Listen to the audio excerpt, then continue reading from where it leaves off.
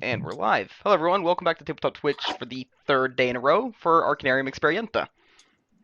Seems like Sky is still having any issues with a lack of electricity, so probably not going to be joining us today.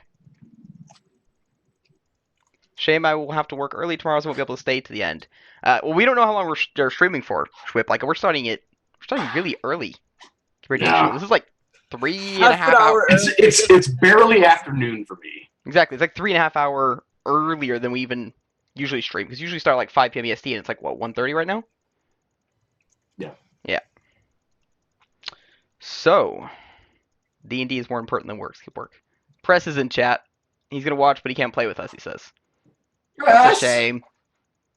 Little bastard. Yeah, you're saying bullshit. Okay, so trying to figure out what to do regarding the music situation.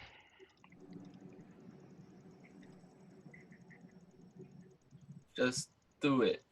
Yeah. Do it. Fucking hell. What is up with Sheila today? So much. I don't think I've seen that cat run so much. Catnip? What's up? Oh my god, there's light in Chris's room? What is this sorcery? Yeah! For another, like, hour, I suppose, until the sun goes down Norway, but still. Sheila. Oh, it's more than 1 hour. Yeah, Chris, you have to do, like a little pirouette, a little dance, show people your room. What's going on? Like, hey, Tabletop Twitch, welcome to my crib. Is this my TV and my sofa? This is my bed. Welcome. No. Alright, you calm down yet? No, not even a little bit. Holy cow. What is with your cat today? No idea. It's catnip in the walls. She doesn't respond to catnip. She doesn't. She eats it, but she doesn't get all weird. There's never light in Chris's room, I don't believe you. He's got a green screen set up. We all know it. Yeah, exactly. How would the... How? Oh, my. Oh, you've got, like, light Oh, it blocking. closed the blinds. Magic. It's magic. Oh, I can even. Oh, that's really bright. I always thought Aaron was keeping Chris in a hole in his basement and only activated the camera when it was D&D time. Considering Chris has been a part of every one of my campaigns, no matter how small or how big, no matter what time of day, for about 4 years, I can understand where you get that from. Yeah. Is there a Aaron single doesn't have campaign I run that you've not been a part in? Either once or just, as a regular? Because I don't think so. Well, when you had the couple of months. Yes. Preston and I have a campaign about him. Right, yeah. Yeah, with all, like, the Reddit campaigns, of course, then you weren't a part of all those. Still a part of a few, though. Obviously, Aaron is the dominant one between the two. Ha! Okay, I found the program I was talking about a while ago. Mixler is what we only tested it like once for like 5 minutes. So, and basically what it's meant for podcasts, and the fact is that I can set it to only record from this microphone or from this program or whatever, and then I send you guys a link, and you guys just open that link in your browser and you just have that open, okay? And it'll just stream whatever I'm going for my PC. And that means that I can basically give you guys music and stream music, because they'll hear whatever's coming out of my PC anyways, and don't have to go through SoundCloud or Roll20 system. Because I have a lot of albums I've bought and I have the permission to stream with, but the only way to get those to work in Roll20 is to upload them to SoundCloud, which I do not have permission to do at all. Right. So I'm stuck with literally like the 2-3 albums out there. So yeah, Mixer would be the only way around that. But it does, of course, require you guys to have a third-party program just running whenever we stream. So? Yeah, I'm thinking like, we could go ahead and try that now. Let me try this out. Give me a second so I can set this up. Oh, that's not good. What? My connection to the server has been interrupted. On Roll20? Oh, it fixed itself. Mine is not. It's not good at all. No, it's over. It's done. Oh. Reconnected. I think. We can find out by do a strength check. That Oh, took a long shit. time. Let me help you out there. Of course, Got it. Mixler costs money, of course. $10 a month allows me to stream it 3 hours at a time. I don't know what you want. You have food and water. The door outside is open. You could hang out outside with the squirrels and shit. What do you want? With the squirrels and shit. You got nothing.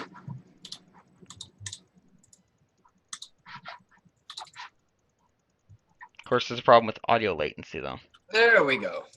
Because it has at least 10 milliseconds of audio lag. 10 milliseconds Yeah, is 1/100th of a second. I think we can deal with that. probably. Unless you are super picky on how to use your music to, if you even manage to feel the difference. I would not be able to tell the difference in 10 milliseconds of lag. Yeah, probably not. Okay. In music. She wants her catnip, dude. Feed her catnip. She's. What's up? Okay. Broadcasting. I've got the download, no worries. Live page. See, it's like a podcast thing. But I don't want to actually stream this live online, because that means, yeah, it'd be nice if I could just give you guys a link and only you guys have access. Which is probably possible. So yeah, tabletop Twitch. Let's mess around with the sound system. Well, that way you don't have to have the same album on loop for 8 hours like we did yesterday. Cut butt. Okay, installing the app now. But if this does work, then we're going to have a whole lot more music. Okay, finish, launch.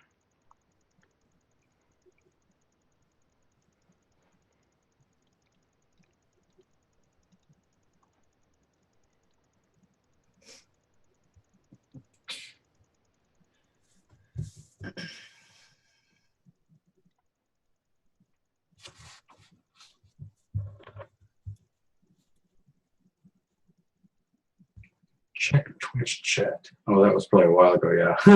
Mm-hmm.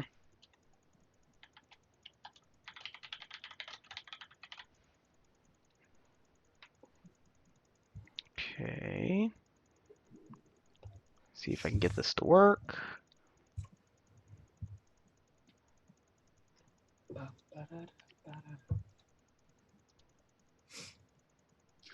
All right. All right, Sheila. I know what you want.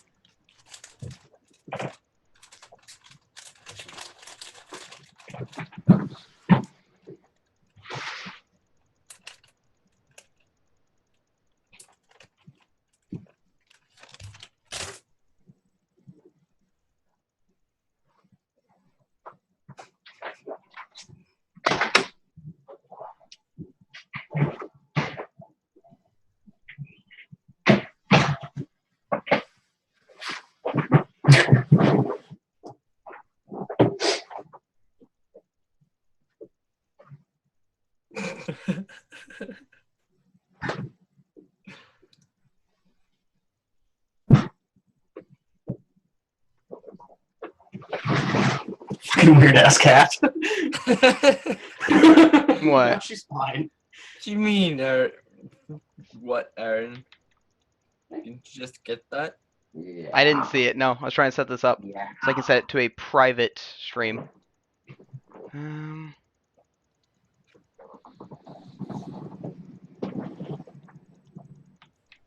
Good night.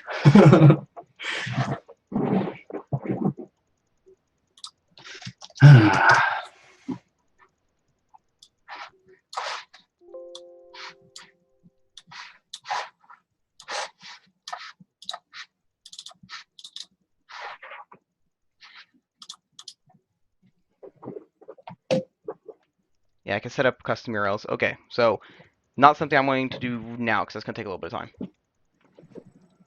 So I probably Good. should look into the Too late. Just kidding. probably should look into actually paying the monthly cost thing of that And well, I'll add $10 more to the. Well, it'll be worth it though, probably. So actually have like a proper music system that doesn't have to go through SoundCloud and Roll20, go through our own third-party programming system. And basically what you guys have to do as players is I'm going to give you a dedicated link. And when you start a session, you just have that link open in your browser alongside Roll20. That would be easy enough. And yeah, and from that link, it's going to, I'll tell the program on my PC. I'm the only one who has to actually download the program. I'm telling this program, okay, I want you to broadcast from this. And then I'll tell it to only broadcast from my music player on my PC. And whenever I play from the music player on the PC, you guys will hear through that link, and stream will hear just because it's playing on my PC. Mm. And that way we can play literally anything I have of all music without having to upload it or any bullshit like that. So I think that's going to be the best way around it. But it will cost $10 per month. So. Oh. But yeah, I mean, that's worth it, actually, because music and sound effects are a really big deal of this. Mm. So. Well, then we will. Yeah. Okay. Flush it out eventually. I'll look into that during our break later or whatever. Yes. Okay. Yes! Same album. Gosh dang it. Day 3 of 1 week? What? Is it day 3 of 1 week? It is day 3 of 1 week. Yes, and today is when you're going to find out your focus. Yes. So that's going to be interesting. Oh man, we have to do the same for Sky too. Mm-hmm. He doesn't have anything. Maybe he'll come back with it. We'll see. You know what we could do is pretend that we were also with him during his current adventures, like throughout Wand Week, where we get sent with him whenever he needs help gathering his wand. It'll be like, Right. oh yeah, this totally happened on day 2. We didn't stream that part. Here's what happened. And then I'll end up dying. Be like, oh yeah. But I got my focus in day 3, so nah.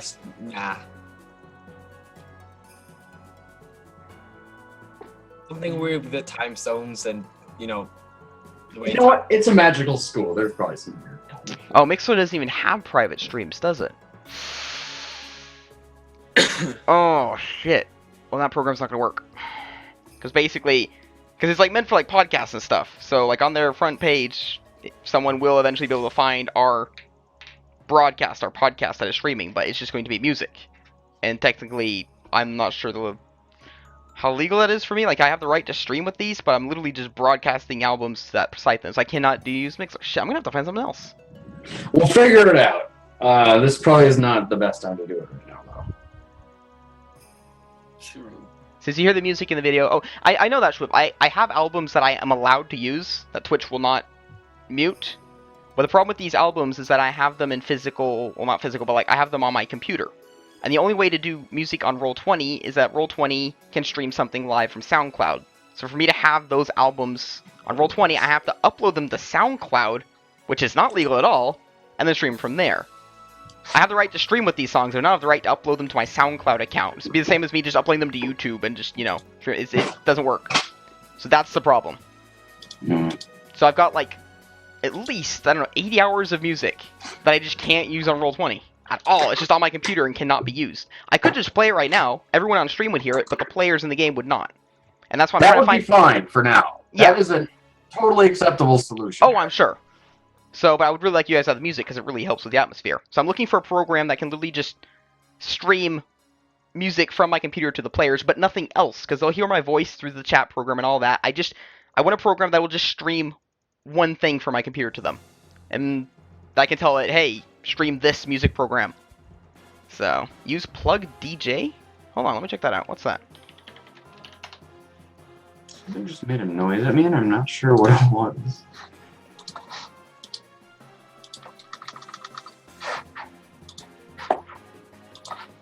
It was nothing. No. Plug DJ is now shut down, it seems. Yeah. It shut down if you Whoever gave that months- advice is an idiot. Use voice meter banana. Send sound anywhere, such as okay.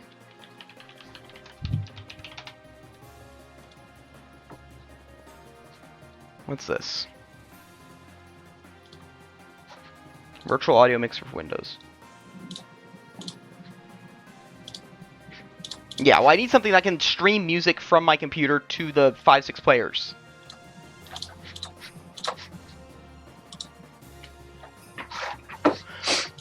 Aaron, I think we'll be fine not having that today.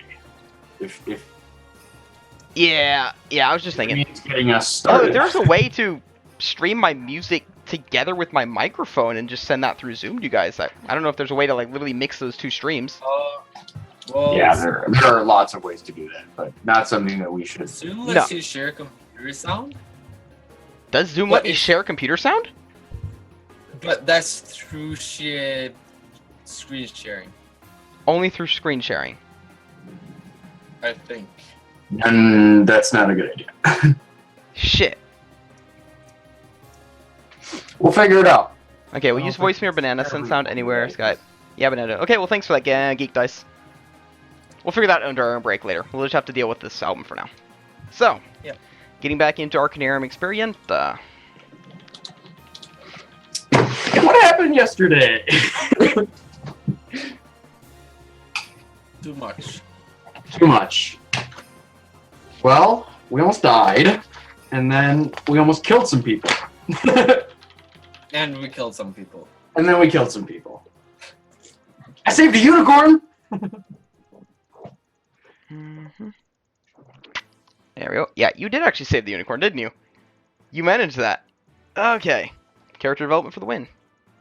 Mm-hmm. What the crap? Okay. So, where do we stop it off yesterday? I just went straight to bed. So, and that's what technically said. I haven't done the newspaper thing, sadly. Okay, yeah. That's what our characters did too. Yeah. Right. The last thing we did was say goodbye to our headmaster Mm-hmm. and went to bed. That Yeah. was it. That was it. Yeah. Yeah, That was we last grabbed those dirty professors, and the headmaster was like, "Oh, we'll figure out something to do with them." Yep. Tomorrow's part of 1 week is going to be fun. Maybe target practice. Yes. So that's what I'm looking forward to today, is using it on Blander. Right. Because he, I do realize I Poisoned kind of me. misspoke there because there are no classes during Wand Week. well, So it Yeah. would be right after Wand Week. So slight, reverting what actually got said there. To correct my own mistake. No problem. So, Well, we can use our new developed wands on them for target practice. Yeah. Do we care? No. okay. So third day of Wand Week. The day where there is a large, huge, campus-wide magic duel with randomized wands, which students tend to participate in mainly because it gives them a good chance at figuring out what focus is ideal for them. So.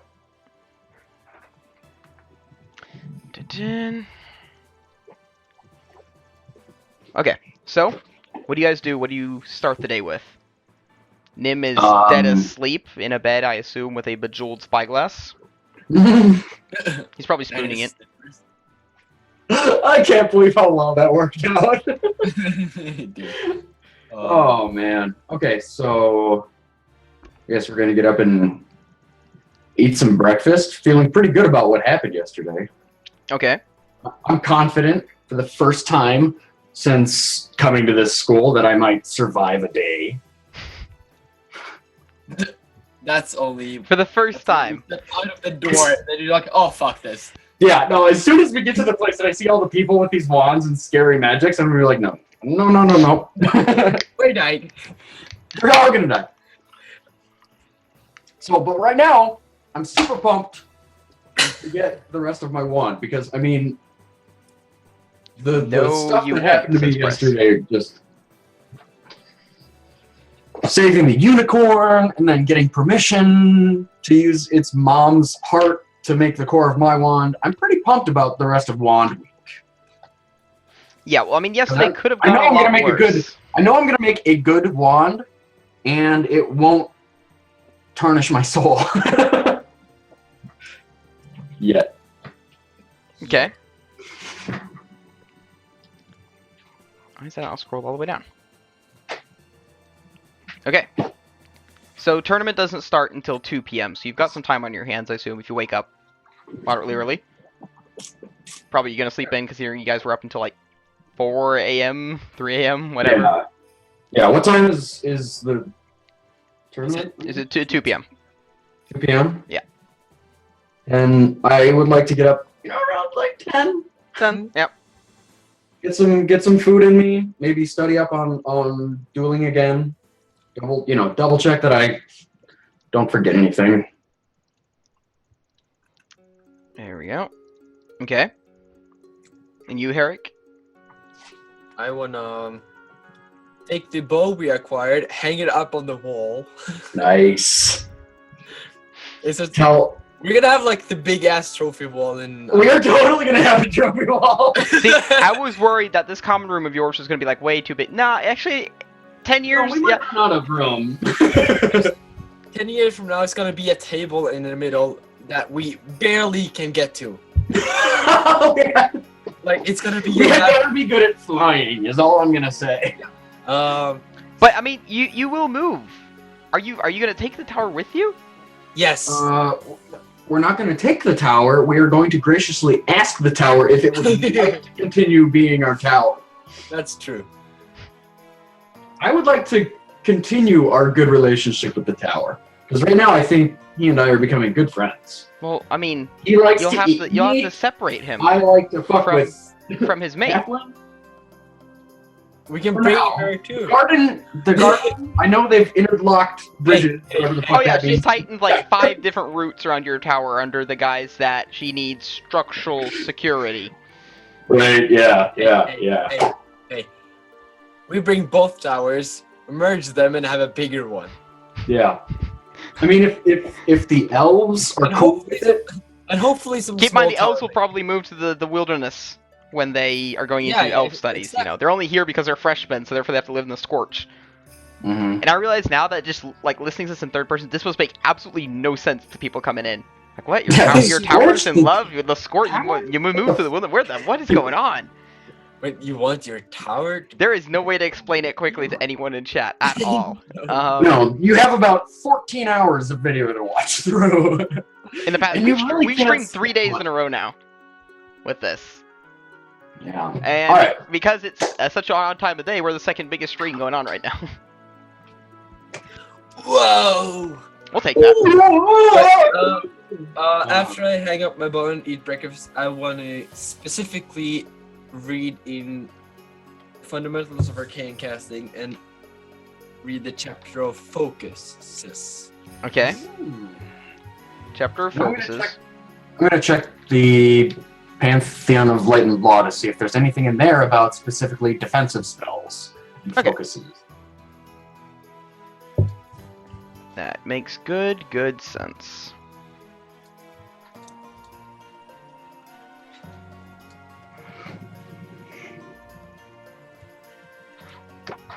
Okay. Two knowledge arcana rolls for that then, from the both of you. Wow. Starting the day good. Oh, look at how green that is! I thought it was a crit. yeah. Why are you stylizing? How do you do stuff like that? It's under the settings.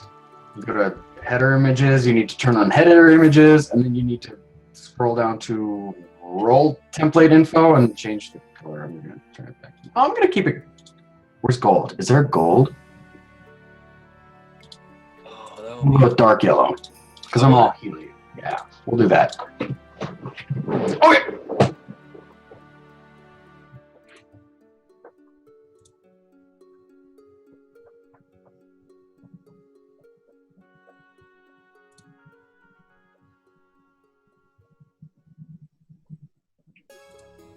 Hopefully the gods won't look down on. Whoa, shit!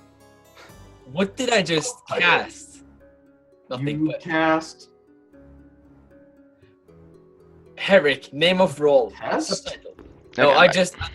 just pressed the macro that had a test Stuff in it? role in Oh, the test roll. Yeah. Some text. Oh, Yeah. that'll just show you what it looks like. Yeah, that makes sense. Yeah.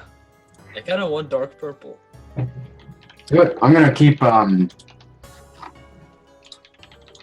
maybe dark green. That wasn't really dark green though. Oh, look at that. The hell? Oh, that's beautiful. Oh, I'm so That's glad barely that wasn't a real readable. roll. Ugh. That Level was barely check. readable. Natural 1.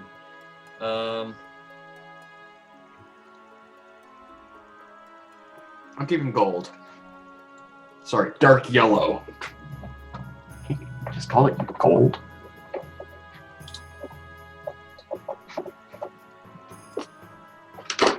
How did you get the different symbols? That's under. It's the top thing. Header images. Top thing? Under settings. This is all in Oh yeah, that, 20. no, If anyone's wondering what the hell we're talking about, we're on roll20.net's thing. okay. It's the default.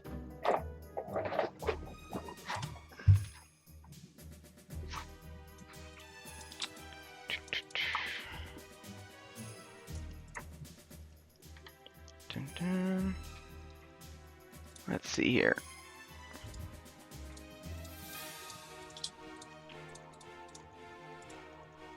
So you can have customs too. Mm-hmm. So if I do a knowledge arcana, that's wow, another natural one. Let's get this out of the way right now. Uh, Or let's see how many of these we can roll in a row. And just get rid of them? You know. is that the roll for magic? No. For keeping up? No, I don't know. Yeah, I don't know. Like, okay, hold on. I can roll a spell roll. Okay, then it changed. Okay. So, yeah, I guess we would just do a caster level check.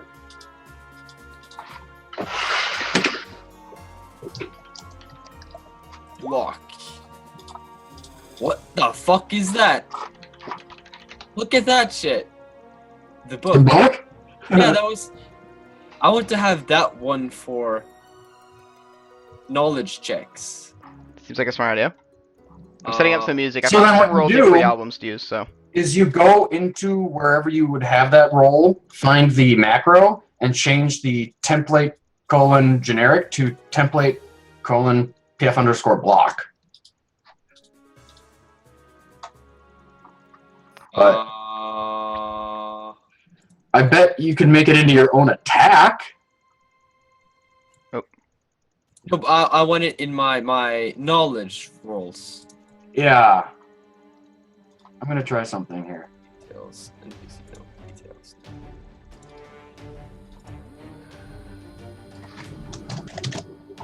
That would be. It would make so much more sense. I'm gonna actually make an attack called Knowledge Arcana and see if I can't make this work. Name equals name. Attack equals plus at G.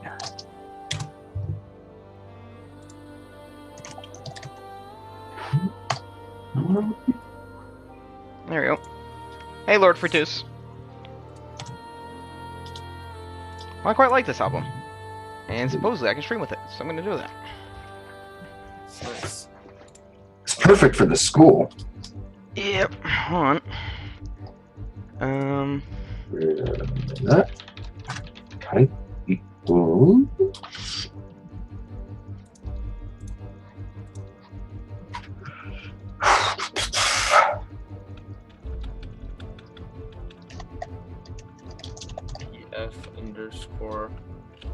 pf_block.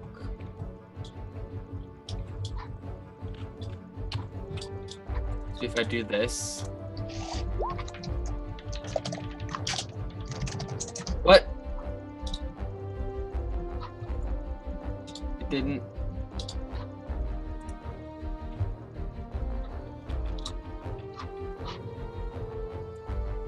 Oh, perfect. Thank goodness. Okay, so this is I know what okay. Yeah. music in some indie game. Okay, never played the game before, but the music's really good and created by an artist. And I want to make sure that I can actually stream this. You know, it was uploaded to SoundCloud. I'm like, okay, I don't know if it's actually the guy who's done it. So I went and checked this guy's webpage, and in his like portfolio, there's a link about this game. So I clicked on that, and it instantly took me to the same SoundCloud page. I'm like, yes, he's the one that's uploaded it. I can use this as much as I want then. So my question is, could you just go to SoundCloud and search for stuff and use that? Yeah, well, a lot of people, like, you know 2 Steps from Hell, right? Assume that I do. Well, they make a lot of epic music, okay? But, like, a lot of people upload their stuff to SoundCloud, and not all of it gets banned by SoundCloud's automatic filter. Some of it gets through. And that's why, like, yeah, I can stream with that. Roll20 will accept it because it's on SoundCloud. But it's just snuck through a filter. And Twitch might pick that up and still mute us. That's why I was checking about this. But if this guy has uploaded SoundCloud himself, it means not only can I stream with it through Roll20, it also means that Twitch will not, you know, mute us for it. I have a buddy that does music if you want eerie ambient. That sounds really amazing. I will actually pay. No kidding. I buy albums if they work out for my campaigns. Eerie music is perfect for Simba Realm. So if he does good stuff, yeah, definitely send me a link to it. I'll pay. No kidding. That's why I really want to find some of the stream music you got. I got like at least 100 hours of songs that I've paid for that I just have not been able to use. But this album I can use. So that's nice. That makes me happy because this was good music. What are you guys rolling? Dear heavens. I'm just rolling generic roll. Okay, I just want something that wasn't the Zircon track playing it over and over again. So, okay, so my spells are the hand. My knowledge is the book. It's done. This is so good. But the problem now is that when I roll acrobatics, it's also a book. So now the question is... But does it matter? No. Does it actually change? If I change my knowledge arcana, does it change it? Does! I made an attack that rolls knowledge arcana! You did? What?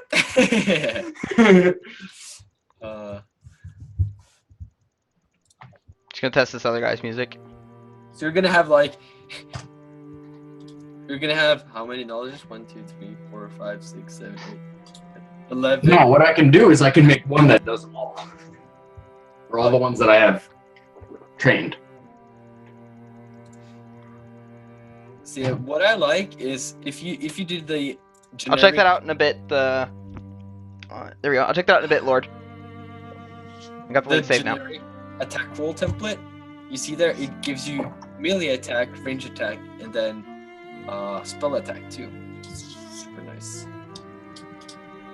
I see melee range and combat maneuver. Oh, this guy's done a lot of epic music. If you roll up on the roll I did, which is just a sample roll for an attack, then it's 3 images on it. It's a sword, it's a bow, and then it's 2 magic things. So what happens if I now make a melee attack, melee weapon, and I roll it?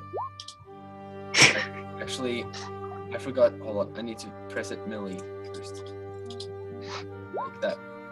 What? Hey. Nope, Chris is gone.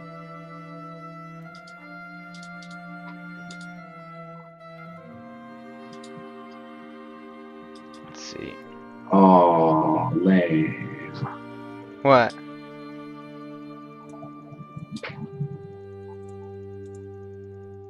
I can't change the.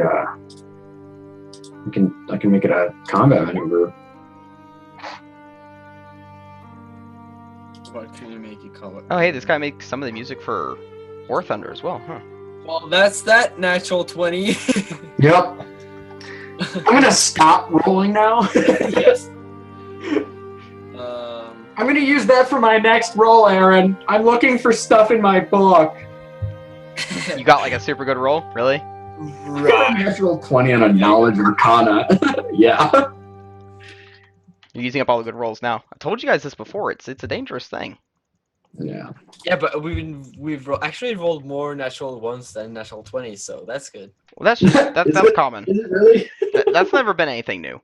What are you talking about? You acting like that's something new.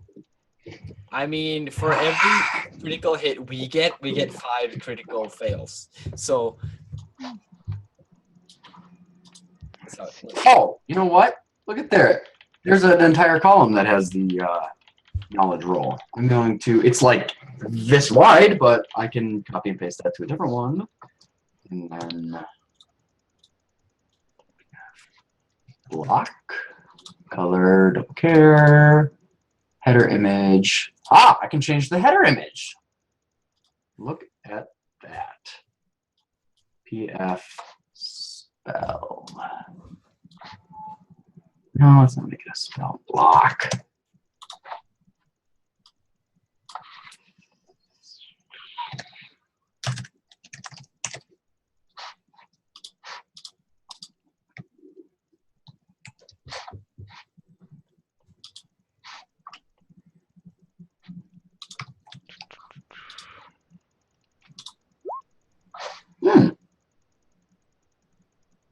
It's nice. Like that? I also have the books, but it's funny how having books on physical skill traits too. Yeah, I bet there's something else we could use for that.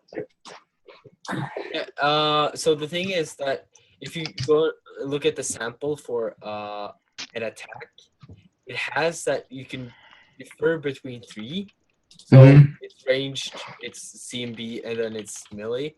So you could probably add something that does that for knowledge or skills that requires physical stats, and then skills that requires mental stats. Well, watch this.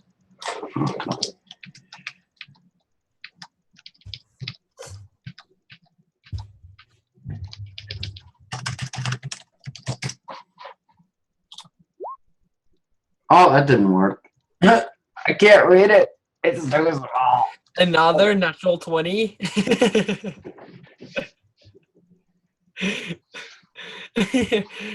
I mean, okay, that's fine. That's fine.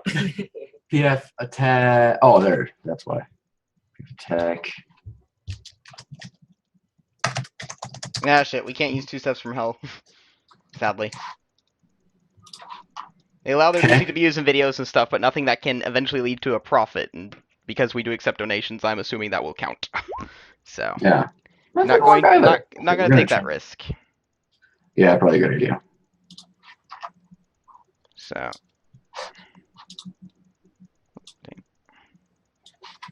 I mean, maybe if you ask them, but no, they don't answer to it anymore because they're such a big group. They've gotten so many requests that they do not answer them anymore. They say.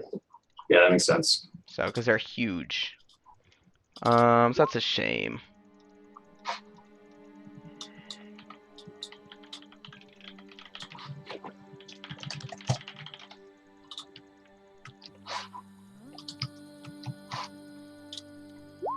So yeah, you can totally change the check audio machine just to make sure.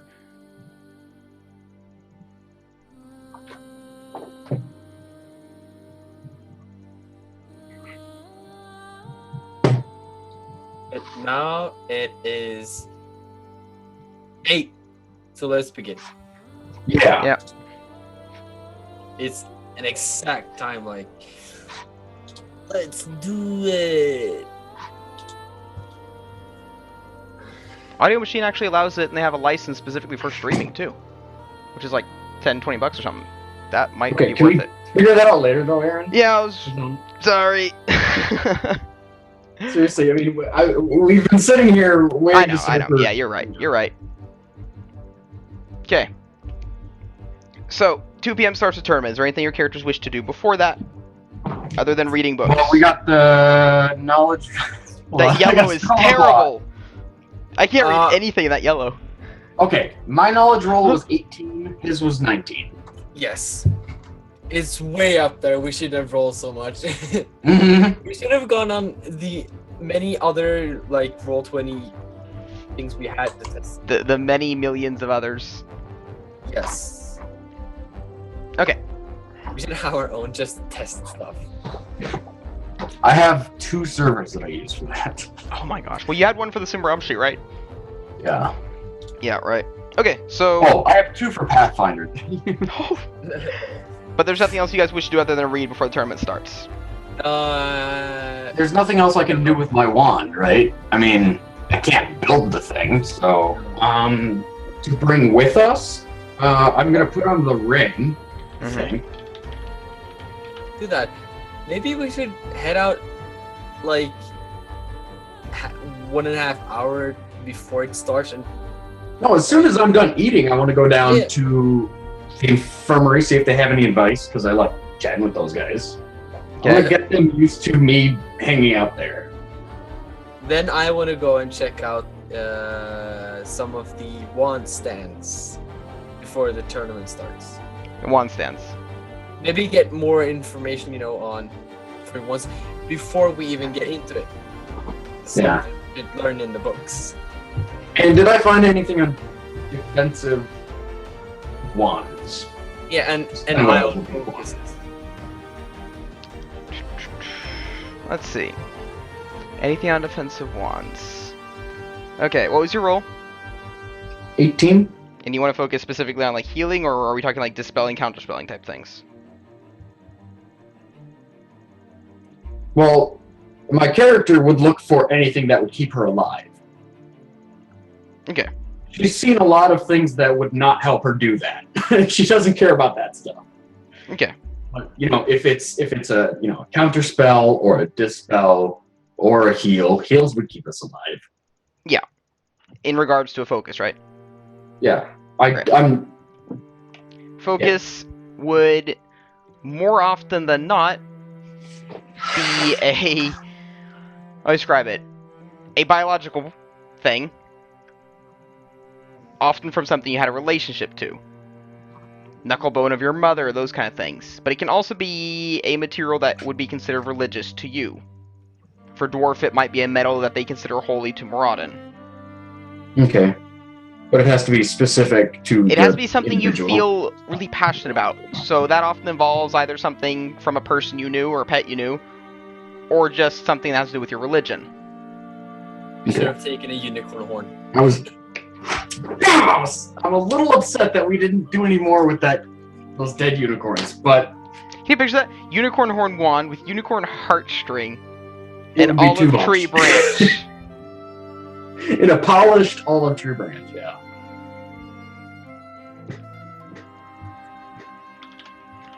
So,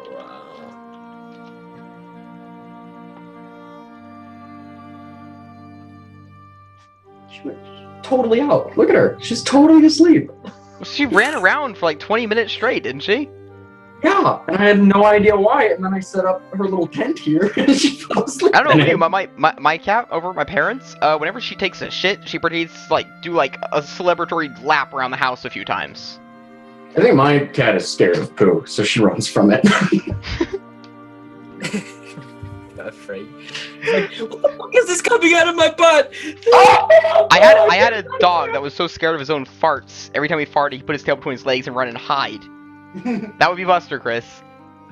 Of course. And he managed to get into some leftovers one day. It was like burritos or something. And he spent he'd fart, he'd run and hide under the table. But he'd fart there too. And be like, oh shit, it found me. So he'd run and hide behind the couch. And he'd fart and he'd run and hide somewhere else. And he spent like 3 hours straight just going from hiding place to hiding place. So we just heard, oh. You know, it's all he did for like 3 hours straight. Okay. He was a special dog. Did I find anything about focuses? I rolled a 19. For a sorcerer. Regarding a quartz core and a scorched olive branch material. Yes. Let's see. And my personality. It is common that your focus is something that is attuned to your personality. Something that you connect with, something that works with you. This is not the case with the impulsive sorcerers, then. Their focus is merely something that can just withstand them. Often a durable gem regarding something about the elements that they affect. Fire can often represent itself in rubies. So you need a focus that can just handle your energy. Yes. Just that it doesn't shatter. So yeah, ruby would probably be the best. A special type of ruby, actually, if you're looking for the absolute best, would be a crimson blood ruby. I think the dwarves call it brimstone. Yeah, brimstone ruby. I'm not so into fire spells, but I thought you were going fire sorcerer. No, that's Sky. What are you going? Nature druid. nature guy. Oh, you're a nature I guy am- with a scorched one. I might have mixed that up. We'll work that out. The destructive power Yeah, of nature. because I think it was kind of weird, but I'm like, I He's understand. got a plan. I understand why you're saying this. But are you going druid? No. No. You're just going nature magic. Witch, Yes. basically. Yes, but without. Oh yeah, well then hex. scorched wood is perfectly fine. That is Yeah, yeah. absolutely fine. I mean, it works. Nature magic, Honestly. powerful, aggressive.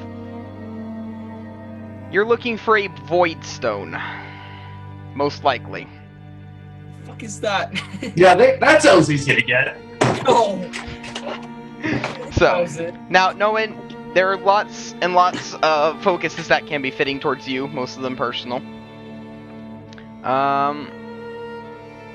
And as for Chris, it has to be a void stone most likely. There are different types. It's a type of gem. They kind of look like opals, but they're in different colors. They can be deep black, they can be blue, etc. There's a few types of it. I mean, you guys do technically know most of your focus now. Yeah. So jumping into the tournament and trying out like a million different wands with focuses might not be that useful. Instead, just Yeah. going straight out and trying to find a focus. Instead, do that today. Just think of what would actually be like the most entertaining to do. But I still kind of want to duel though. Oh, Oh I yeah. definitely. Well, then you need duel to- once you've got the wand, because the last day of wand week is literally a day-long testing range between the students with their newly crafted wands. I want to test everything on the lander.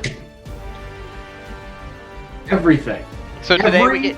we can have the next days up until the actual testing range, trying to get a hold of your focuses. And then, you know what? Can I make a special request to the dean to test all of my healing magic on Galander? Healing? So you can try. Because how much fun would that be for Herrick to go over there and burn his leg off, and for me to try to heal it back? Try. Yeah. Oh, I accidentally took off the other one. Oops! Because then I don't have to feel bad about fucking up. And that would really help. She's terrified of fucking up. She doesn't want to be bad at healing. But if she's bad at healing, it's best to do it on someone she really has no love for. Okay, well let's do that. Let's get focuses today instead of actually joining that tournament. I think that will be more fun. Okay. Okay, so, alright ladies, I'm back. Welcome back, Schwip. So, regarding focus, well, knowing you need something most likely of biological matter. Something you feel connected to either religiously or actual personal experience with. And Chris, we'll get into that. Who do you guys want to start with? Knowing. Let's start with Noah. Okay, so mine is almost obviously it's gotta be a part of a damn unicorn. I Yeah. mean, Witches, I mean, what you know, witches live off the chaotic destruction of magic, but they often have that in tone with nature and other forces. A void stone would definitely be the best focus, but a void stone is not a natural thing. They're not gems that appear beneath the earth. A void stone is what happens when a rare type of a moonstone, a type of opal, exists in an area of tremendous, almost apocalyptic magical energies. They often pop up near battlefields of arcane, just huge arcane sieges and whatnot. let's do that first. Because I'm still undecided. Do you want to do that first? Because I think Chris would very like you to have your healing one before he goes and gets his void stone.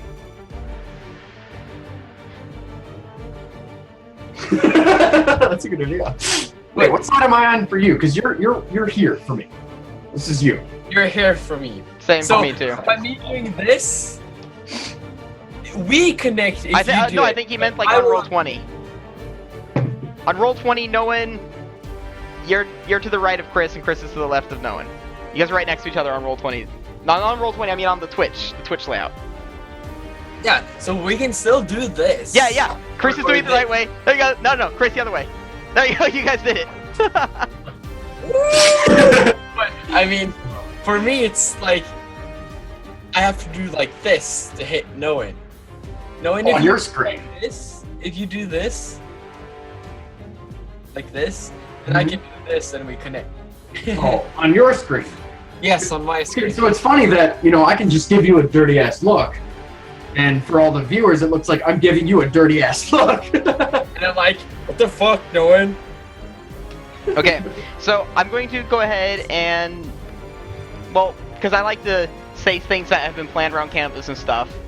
And Chris, you would have heard about this, or Herrick would have heard about this, and realized that something that is going to be happening in a few days from now would be the optimal place to get a hold of the Voice Stone. After the siege of the Black Dragon near the South Gate, okay, where multiple wizards and high-level casters were killed in the horrible battle, the councils decided to figure out where the hell that creature came from.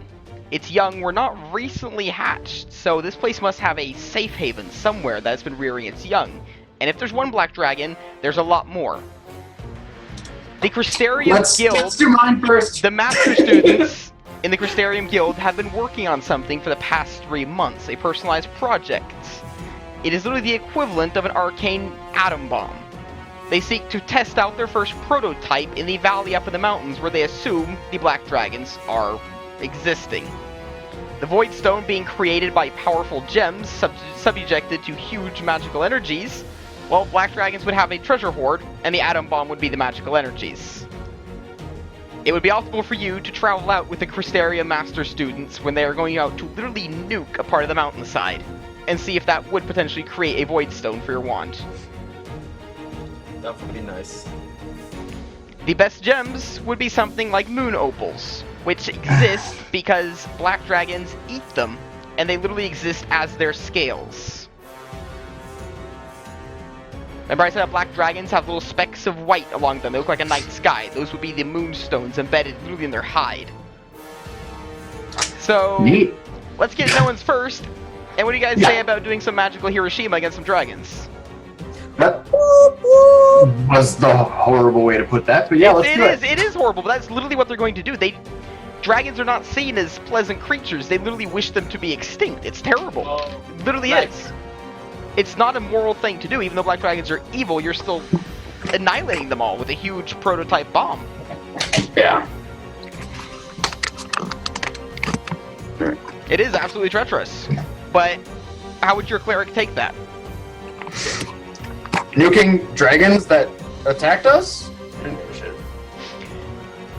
But first off, let's get Noan's focus. Yeah. Noan, what do you think would be applicable for your focus? Well, she doesn't have a family. And so far, the only biological things that haven't tried to kill her were that one unicorn. Okay. And Nim. So something But from the we're- unicorn would be optimal. And Nim. If Nim ever dies, he would be a great focus. But no. But no. I mean, we can kill them and then resurrect. No, I'm kidding. Hey, Nim, can I borrow a foot? Can I borrow your skull? No. I don't So? think that's that. So as a focus, Something your character would have a personal connection to. I honestly can't. She doesn't have any personal connections. That's her whole thing, is that she hasn't made any personal connections yet. The eye of a beholder. She did get a pretty good tingling feeling from that beholder. Crystallized angel tier if you want to go absolute bonkers. Oh jeez. No, So with no family, the only interaction being a mythical, semi-mythical beast that she'll never be able to find again because the person who sent her to it died. I mean, we have a sack of mushroom we can trade into students, but Yeah. So the focus. I don't know. What do you think, Chris?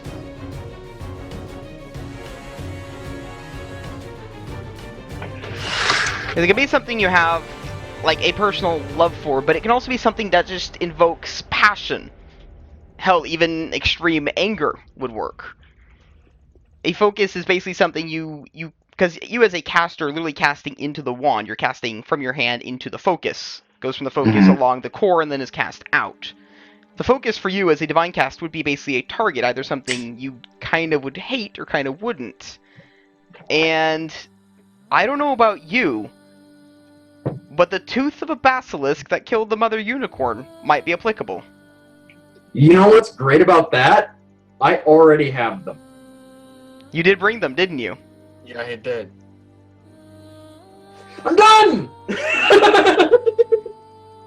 It is actually One's out of the pretty out of the one that I healed, and I You wrapped take them up basically in the cloth biggest and- one and would build it into the hilt. yeah. You know what? That is so perfect. I forgot I grabbed those, and I'm glad you reminded me. You can stab people with that tooth and kill them. Yeah. Yeah, he'll have come a out of nice the- white wand, okay? It'll have a unicorn heartstring in it, and then it's going to be sharp like that, but at the hilt, it's going to have a small tooth off of it. Yeah. It's gonna be a handle. Like a small handle, yeah. Yeah. It's be a curved wand. You've got your wand. Yeah, that's perfect. That's perfect. You've got your Nailed wand. it. So I guess we And go just out just like for roleplay purposes, it's perfect because she has such a connection to it being the You've thing got that the being love thing that she- of the unicorn heartstring, but you've got the hatred of basilisk, and that's kind of actually cool because you are casting into the hilt of it with fury. Mhm. But you're Mhm. casting it as a divine healing spell. So your character, you're like an angry healer. Your hatred, your rage would be cast into the hilt through the basilisk thing, but it would be used for good through the heartstring. Yeah. It's fueled and amplified by my hatred for the basilisk that hurt the only living thing that I've actually healed, and and then it's tempered and focused by the heartstring of the mother that succumbed to that. Oh, that couldn't have been more perfect. Okay. So you've got your wand. You need to get that created. So yesterday we had an epic thing with Noah getting his core. I think today will be Chris's epic thing. Heading out to the Basilisk Valley out there to literally nuke their entire population, and hopefully in the process pull out a large opal moonstone from the scorched, nuked hide of one of them. No, we're fine. We're gonna die. Yeah. Okay, so I need Yeah. tools to take scales out and stuff. So like a chisel? Yeah. Crowbar almost. Like a tang, probably. Knife and a tang? What the hell's a tang? Right. Probably a bad word for it. So, just think about this. When a blacksmith is making a weapon, he uses something to hold the weapon. Tongue! Yes. Exactly. A tongue? Tongs. Thong. Not thong, tong. Really? Yeah. Tongs. Tongue? That's what it's called in T-O-N-G. Norwegian too. Oh, you guys just pronounce it differently, probably. Tongue. P-O? No, A. No, T-A-N-G. Oh.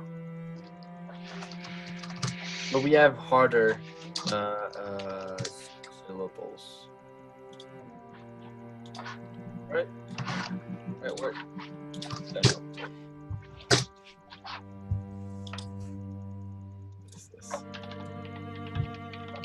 Yeah, exactly like that. I'm just gonna get that and a knife, so I'm just gonna yank it out. Okay.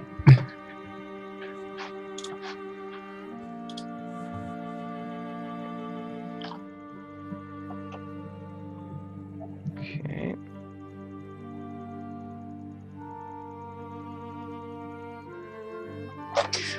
Oh yeah, guys, I am thinking about making a blacksmith forge in real life.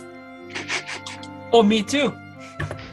Actually, because I've been thinking about making a cosplay. Were you From- going to Metalworking something would from be- like? Were you gonna cosplay From- like The Witcher? Yeah, from the Witcher series. Exactly. And I'm gonna make the heavy armor type from the Witcher series. Then that won't cost anything at all. no, and I need to forge shoulder pieces, hard leather, with metal plates on the inside to make it even I've got most of the sturdier. equipment you need for that. And I have to make chainmail. A lot of chainmail. My brother made chainmail once, and he said it was the biggest pain in the ass that he. It is time consuming as all hell. the Do you? No. No. tedium. He said he could barely get through the tedium of it all. But okay. But luckily, I only need like, it's gonna only cover like from my hips and down to my knee. So it's not that bad. It's gonna be sewn on a big, what's it called again? Like, it's like whatever you have under a breastplate. Tunic? Oh, it's called something special.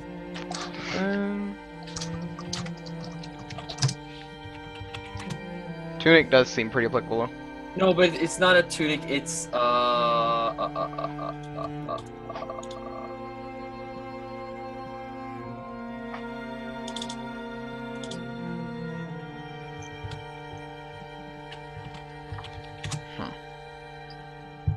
I mean, they really shouldn't have anything besides cloth, because the breastplate would take the brunt of any damage. yeah, you'd but have a tunic made of chain. Yeah, but I mean, you got to think about the most important thing: chaffing. yeah, but hold on.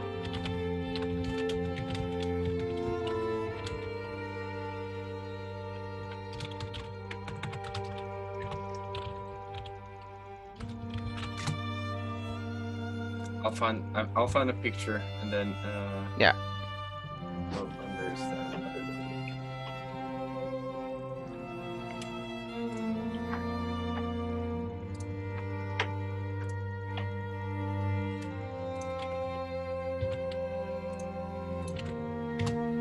So if you look at that picture,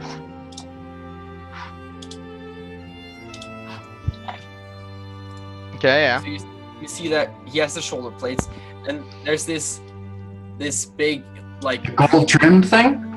that coat that is it's a padded coat basically. Yeah, well, that would just be a padded leather tunic, probably. No, it's It's not called in the shape of a tunic. it's called something. No, it's not a tunic. It's called something special, and it's highly used by archers in the medieval era. But I don't remember what it's called. Ah, whatever. Should we get back to it? Yeah. Let's Okay. I swear to God, it's just a tunic. Yeah. no. So for today, no one should probably get his wand forged by one of the many, many, many wand forgers that are here on 1 week. Mm-hmm. That is luckily going to be covered by your school fund, so that's not a big deal. So, I assume, seeing you're a healer, you're going to choose maybe an elven guild or something similar. Not like orcs or... Hell, maybe even dwarves. Or dwarves. I was thinking dwarf, like, not paladin, but not... Maybe even if we can find a gnome. Hell yeah, dwarves, gnomes, they work together. So Yeah, I'd love to find a gnome. Gotta stick with my people. Okay, yeah, but yeah. I mean, because gnomes and unicorns are kind of under the same subtype-ish. Yeah, So they're basically- part fae. They're basically both fae, so it would be perfect having a subtype fae create a fae wand. Yeah. to cast good Okay. healing. So, Um, a few hours later, after some chiseling, Lorica? some forging. Hold on. Aaron, is it a Lorica or Chris? What? So, Lorica would be what the Roman Legion equivalent of that. Oh, tunic thing. Are we back to that again? I have to. Sorry. Gosh, No, dang it. must not be it. Okay. let's take it in the break. Yep. Moving on. After many hours of forging, you will get your wand, crafted from polished olive branch, unicorn heartstring, and basilisk tooth.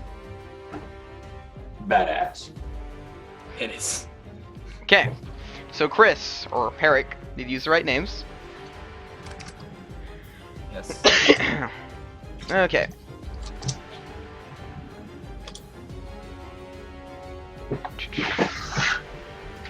Sake of moving it forward, Herrick, are you going to decide to skip out on the dueling today and then head out with members of the Battle Mages and the Crystarium Guild to annihilate the Black Dragon nest up in the mountains? Yes. And Neji, will you be accompanying them?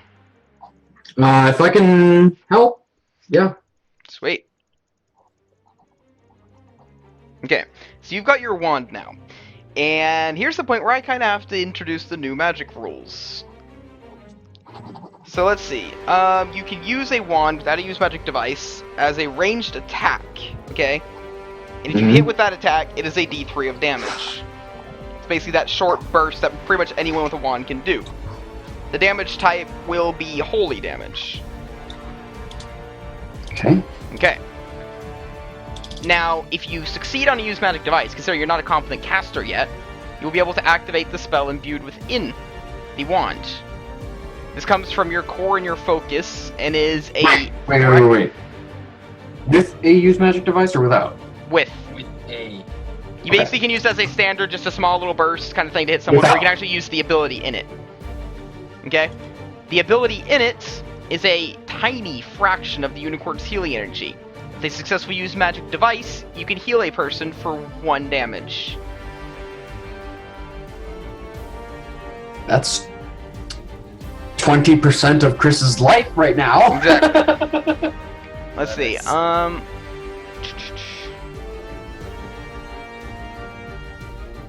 We have to figure out a rule of how many times per day, because technically I want this to be basically, it's an infinite, you can use it as many times as you want, but that doesn't mean you'll never have to go to the infirmary, because that's just when evening comes, oh, I'm just gonna heal him for 1 damage 20 times, you know, we have to, that's where we have to, get the whole reason rule with it. So I'm saying, I don't know, that's what the fair thing would be. 3 to 5. Something like that. Or make it within, how many times uses per hour. So if we're getting ready for bed, I'm not going to be able to heal anyone 5 times. Between the whole rest thing. So let's say you can do it in equal to... Or only each person can only be healed by it once per however many hours. Because that magic, the unicorn, is still in them. It's not going to affect them. Cool, yeah. You can basically heal a person for 1 damage once an hour. I think that seems like a fair way of doing it. Because then I don't want to go into a fight and be like, okay, I can heal you 1 for 1. Mm-hmm. So I think we'll have to tweak it. Because I don't want it to be like a spell like the normal D&D spells. Because the casting here is going to be a little bit different, What is your wisdom modifier? 2. +2? Hold on. Nope, +1. I was gonna be a charisma. Okay, I think I have the way of making this work. Okay?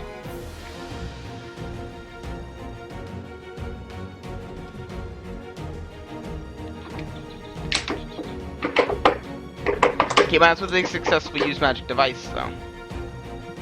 I like this guy's music. Change that. No, because that's still how it is. You haven't learned to cast the spell, so it's still always use magic device until you've actually learned this properly. In 2nd or 3rd year. When you can start casting this instinctively. And then this basically becomes a cantrip of I can heal you for 1 damage, aka Virtue. Yeah. But for now,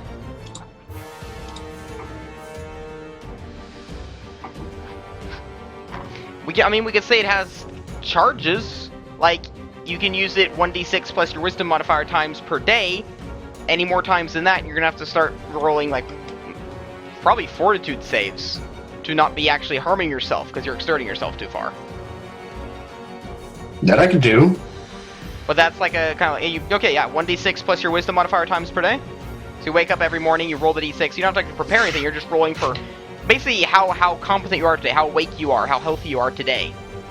Yeah. And if you roll really shitty, you get a 1, so you can only do it 3 times a day, then you're going to have to roleplay that you just did not get a good night's sleep or something like that. Make sense?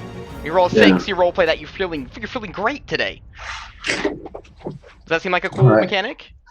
Yeah, And if I'll you make use- that an actual roll. And if you used up all your charges, you can still try, but not only do you use magic device, you have to roll, I'm assuming it would be a fortitude save. To not actually be killing, damaging yourself, because you're exerting yourself with far too much pressure. Does that seem like a cool way of doing this? Because that means that you can try in critical situations, and it's going to be like, super angsty, and yeah, let's go with that. Yeah. Okay, so yeah, 1d6 plus your wisdom modifier times per day.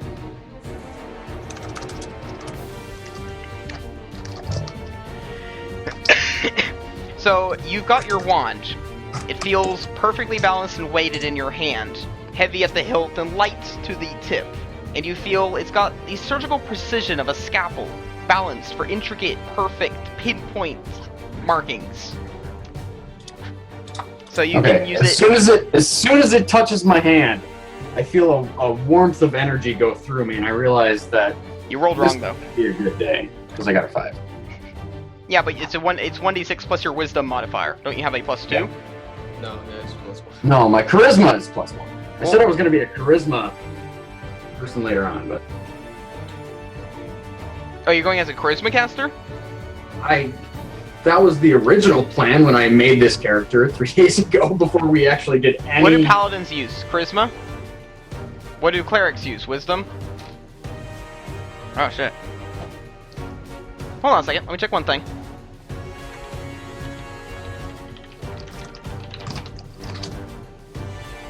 Oh, it'll definitely use charisma then. 1d6 plus your charisma modifier. Unicorn Heartstring. Unicorns use charisma to cast. They have a 24 in charisma. It'll definitely go on the charisma stat. Okay. Is that a good or a bad thing? That is excellent. Oh, okay, good.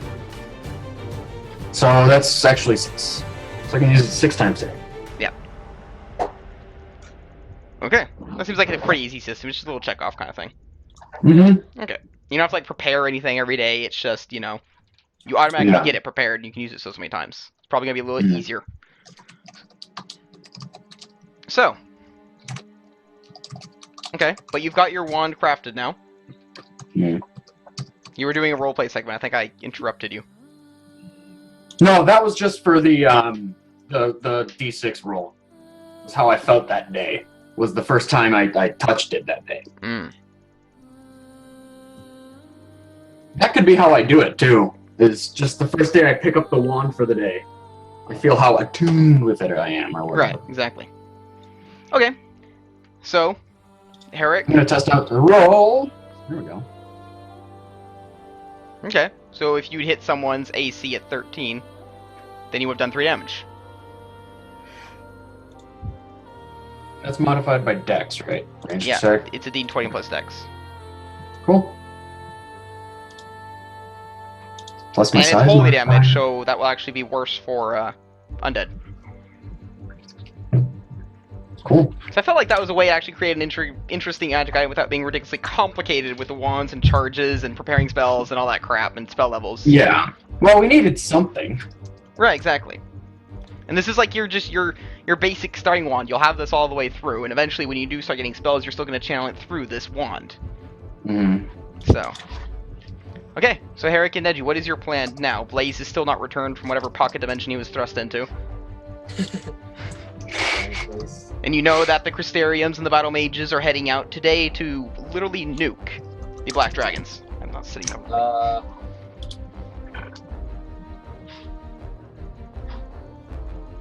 We head towards the Crystarium place. The Crystarium Wings? Yeah, and try to find someone that's going there. Yeah. We go try to find someone that's going there and we'll take it from there. Okay. The Crystarium wing is kind of a mess right now. Wand Week is one thing, so a lot of the wizards, both students and teachers, are participating in that. But the fact that they are working and preparing on the the huge ritual required to create this magical artifact is taking up a lot of people. The center plaza in the Crystarium wing has been cleared out of everything that is normally there, food stands and whatnot. The fountain has been shut off, and in the middle of the plaza there stands a large, made of plywood and cobblestone, a rudimentary base to hold on to what appears to be a large black dragon egg. You can see that the egg has been cut in two.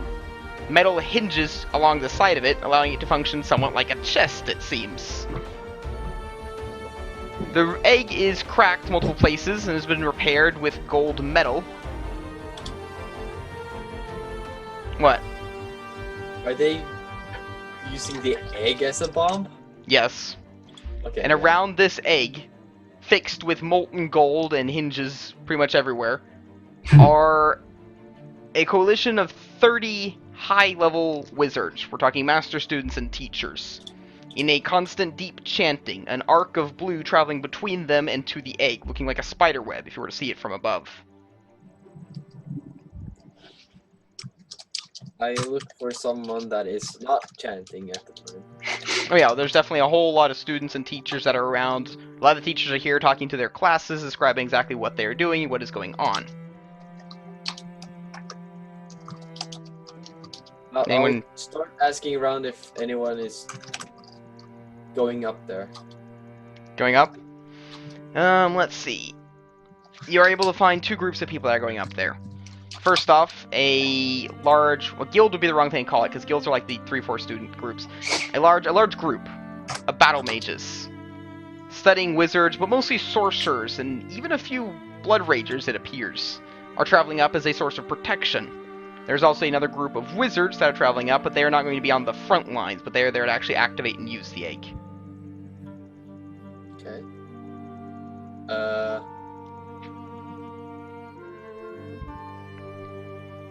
I try to get their attention. You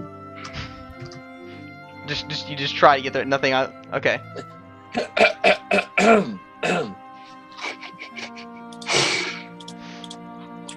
Who are you trying to get the attention of? My point was, do you want to travel up there with battle mages? Do you want to travel up there with the wizards? The wizards. I'm gonna get the attention of the wizards. Okay. You're able to infiltrate the ranks of the wizard students in your freshman uniform. And eventually flag down, I assume, one of the non-occupied teachers at the moment.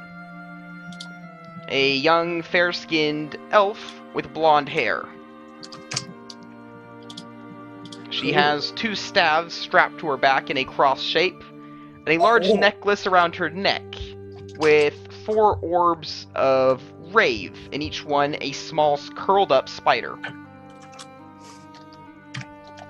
Oh boy. Am I with you? Yes. So you flag her down, I assume, with a cough retention. The elf... Let's see. There we go. Are you enrolling... Oh, afraid of spiders. Why do you type these things? Just say them. I didn't want to interrupt. No, just go ahead. You know. I'm just gonna stand back. Keep in mind, a lot of people that watch us don't actually read the chat because they have us on a side thing. Other tab or whatever. It's true. Well, look at that. Freshman from the Scorch, interested in something like this. An aspiring wizard, I take it then. Yeah, I mean, I'm more of the spontaneous type. Look, no matter what people tell you, just be you and all that jazz, if you learn to control your impulses, you can be far more powerful than they give you credit for. So I kind of lean Hard in. study and discipline is difficult, but it does pay off in the end. I'm kind of leaning in. So I bet you have heard what has happened the past couple of days. How would you not? Big holes everywhere. The sewer monster? I'm talking about the big fucking ray that destroyed so much. I may have heard mention of it, yes. And maybe you heard that. The only thing I heard is it was one of Professor Snow's students, which surprises me not.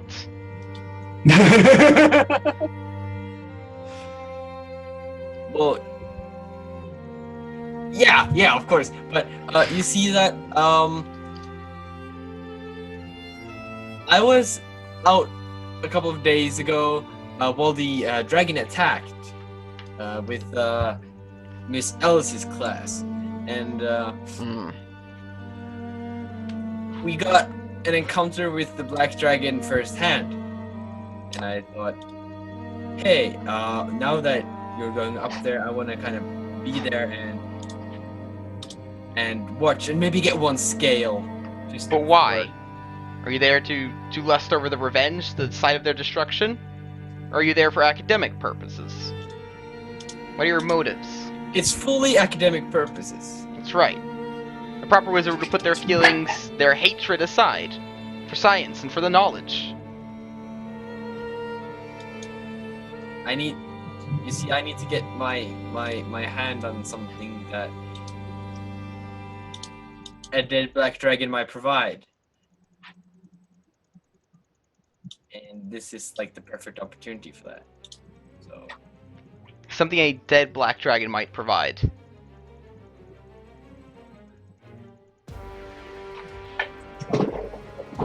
a magically scorched dead black dragon, yes. I mean, I can be useful. I can carry books and stuff. So, I mean, I'm not gonna just go up there and watch. I can do stuff. No, you can come along. An inspiring wizard should be able to get some first-hand experiences. A lot of people assume the purely arcane studies of wizardry to be dull and a lot of books, and I think if I can prove to some of them that it's a lot more than that, then maybe we can get a few more entrants this year than last. Bloody druids and sorcerers with their amazing PR campaigns. Wizardry is not a dead science, I'll tell you that.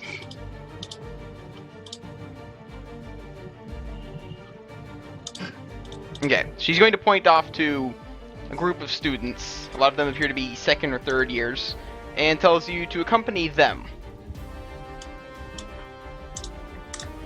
And what about you? A cleric, divine studies. What are you doing I'm just here? along for the ride. I figure this guy will probably blow himself up. I might be able to put one of his toes back on.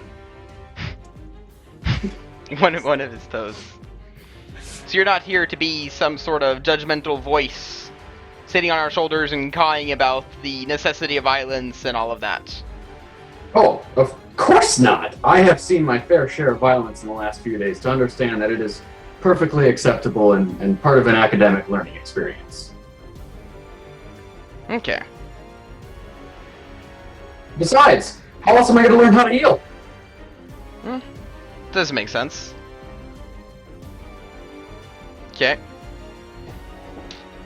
Well, as long as you guys can stay out of the way, and as long as it's for academic purposes, I see no problem in you joining. And of course, keep the bird under control. We're going to try and be a little bit quiet as we go up there. What bird? Nim has somehow managed to stand right behind you now. Hey, buddy. And he's doing stuff? Yeah, it's the middle of the day. Aren't you a little tired? He's dead tired. But he Get said up. something. I assume you guys, I mean, because you guys have been talking about this great bomb, he's pushed himself, he's dead tired. He's got his cloak on, albeit inside out, but he's got it on. And he's doing nothing but standing there yawning repeatedly. Alright, well, sure. I mean, he's not... No, he's gonna be really annoying. But He's probably gonna be asleep. he'll probably be half asleep the whole time, so I wouldn't worry about him. He's great company. In any case.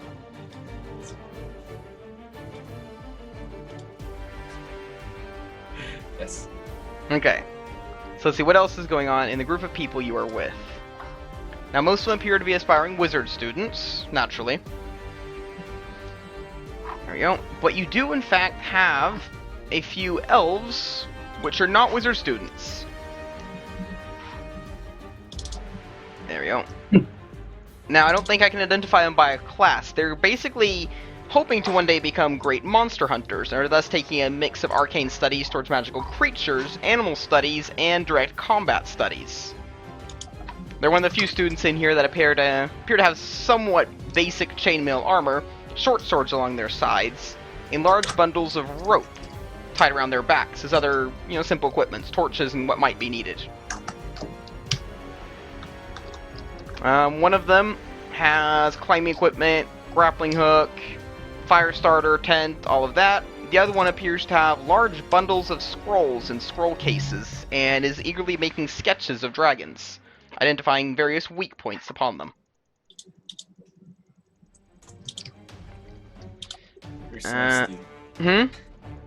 Nothing. Other members in the group.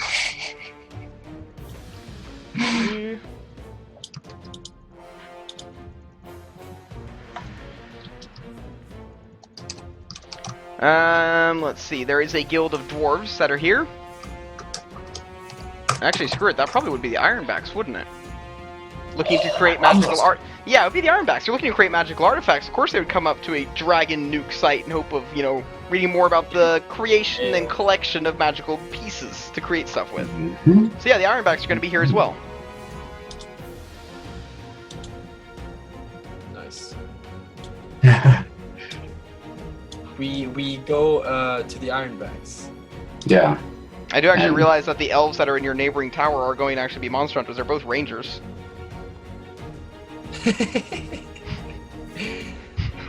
Gosh damn it. Would it actually be the elves from your neighboring tower then? It would make sense. Fine, Ironbacks and the elves in the neighboring tower. I need to actually get their name for their guild. The Ironbacks and... So do we.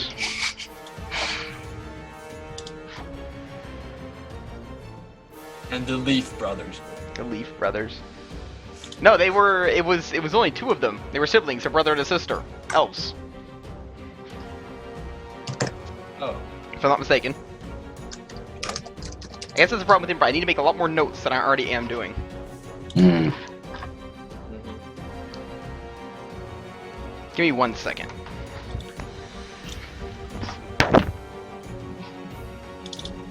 Okay.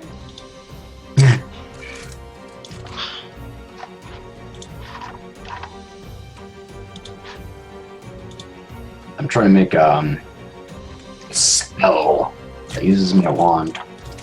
Okay. Yeah.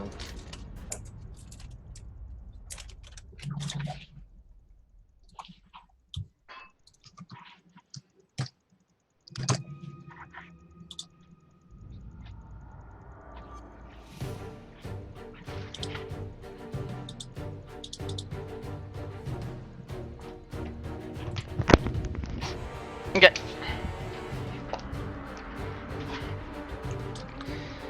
There we go.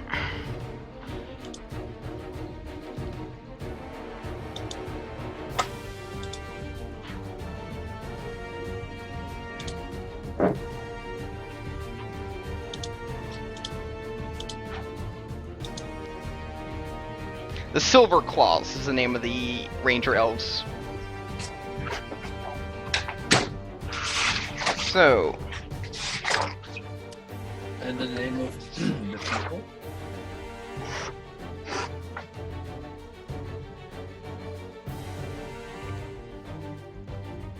okay. So I'm gonna actually properly write this down so I have it now.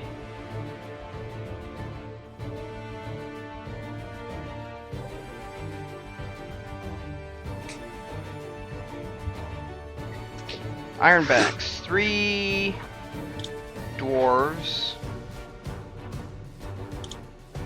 Huggin, Muggin, and Truggin. There we go. And then we have the Silver Claws, Sorry. 2 elf siblings,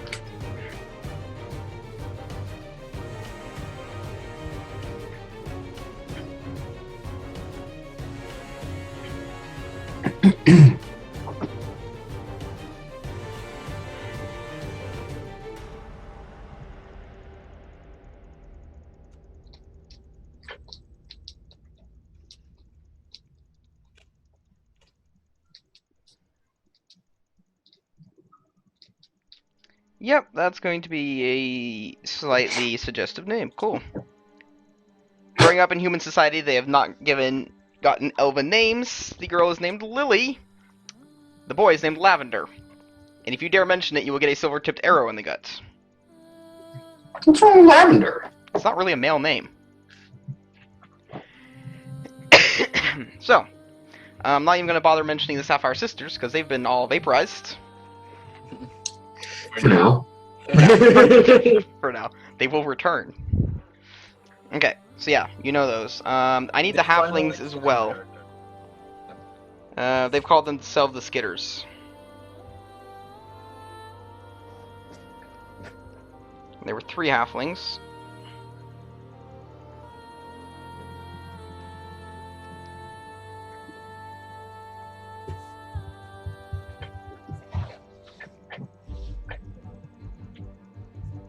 We'll go with that. Skip, Scamp, and Scuttle. What? Oh, the names. I like it. It's been 6 years of me inventing names. I'm out of NPC name ideas. No, we'll go with it. So yeah. Those are the guilds you are familiar with, at least. And most of the other people here appear to be aspiring. There will be a few other guilds here, if you're interested in actually meeting them. Group of human aspiring paladins, second-year students. Not the same people that we incinerated, right? No. Thank God. And what else is here? You keep using this word "we" as if I haven't been wanting to heal people from the get-go. Oh my gosh. Make me feel And a better, guild of okay? 5 gnomes, first-year students, all studying the art of counterspelling and reflecting. Yeah. I have to explain to them. Their guild is called the Smoky Mirrors, and they specialize in that you cast a spell on them, and it will bounce between them like a ping pong ball before ricocheting back at you.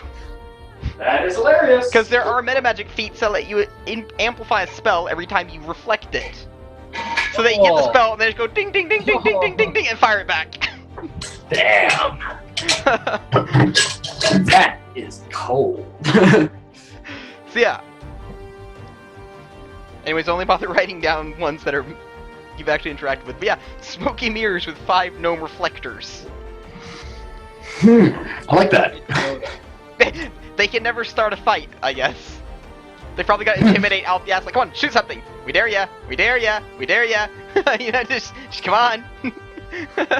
Heal. Bring it. Look like one of those pinball games with 90, you know. Wouldn't it be great though if I could cast like heal on them and they would think it's an offensive spell, bounce it back between them, and then throw it back at me? What doesn't work on spells that are on contact? And heal is also a touch spell. There are mythic feats that let me do it from 30 feet. Okay. This might work. Anyways, yeah. So, 2 of the guilds you recognize, the Ironbacks and the Silver Claws, are here with you. Give you a small nod. They appear rather tired after yesterday's events. Such as hugging an Really? anchor. I'm gonna return the contraption to, I guess, Muggin. The contraption. You know, the spear thing that they made. Oh yeah. They just left in the house. I'm gonna give Yeah. it back. Muggin will gladly take that back. I forgot who gave it to me, so I just. I was kind of picturing they're dwarves, and they'd use it to pole vault and get a +2 on their jump checks. You know, because it's only like 2 feet long, and he'd jump, click the button while he's in the air above the ground, and it'd go twing. You know, it would just like shoot into the ground. Yeah. That's awesome actually.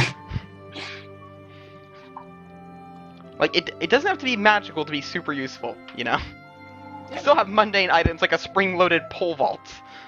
Like, It has its And- uses. The engineering skill is underrated. It really is. Oh man. So, I mean, if you level up engineering, you can make ballistas and stuff. Handheld ballistas. So, okay, we mingle with our known comrades and wait for something to happen. yep. Well, it's going to be a few hours as they're basically charging up the egg, the bomb, before they are prepared to head out. It's going to be about 5 p.m. Yeah. Yep.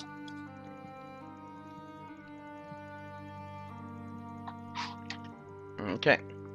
So, you notice it is time when a good deal of teleportation master students and teachers come and prepare to do a mass teleport of you guys as close as possible to the area. Wherever that is.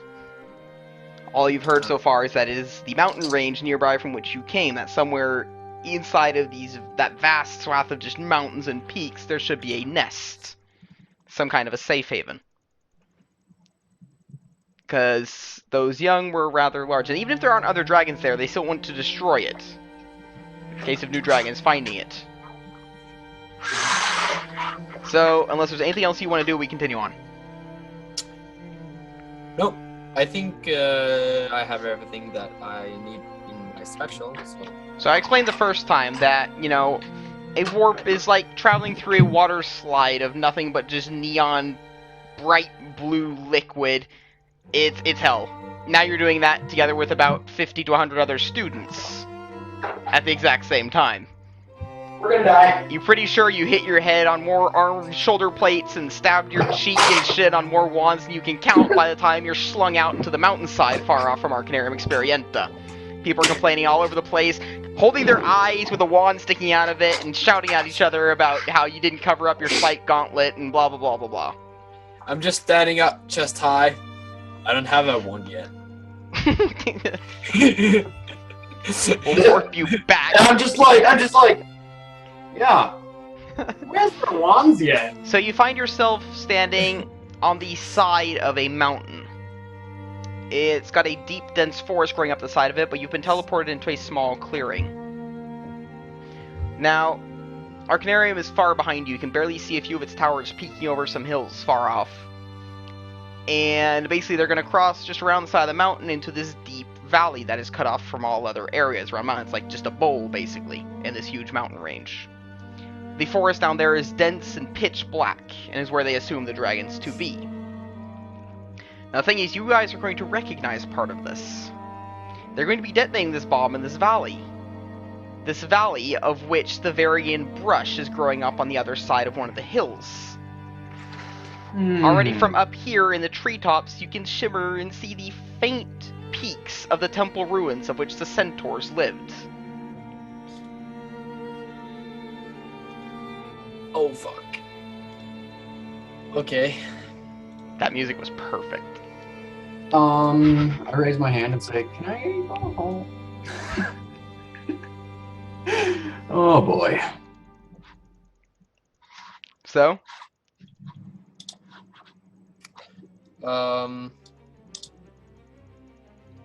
I guess we'll wait a little and see what happens.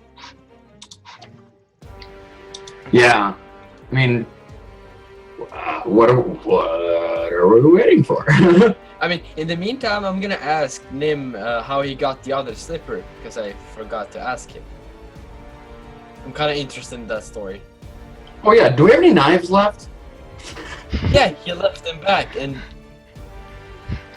did something else. Yeah.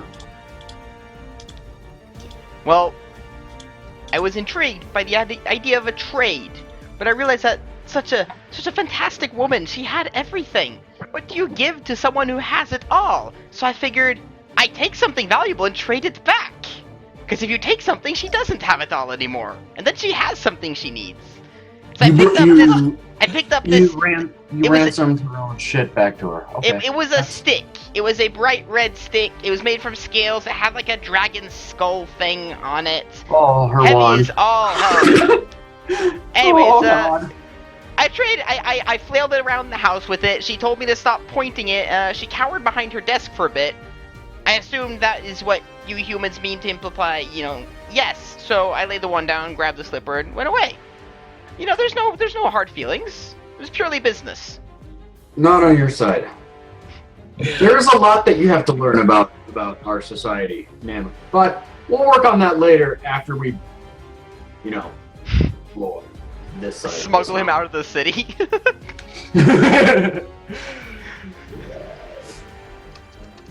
We just get him a new coat and a top hat and just let him be like No, this. you're gonna get him a top hat?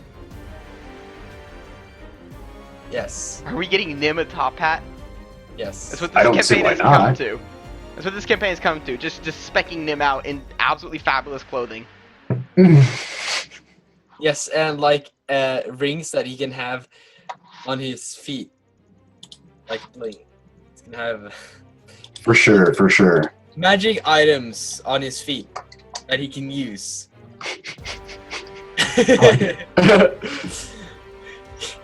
Dang it. That would be getting him a ring of amplified sound. Oh, Dude, that would be I don't like him super deaf. powerful. Like his voice wasn't bad enough Is that gonna work? from before, so It's not exactly what I'm looking for. Well, yeah, because he's got a limit to how far his voice goes. I'm not quite sure how, though.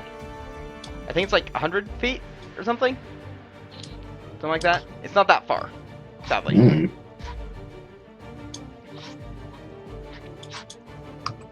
amplified voice. You can hear it many miles away, just give me your slippers!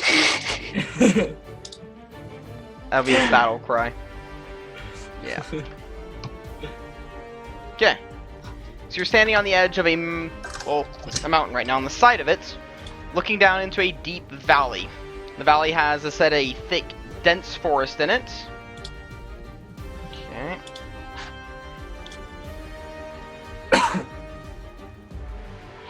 And you can see water pouring into said forest from multiple sides of the mountains around it. Somewhere beneath those deep trees, there must be a large lake of some sort. Okay. So, with that, the teachers begin to talk about safety precautions. The fact that they are to get the bomb down into the center of the valley, activate it, and then promptly teleport extremely far away. They suspect, should everything go successful, that the valley and everything, even remotely outside of it, will be ultimately disintegrated. Now, the bomb is not an explosive bomb. We're not alchemists, many of them say. It is a bomb that siphons life force.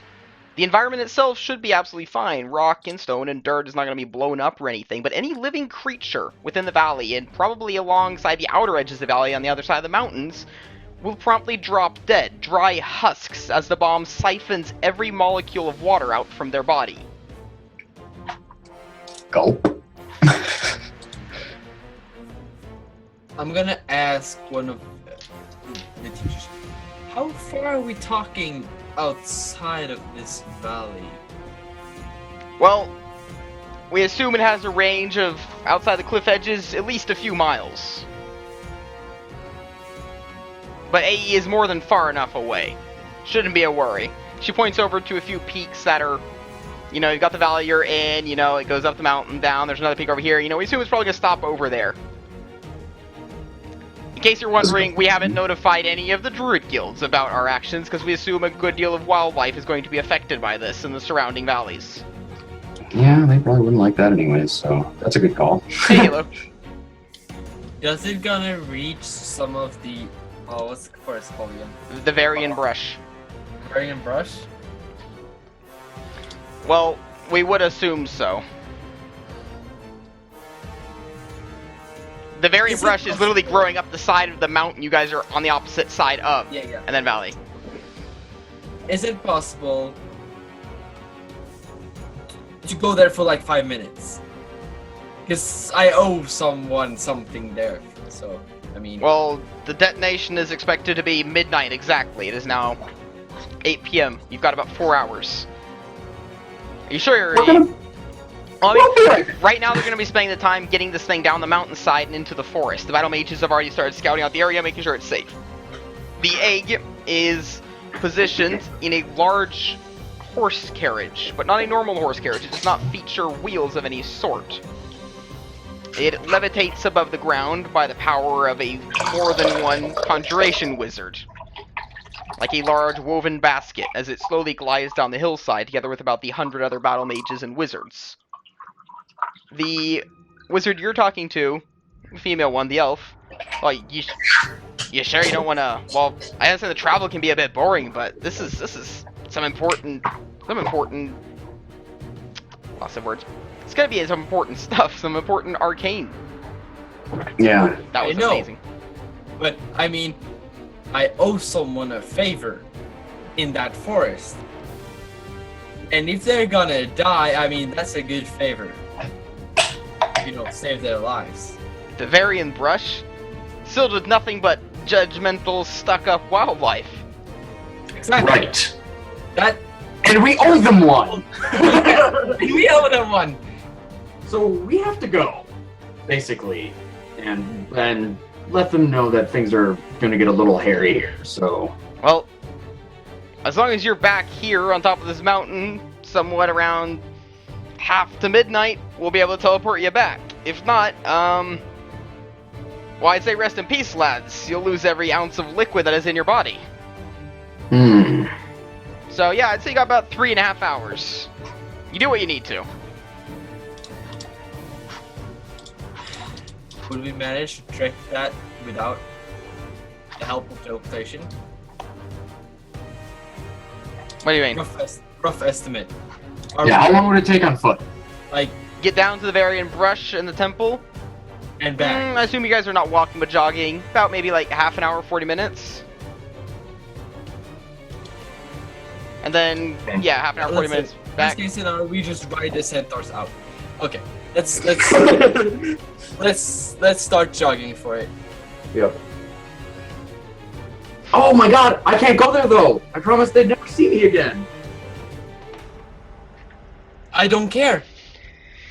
Hey Nim! Nim! You carry a message for us? I can't Nim? go. We'll get to that. Okay, so you guys are charging down to the Varian brush. No, we can't get Nim to care. No, as soon as you reach the edge of the beautiful golden forest, Nim is going to screech in pain, fall to the ground, and crawl his ass back out to the edge of the Oh my forest, God. searing Evil. with Yeah, burn right. marks all over him. He's a neutral evil creature. The forest literally smites him upon entry. We can't. He looks bring at the Nim. singed feathers, you know, closing off whatever flames he has, little embers, and cursing you guys out. Okay. I have a plan. So what is Nim gonna do? Stomp me to death. I asked Nim to hold Lily with company. The elf. Oh right, you guys brought the silver claws with you? They were there, so I guess They're there. They're Also part of this whole exploding the mountain. Oh yeah, thing. but you wanted That's them. what it's You want them to come with you to the Varian brush instead of heading down to the valley with the bomb. No. That's what I'm you saying. want you want him to keep Lily and Lavender with company. Yes. The two rangers. In whatever ways he fit. for. Well, they quickly understand that petting him is not applicable. So, but they'll work something out. Petting him. Hey, don't touch that! You can speak? Of course I can speak! Oh my gosh. I'm surprised you have enough intelligence to speak. Just going out and touching every bird you see? Are you crazy? Who's a good bird? Well, what is good, really? I, for one, am sure it is not I. You're right. I know that is not I. I Good was bird. verifying He looks for it. around. And I'm the only one here. Okay. Does something interesting happen when we run through the woods? There we go. Okay, so you guys have decided to just bolt it through the Varian brush down there, leaving Nim behind with Lily and Lavender. Yes. Okay. So, the Varian brush is a bit different during the nights. without the golden sunlight giving it this almost nauseatingly holy goodness vibe to the place, it does actually appear to be a bit gloomy. But it's still got that safe, like the feeling of a pleasant summer night when you're lying out on a field staring up at the night sky. It's a different type of dark. Let's see. You are going to encounter a patrol of centaurs before you actually reach the temple, as they're patrolling their area, naturally. And you aren't trying to actually stealth, so I'm assuming you're willfully wanting to run into them. Yes. Yes. You'll run into a group of 3 don't- centaurs with their multi-tipped spears, as I explained earlier. She's panicking. She knows she's gonna get stomped to death. We stumble through the bush, see them. Got like twigs out of your hair and just... We need to speak to. Oh shit! What was your name again? We need to speak to your boss. Your Chieftain. Chief, yeah. I don't think I actually gave a name. You did. No. I forgot. Did? No, he did. He did. I probably did. Oh. So now I got a notebook, so I'm gonna be keeping everything down. Because when it's not planned and pre-written, I quickly forget improvised stuff. Right. And we wouldn't expect you to remember every name that you make up on the spot. Yeah. Well, I mean, you would expect if this had been planned, because it would have been written. Okay. The patrol, they seem a bit confused. Look, okay, you're barging in to us, patrolling the area, and expecting us to take you to the chief without any issues. What is the circumstance? Okay. We were here a couple of days ago. We bumped into you. Then he said he will never want to see us again. But this is urgent business. And the fact that I'm here, you can see how terrified I am to even be in this local vicinity, and I don't want to be here at all, and I really think I'm gonna die. I'm gonna get stopped. You were the ones to receive the light bane. Yes. Yes. And I pull up the wand, and look at what my wand. I'm terribly sorry for what you've had to do. We actually didn't have to do anything bad. If you would like to take a look, don't take it. But can you feel any evil aura coming off of it? Ignore the basilisk thing. Actually, no, they won't be able to take the evil off of it. So this was taken in good faith. Okay then. Let's see. So what is your purpose for returning? Surely if you were to have received the light bane, you would have been banished. Forbidden from entering. Yep, definitely did that. We were. And that tells you exactly how important the information that we carry is. Centaur's gonna raise his arms. What information? I'm gonna let my buddy Herrick tell you about it. It's classified. Not for your ears. Your chief only. Okay? Not important. See, Slad? See? This is what gives me a long face. We will take you to our chief. You have a humanoid face. You're making it horse! No, but he takes you to the chief, the village set in the temple ruins, a long since dead elven citadel. Or long dead elven citadel, I mean. The chief bursts out from his, tent is probably the most easy way to describe it. You again. Yeah, bursts out, the silver leaf crown upon his head, a look of confusion but also fury upon his face. Why have you returned, banished ones? Oh, don't call me that.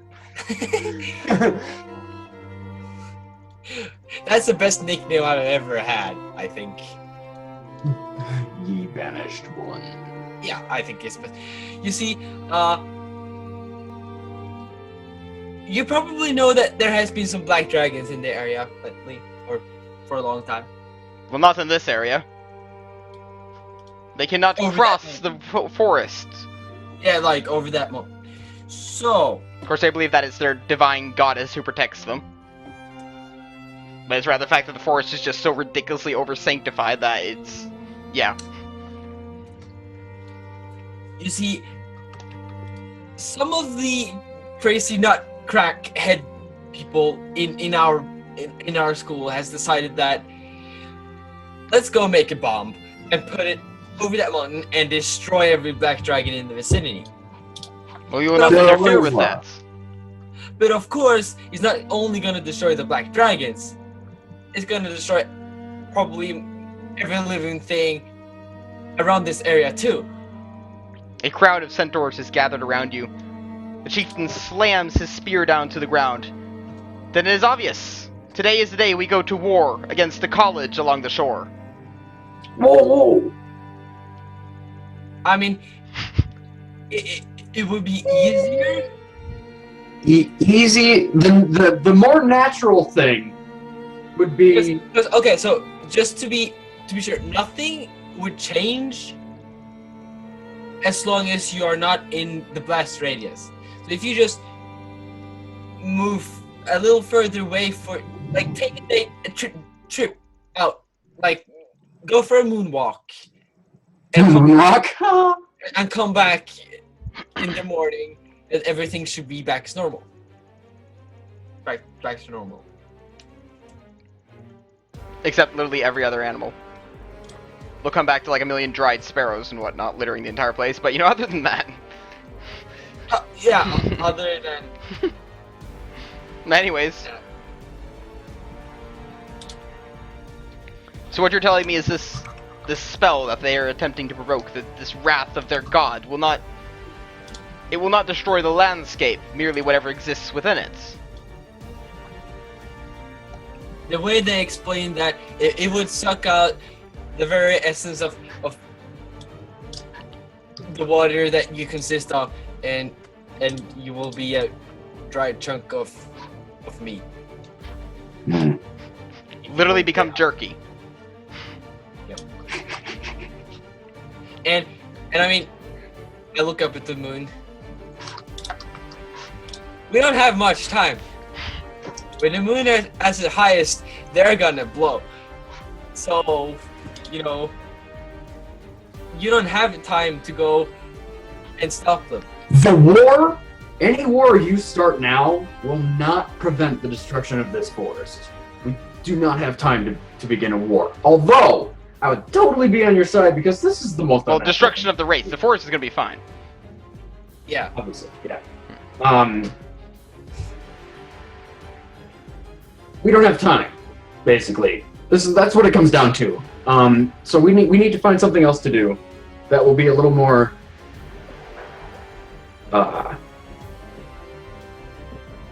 There's no other word for natural, like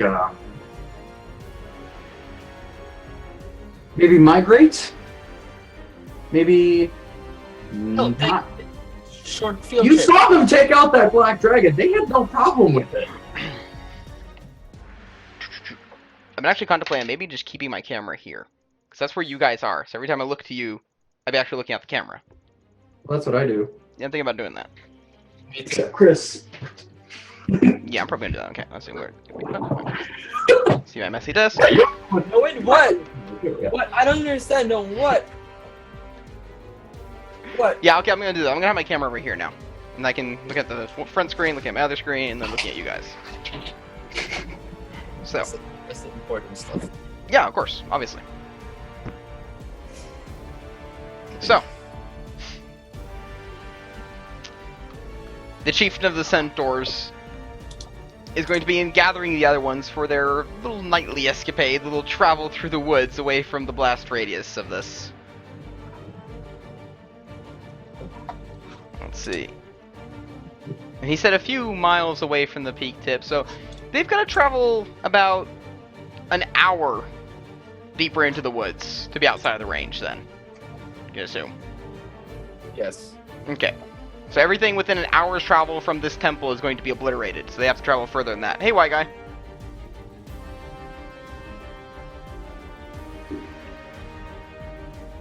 You might want to warn the people, the things you run into too. It's our job to warn other centaurs, naturally, but it's not our job to protect the other creatures of the forest in the same sense. No, of course not. if you think it's, if it's their time, but, We do if not you care for the other withstand- creatures, the griffins, the unicorns. If they are within the area, they will perish, and that will be their own thing. Can you... It might be time for the centaurs to expand their realm. Oh boy. Well, we aren't gonna argue against that because, of the whole hoof squishy thing. So, if you don't mind, we would have no problem warning those other creatures as well. It Are seems you like just the gonna natural get like a thing- giant picket sign, just run through the forest? The apocalypse is coming! Shrink it out to all the other. Okay. Well, I definitely want to go and find that unicorn, though. Yeah, because she was only 40 minutes away from you. Yeah, We don't really have the time. you don't. I am gonna go find that fucking unicorn. Alone? Keep in mind, last time it was 40 minutes of you guys walking calmly. Running is gonna be more like 20. Yeah. Then, do I recognize where I am? And Aaron, we Yeah, you spent guys are at the temple. like about 45 minutes to get here. Yeah, and you have 3.5 hours.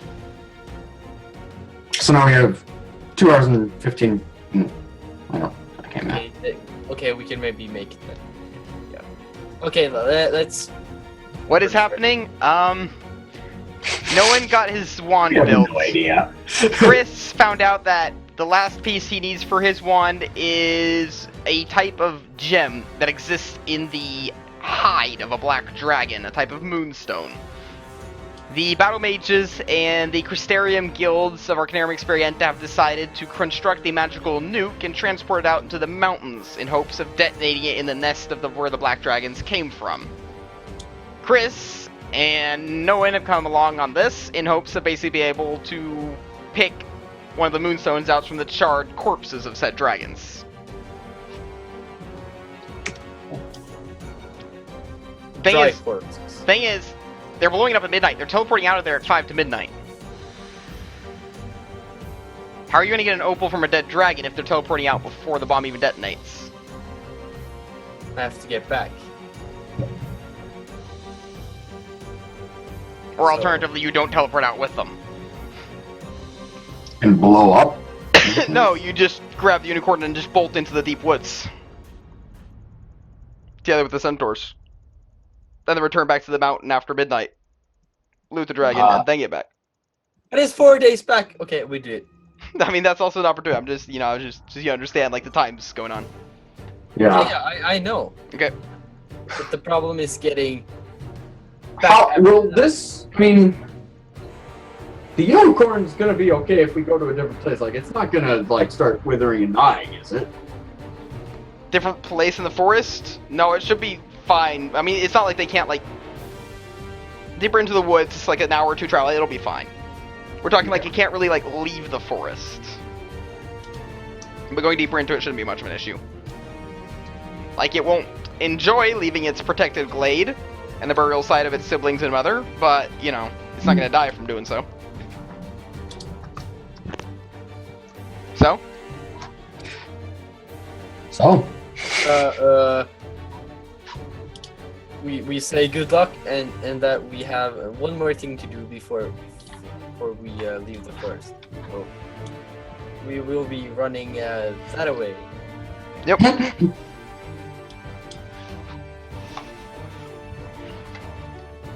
Okay.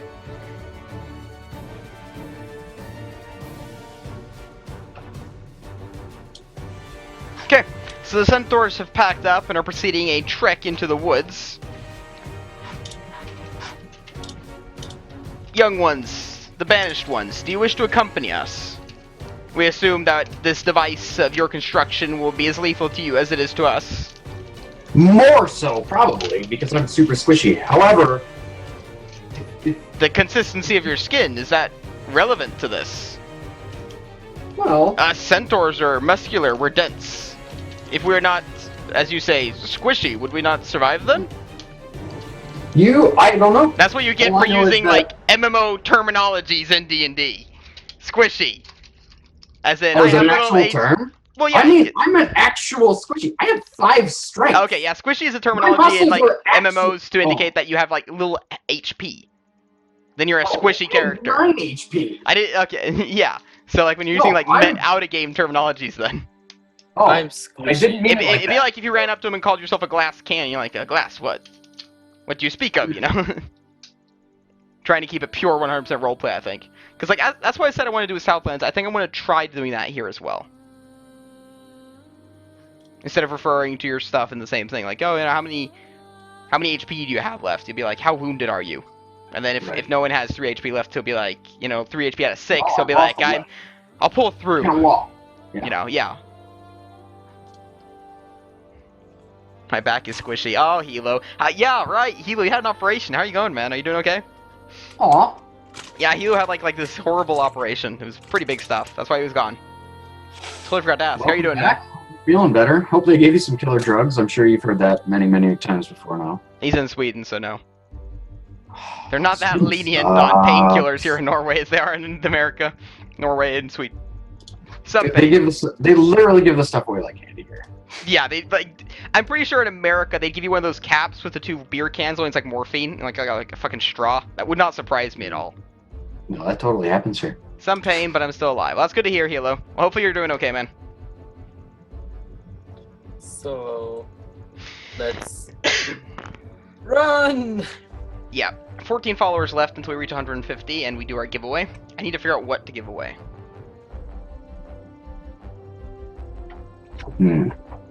What to give away? Probably a PDF, a book, something else. Well, Like a it's book, not- and I'll do a custom map No. for them. A small dungeon thing. Yeah, it could be a cool giveaway. Like, hey, you're a 150th follower kind of thing, you know. Do you want a book or do you want a map?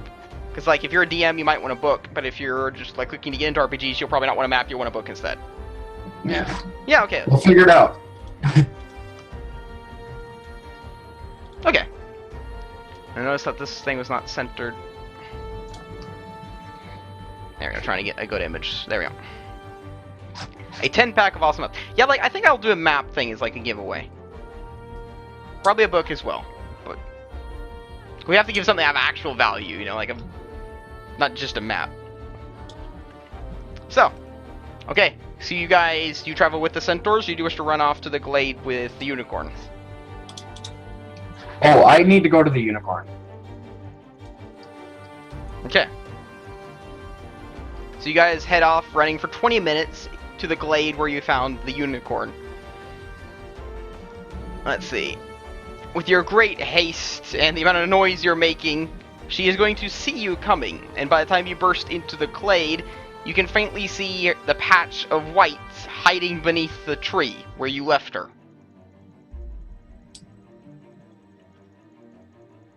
Wait, has it been 24 hours? Yeah. Okay. More than that. But she I guess heard we you should coming do- from a long way, you know, fucking hauling ass towards her, so she's just curled up back in the tree trying to hide, but well, she's not hiding that well. Yeah. So you can see the glistening white beneath the roots of the tree. I guess I'll go up and pat her on the butt. No, I don't want to get kicked. She's in the gonna face. jump and like embed her horn Yeah, in the no. tree and just hang there like a messed up woodpecker. No, Yeah, no. she'll see you coming out of the glade and promptly crawl out from the roots, still shaking and startled and a tad bit confused. I would like to indicate. Wait, does she understand me yet? Yeah. She just hasn't got the ability to speak herself, because they can't actually speak with vocal cords, they speak through magic. She's not high enough level to cast advanced magic yet. So therefore she can read and write, because amazing intelligence, but no speak yet. Because that's literally a spell.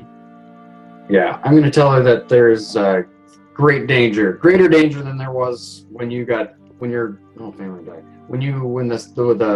Oh, by the way, basilisk. you guys asked yesterday about her name, and then I said she would have no way of communicating it to you, and then she was able to blow through the book and show you words. So yeah, she will actually be able to give you her name. And her name, by the way, was Minerva. Minerva? Okay. What? What? It's straight from Harry Potter. Really? Is there a unicorn called Minerva in Harry Potter? No. It's one of the teachers. Is it? Yeah. Like, I have not seen the films or the books since I was like 14 or some bullshit. It's like ages ago. Which Oh. is the first name I thought of. Watching this on my PS4. Really? Yeah, you can see Twitch on PS4. We're on a console! We're It- multi-platform. Yay! Hold on, I'll turn down the bitrate so we only do 30 FPS. Give me a second. Oh, you think we can go up to 30? Yeah, There are 3 of us. But so how is this each of us possible? have to- I'm streaming in 180 resolution. Well, he's not on Xbox, so you can do 180. Xbox is limited to 720. It's got to be 180i though, not 180p. Oh man. You got to well, interlace it's it. PlayStation 4, so it's better than Xbox. Now we're gonna lose Y guy as a follower. Just became total dicks. No, Yeah, just now. No one warns the unicorn. Mm-hmm. Okay. So no one warns the unicorn and explains what to her. Well, I don't know how much unicorns know about stuff, but I'm going to explain that this part of the forest is in grave danger, and if we don't leave as soon as possible, we're gonna die. The unicorn stomps loudly upon the ground and then sits down.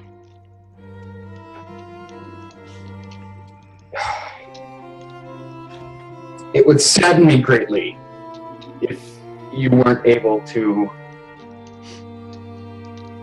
It would sadden me greatly if you were to stay here. You're forgetting what Oh. unicorns are. Good. So ridiculously good. Centaurs don't give a shit about woodland creatures. The unicorn, on the other hand, the sparrows, the mice, even the insects all throughout this forest, they will protect them with their lives. Centaurs will not, but the unicorn will. They are the paladins of the forest. It goes against her very existence to run from this area if she is to know that every living bird, every living creature is to be utterly annihilated. She literally can't. She doesn't want to. She knows that she's not too powerful enough to actually stop it, but she refuses to flee.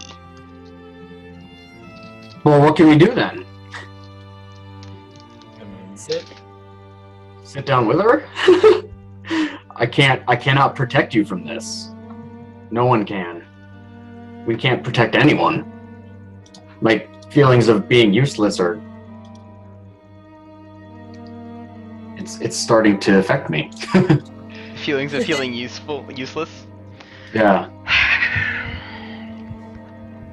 So, Well, um, out of game. I'm gonna ask her, What do you is there think? anything that you think that we can actually do? Because there's an explosion coming that will, unfortunately, destroy everything here.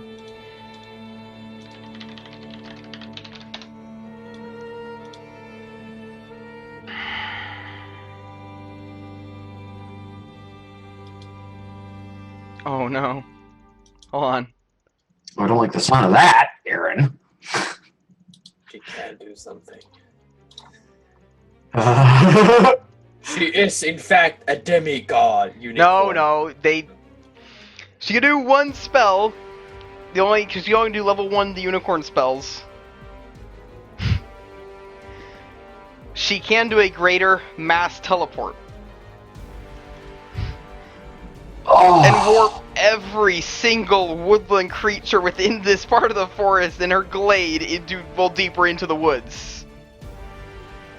All this slinger. What the fuck? I was like, ah! Like something is in mid hunt, and suddenly Just a portal opens and it's just like 2,000 sparrows, you know? Just mice and sparrows and rabbits. I mean, that's what she can do. But she can only teleport within her own glade, so she can teleport basically as many creatures as possible out of here, out of her own glade and deeper into the woods. That's it. Then do it. Yeah, we're gonna have to do that. And she has the magical ability of wild empathy, so she can literally charm/compulsion every single animal nearby to do this. If she'd That's been what we're higher doing. level, she could have done a shield thing, but she can't. Yeah. But unicorns, I mean, that's for a different time, but they can work together to basically create protective shields. I like how this is a campaign where you're not druids, but we're still doing the most druidy stuff on Earth. Yeah. Like we're not good people, but we're still really good people. Hey, Yeah. By accident, everything we've done so far has been a By goddamn accident, you're going out of your way to protect this one baby unicorn. It's not accident. You are honestly good then. No, I'm doing it because I owed a favor for giving me its mother's heart. So now you're like, even if it's in danger, you're never gonna come back and save it. Yes, You don't owe it a favor. Exactly. He is going to. Because it's a unicorn now, and he's a cleric, and at high level clerics get mounts, and he can come back to this forest, a few years from now, or at high level, and be like, Minerva, it's time to move. It's right. Chris is on the phone. I'm so looking forward to getting my new chair. Oh man. Is that gonna be coming soon? Whenever I get enough money, it's like. You made it sound like It's it like was in $550 or something. So I'm like, Holy yeah, I'm working up cash for it. It's that DX Racer chair, the black and white one, that new one. Really, really expensive one. That seems. But this one's like broken, and the back is slightly broken, so it's like it has no resistance to it all. So I'm like leaning super far back. Yeah. So and it's not comfortable. So I'm having to like always lean forward, so I can never actually use the back of the chair at all. Because it's just, it's I'm not sitting comfortable at all. Yeah. So I'm constantly like repositioning myself. So, yeah. Don't you have like a stopper? Yeah, it's not that. Because the back of the chair, I have two arms. You see this? You can see one of them's duct taped. Okay. You, so the back you of have the two arms? No, but look, the back of the chair. Okay. These arms go from the back of the chair, and then they attach down to my seat. Okay. And because this one's broken, the back of the chair is able to go a lot further back. See that? Than it should. Yeah, but don't you have a stopper? Yeah, but it's not. I have the stopper on max, and it still goes this far back. I can put the stopper on nothing, and I'm literally almost laying flat. Literally almost laying flat. I'm not even kidding. That is too much. Mine is not that bad. On the all the way back. Okay, but let's teleport. There you go. Use your girlfriend's I do chair. like that plan. My girlfriend's chair is like a medieval torture device bound in leather. I'm not doing that.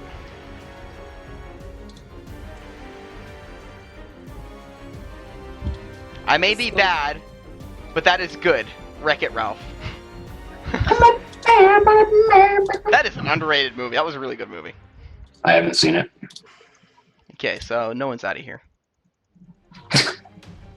Says, okay, we're not even going to start this argument again. What? You haven't seen any movie that exists. I've seen a lot of them that are worthwhile seeing. Okay, I haven't seen pretty much any of the D&D Disney movies. So? We teleport. Yeah.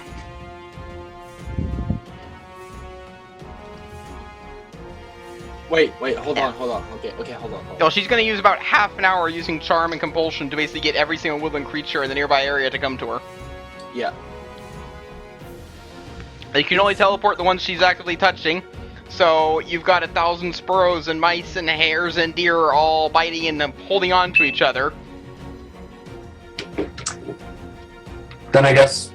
Would we be able to run back in time? I don't think running back in... Oh, you mean running back in time of something. I thought you meant like literally running back through time, you know? Oh my gosh, that would be funny. No. No. Do we have enough time to run back to... To the wizards and the sorcerers and yes. stuff? Then I think we should do that. Yeah.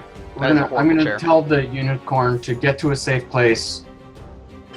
If the divine gods or whatever allow it, we'll meet again in a few.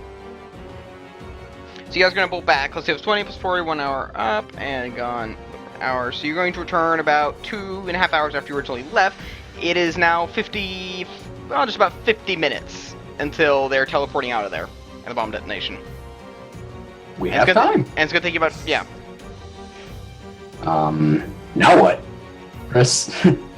If you're now back up at the mountain where you originally arrived, there's no one here now, as they have traveled down into the valley, into the dense forest down there, in an attempt to plant the bomb at wherever the hell these things were coming from. I thought we went back to the wizards. Yeah, we'll go and try to find. I went back to where they were, so I assume you're going back down the other side of the mountain, into the valley where they're planting the bomb. Yeah. Okay. We want to go to where they are right now. Okay. Yeah, So it's going to take you another 20 minutes to get down, so 35 minutes until teleporting out. So they gave 50 minutes until leaving from here and heading back. You're traveling down into the dense forest, and they've put up various patrols and stop points, so you're going to meet a lot of battle mages standing there and holding guard, making sure that the path back is clear. They give you small nods as you pass them. And you finally come to where the bomb and the other wizards are, and the image is very applicable. In the center of the dense forest, all those rivers I described and the waterfalls are pouring down into a large ravine, a pitch black hole that just descends down into the depths. The wizards are standing on the edge of this cliff, all of them the battle mages with the large bomb, discussing about what to do, with nothing but a huge black abyss in front of them that the dragons are obviously coming from. So you guys would be standing there, like this tiny little speck staring down into this huge black hole that descends down to the ground.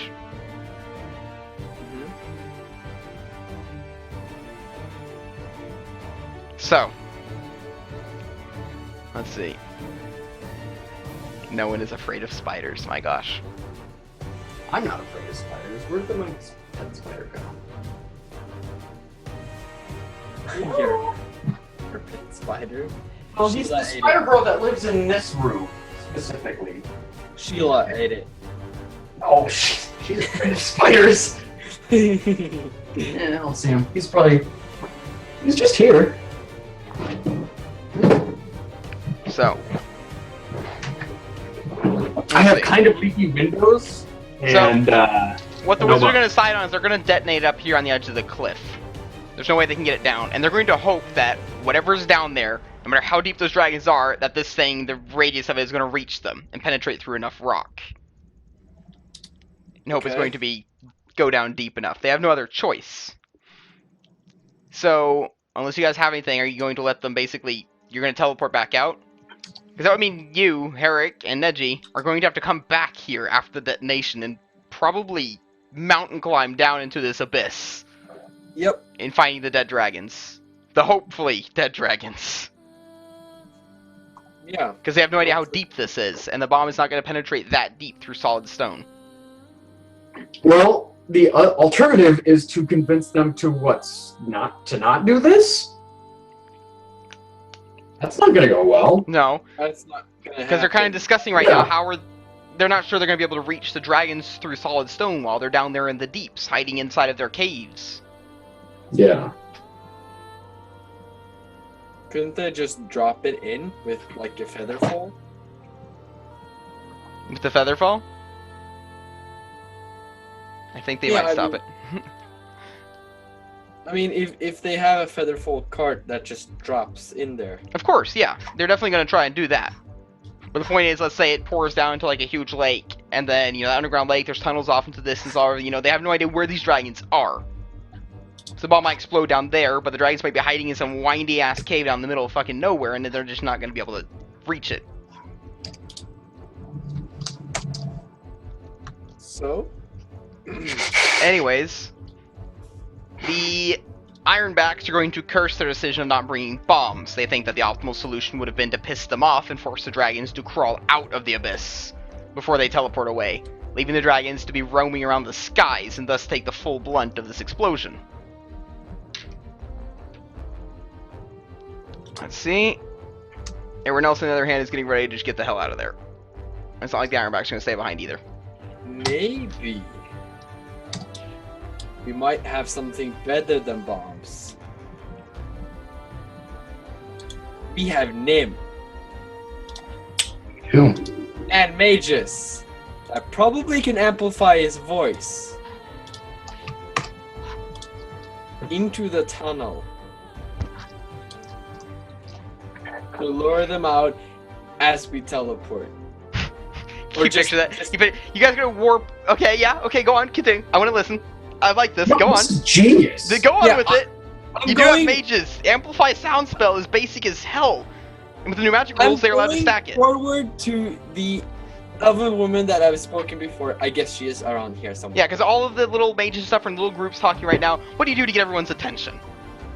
This is your moment. Go with the music. Nim, could you make high ass fucking screeching sound? Hold my ears. Ninji, hold your ears. Go ahead, Nim. Nim shrugs. I've had my voice described to me as such. That's great. I need to actually give Nim a proper voice. I was thinking about it yesterday after we quit the stream yesterday. I really probably should try a lot harder to do voices for people. I probably should. That's like my next step thing I need to work on. Yeah. But Okay, so later. Yep, go on. Okay, Chris? does he shriek like loud? No, he just acknowledges that yes, he can indeed be very loud. Then please go ahead. I need to get everyone's attention.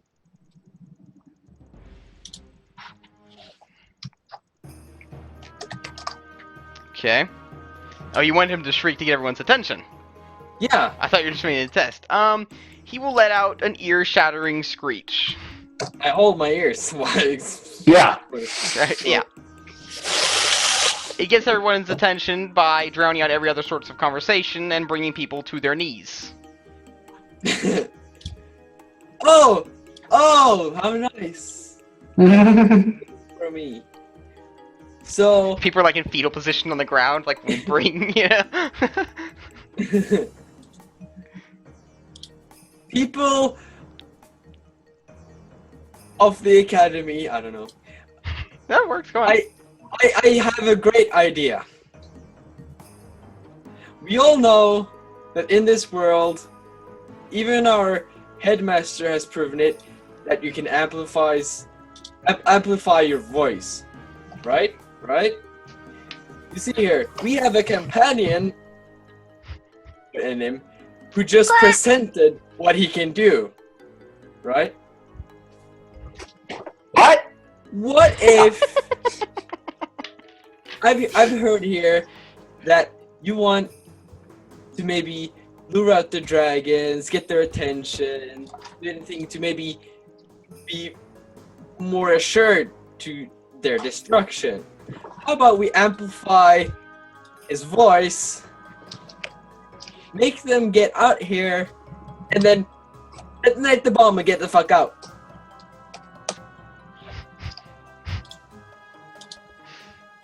Me and the wizards are going to nod, and the battle mage as well, acknowledging that it is indeed seem at least very plausible. On the other hand, they acknowledge the fact that you're going to piss off the dragons. They're going to burst out of the hole. You guys are going to run 20 minutes up the hill, or hopefully a lot faster than that, back to the warp point. And trust that the dragons are not going to melt us before we reach it. But, okay, so listen. When the headmaster spoke, everyone could hear it. We don't need to stand here and speak. I bet we can stand up there and do the same thing, with maybe the same result. And have maybe Actually, a smaller... Nim's range, he'd have to go down into the caves and shriek like Bloody Murray, and then just, Bloody Murray just fly out of there. Yeah, but not with amplified sound, though. Probably not, yeah. Of course, he's got 90 feet fly speed, so, he can get back rather fast. Okay. And I mean, if we have a small team that's going to that have their teleporters, everyone doesn't have to stand here and watch this happen.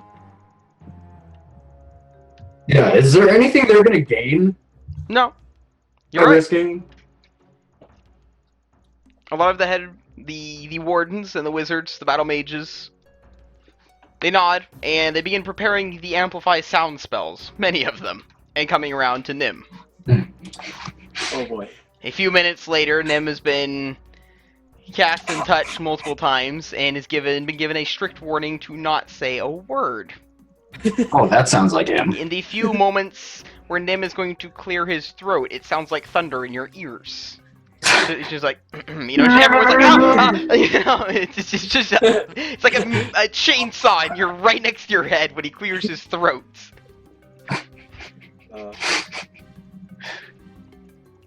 So, Nim has been told to not speak at all.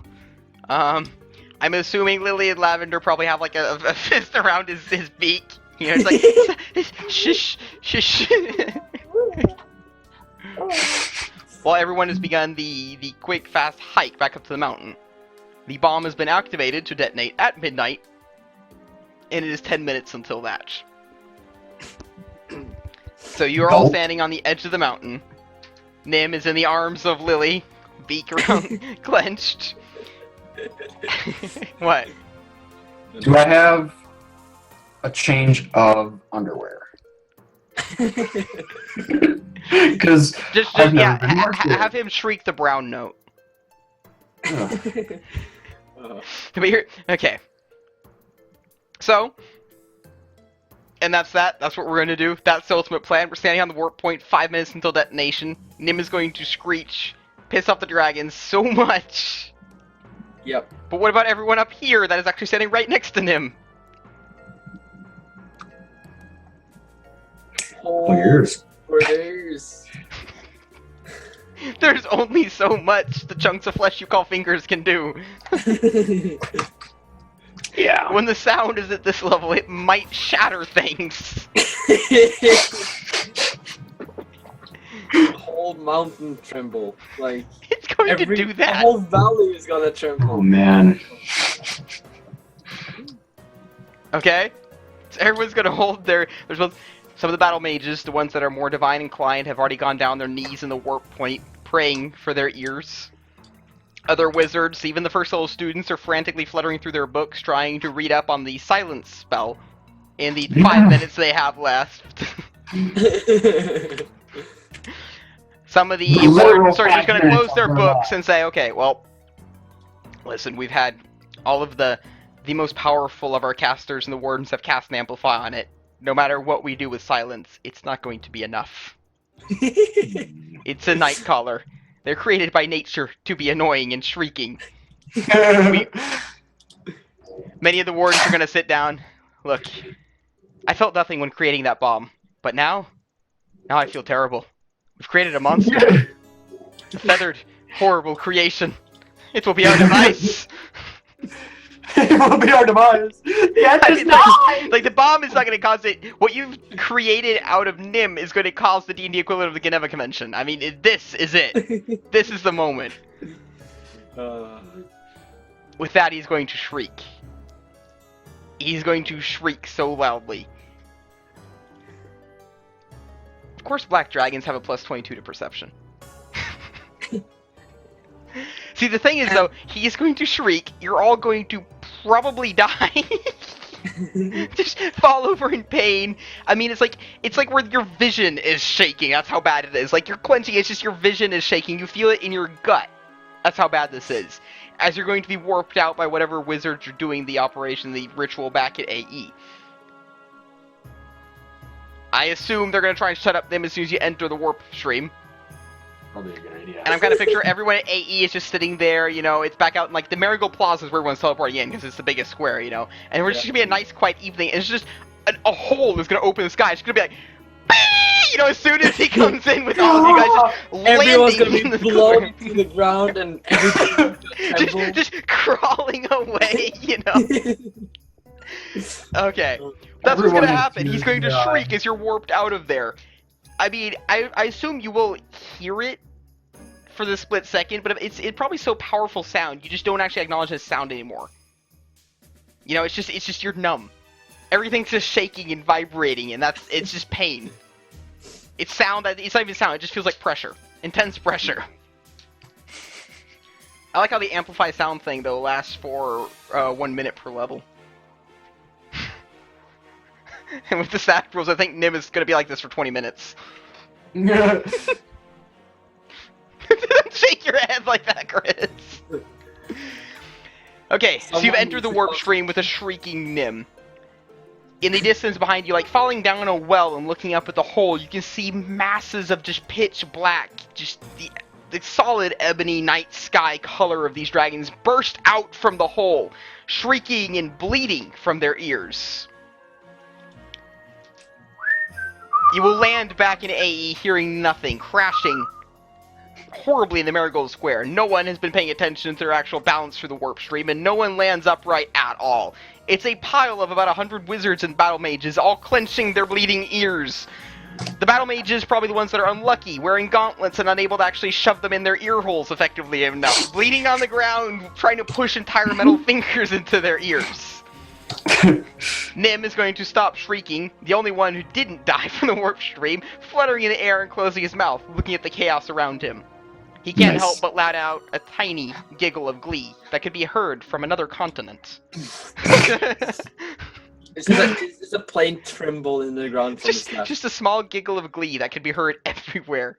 It is now 1 minute until detonation. In the far-off distance in the horizon, you can see a flash of blue, followed by, there's swarms of birds up in the air over near the Varian brush that just instantly disappear in the flash of blue, and appear far off down the south in another flash of blue.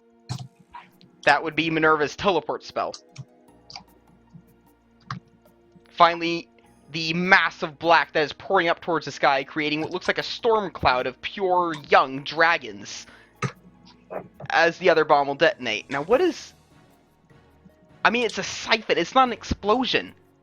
It's just there's going to be a blinding light in the distance, and streams. It looks like a blue ray or a beam from every single life force nearby that bomb, as it siphons every liquid to it.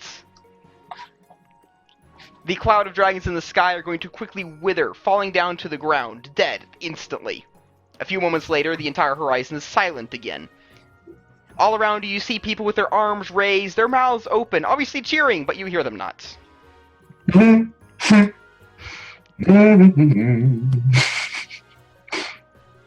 Let's see. So, what else? Lily and Lavender have wrapped Nim into 4 sleeping bags. Good idea. Yep. Okay, and you're now back at AE, having successfully annihilated probably every dragon over there. And even if the creatures are not dead, they're deaf. Forever. Whoops. Whoops. Your hearing is going to return shortly after. Nim has been given strict orders to not talk at all for the next 20 minutes, as the wizards are trying to dispel whatever amplification they have on him. About 10 minutes later, they're still trying to dispel it, only to realize that no, in fact, that is just Nim's normal voice now. Wow. I can't make it less annoying! Oh, that's good. Oh boy.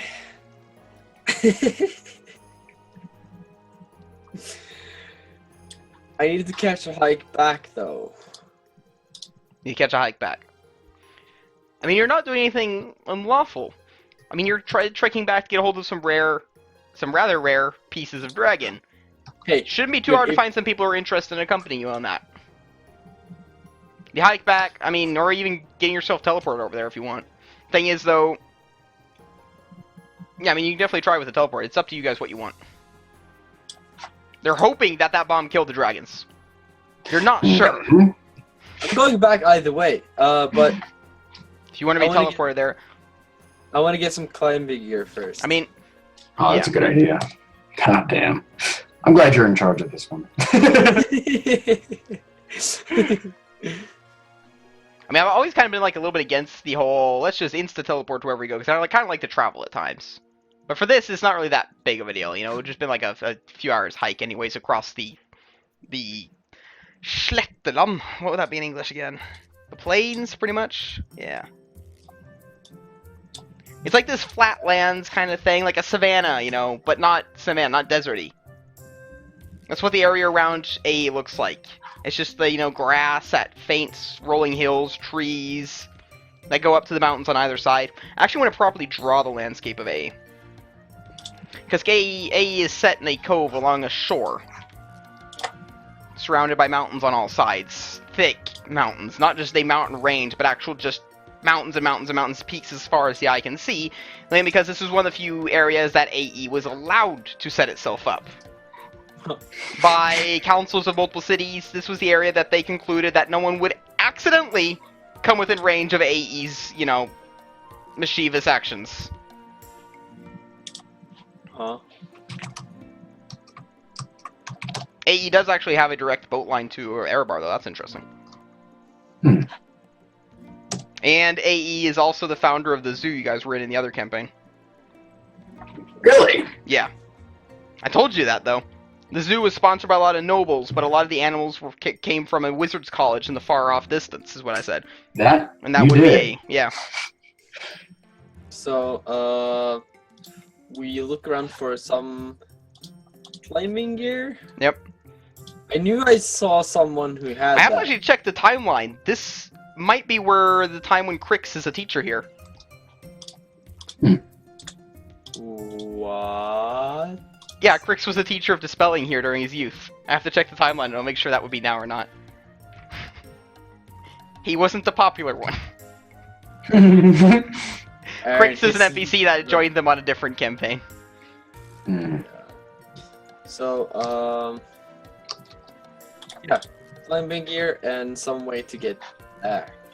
Could probably do a teleport. I mean, you can definitely do a teleport there. That is no issue.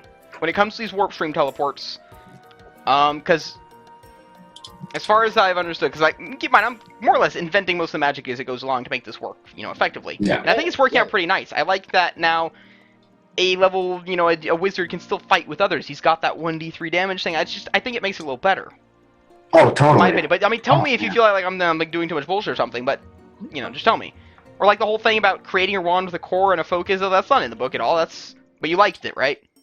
Yeah. Because I've always felt that magic felt a little bit like, well, just like an MMO system. You just got like a hotbar down here, and you click on that one to stun them, and you click on that one to attack, and click on that one to ignite them on fire. You know, and I want it to be a little bit more personal. I've Yeah. always liked systems where you can cast a fireball spell, but you can continue charging it, pressing yourself, risking damage to yourself to make it more and more and more powerful. Mhm. You know, or like with the Beholder wand. You know, that's not actually in the rules of anything, but it was a lot more fun than just a generic wand, where you roll once, Yes. you fail, you succeed. No, you can choose to charge it and charge it and charge it. And I was like, Chris, do you want to And pick then it up? release it when you want to. Exactly. I thought it's but only if you realize that that's what was happening. yeah, to and it it. can also backfire. So yeah, but yeah, you can definitely teleport there. Get an instant teleport, that's no worries. But if you want to return, as in with a warp stream teleport, if you find a student, they're probably gonna be able to hold it open for an hour or two. But like, if you want something that's gonna stay open for like 4 or 5 hours, you're probably gonna have to look into like getting a professor on your side, which may be a little bit worse because the materials needed for that are a little bit more expensive. Like this warp stream here that just carried 100 people there and back and took 4 hours. 4 headmasters from the wizards unit were required to have that thing open. So, like, regarding what materials you have and what favors you can call in, I think you could at best get like a second or a third year student to do a warp stream, which is going to give you maybe an hour and a half or 2 hours over there before you have to return home. And if you think getting that opal is going to take more than that time, you might as well just not get a warp stream, just get an instant teleport over there and just realize, oh, we're going to have to trek back anyways. So Yeah, I think we should trek back. also, there's the Well, whole magical artifact thing. Like, that kid's going to have to be able to deal with the opal. That too. But so by trekking back, we also get a better understanding of what's around. Oh, thank you, Y Guy. He's considering using my ideas in his own campaigns. Oh, nice. Oh, it made me blush. Oh, Thank you, I jeez. He's not even kidding. He's actually gonna blush, people. I'm not blushing. Okay. Fuck off. So Continue on. Fucking dicks. Gosh dang it. So, gonna turn down the contrast of my camera. I'm gonna go monotone here.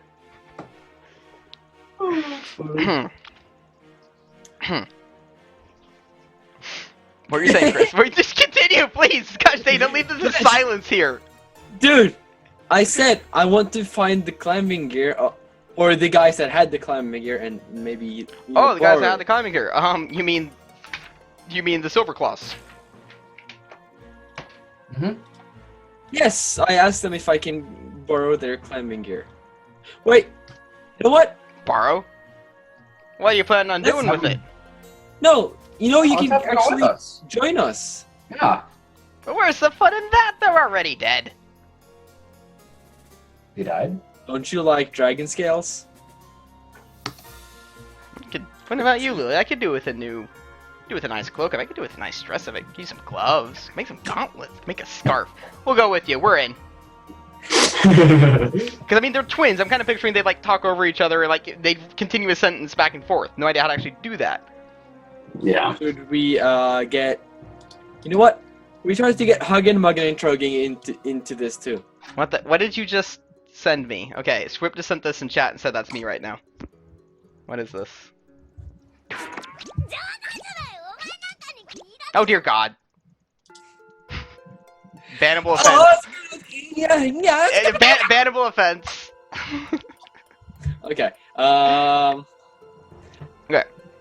So, yeah, we can definitely get the servos. My girlfriend is not feeling too well right now. So, I promised her she's gonna go check on her. I'm gonna do that right now. So, it might take like 5 minutes or something. Just make sure she's okay. So, hold on a Alright, I'm second. gonna run to the bathroom and grab Yeah, like let's just take like a 5 minute while I'll go check on her.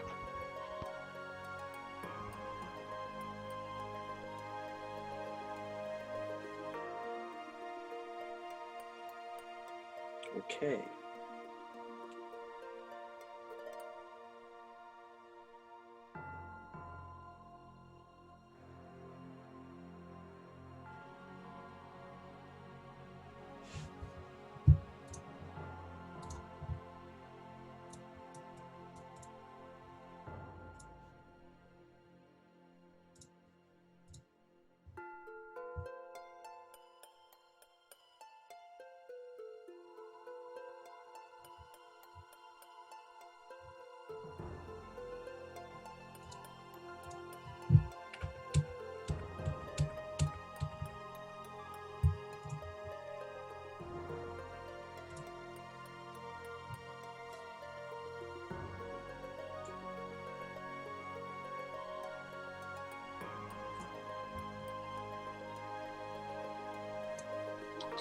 Okay, back. Welcome. Okay. She's basically just gonna go to bed. She took a nap and I was like, nah, that nap became bedtime. So. Give her the America blanket, that helped out. Yeah, she's in bed with like 3 donuts right now. She'll be fine. So. Oh. Anyways. What? Okay. See. Chris, I don't know if you were paying attention to Facebook chat, but it seems like we're gonna gather at 3 tomorrow, 3 p.m. So, like at the latest. I'd prefer people can get here earlier, but yeah. I'll make can't sure. be there. Well, I know, yeah, I know you can. I'm hoping everyone else can. So. Anyways. So yeah, there's not gonna be any streams this weekend, people, on Tabletop Twitch, because I've got a real-life session going on with a lot of players. That's gonna last all throughout the weekend. It's an overnight thing, where they're all like spending the night at my place. So there's no stream this weekend, as far as I know. So, Maybe Sunday evening, possibly. I have no idea. Anyways. No, not... Well, has the party encountered a werewolf? Technically yes, technically no. Their teacher in one of the courses is an awakened wolf. So it's a wolf that's reached human levels of sentience. And then they have another teacher, the headmaster of the actual entire Introduction to Arcane Fundamentals class, that he's not a werewolf, but he's got fur and stuff due to a failed ritual. Hope you have fun. I always do. It's D&D in real life with like 8 people and stupid amounts of snacks, and I make nachos for everyone, and there's alcohol involved and all that. Tends to go pretty well. So we try to find a student willing to teleport us. A warp stream teleport or just a one-way? A one-way. Mm-hmm. All the way over there. Okay. Well, you're literally... I assume you're still in the pile in the Marigold Square with pretty much every teleportation student and wizard student, so, you know, just go around and ask around that for that. Yep. Let's see. You're able to find a second-year student who is willing to do it for a favor. Do you have a favor in mind already? Yep. Or, the half-elf male, brown hair and stunningly green eyes. Let's see. He's got a school uniform on, naturally just like you, but he's made sure to wear a tad bit of jewelry. Rolling up his sleeves so you can see the bracelets, got the necklace on. Just to indicate that even though he's here, he still comes from a background of wealth. And he can't show that because he has to wear a school uniform, but jewelry is not forbidden. Let's see. He says he has the materials and the knowledge necessary to teleport you back into the Valley of the Dragons over there. There we go.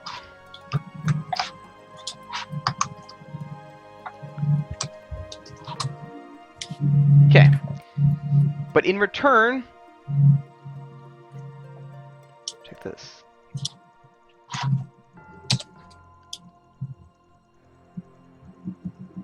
There. Okay, he's got an exam coming up. He's a wizard, but he's studying the creation of arcane items. Black dragons are known to hoard magical items. He's hoping you guys can return with a ring. Exactly what the ring is enchanted with is not extremely important, because he can re-enchant it or remove the enchantment, but it has to have been a ring that was originally crafted with the intention of it being enchanted. So if he has to make an enchanted ring, he has to first make a ring, make it in the masterwork process, basically, which allows him to enchant it. But if you guys return with an already enchanted ring, he doesn't actually have to craft it. All he has to do is switch out the enchantments. Like giving a car a new coat of paint, which is a hell of a lot easier. So if you guys are willing to delve into the caves there and see if you can find a random ring amongst their loot, or checking the stomachs of the dragons, that will be enough. Worst case scenario, if you are not able to return with a ring, he will accept... mushrooms. He will accept mushrooms. Okay, mushrooms. No. He will accept scales from the... Well, what do you call this? The underside of the neck here, the front of the neck?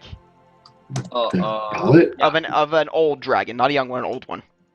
Yeah, they a are big one, yeah. durable, but still extremely flexible, and are often used to make cloaks and capes for wizards out of. They're the scales that don't snap when you break them. They're soft and velvety to the touch, but don't rip. So yeah, but he would definitely prefer the ring. Yep. So That's totally fine. of course, should probably give him names and all that. Give a little bit more personality to all of this. Like, AE is teaching me a lot about GMing, actually. You've been doing this for 6 years. AE is, like, throwing me out of all my comfort zones, because I can't plan something I'm comfortable with. I just do the improvisation, you know? And I'm really liking it. I'm just saying, I'm really liking this. We haven't been getting that many suggestions from chat, though, so just reminding people that you guys in chat can come with suggestions to anything you want to happen. Literally anything, and I will try to write it into the story as long as it's, you know, not something stupid, you know? You guys know what I'm talking about. So.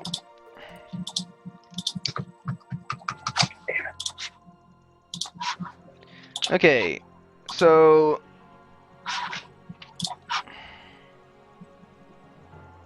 I really should use the Realmworks for a... Yeah. Elf name is Thamil. And I don't know if you want to write that down, Nolan, or whatever. I'm making sure to try and write down all students you have relationships with so they pop up later on. Yeah, maybe. Okay, Thamil. Second year.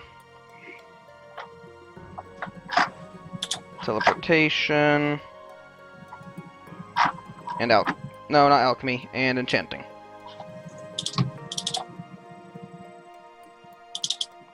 Okay.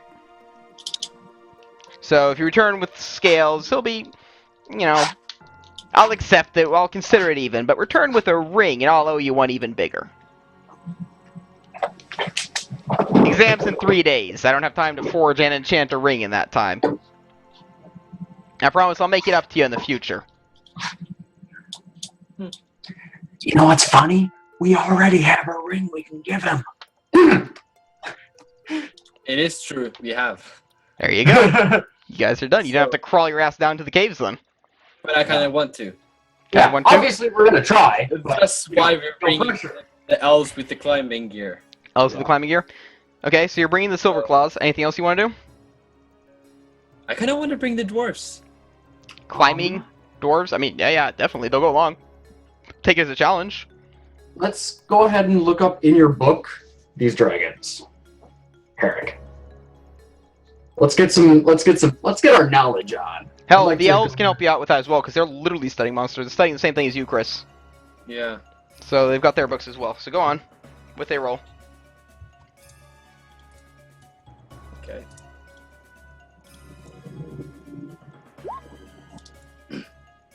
Yay! It is not a chapter you have looked upon yet. No. Let's see. With the elves...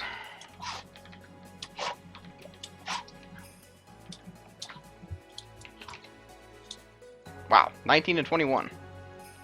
The elves, luckily aspiring to be great monster hunters one day, have already gone ahead and skipped chapters on things they deemed a little bit more mundane, while you have not, I assume, taking your course seriously.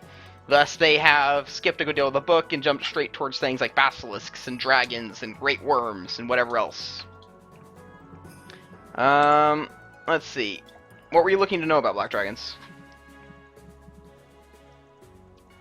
I know it was Neji who asked, so. I don't know what's in the book. I wanted to look up the black dragons and see what there is to know if that might help us. Okay.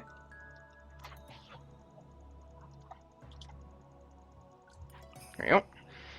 Well, let's see. Vile, almost mindless creatures. They are amongst the dullest of the evil dragons. And while the dragons will actively hoard treasure because greed, these dragons don't necessarily hoard it, it's just the fact that they don't digest it.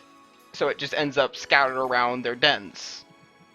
Things like magical arms and weapons isn't dissolved even by their magical stomach acid.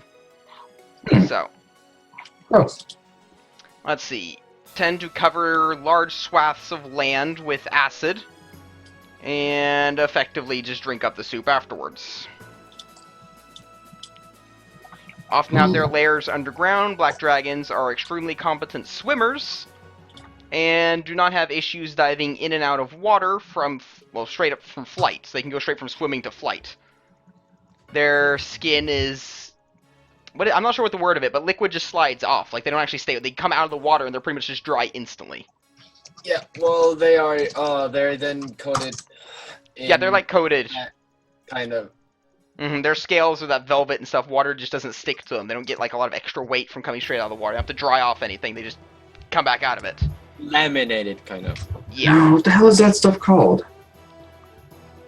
It's not like waterproof because it's like water, not resistant, but water. It like pushes water Repellent. away. Water repellent. Yeah, There we go. Yeah, water repellent.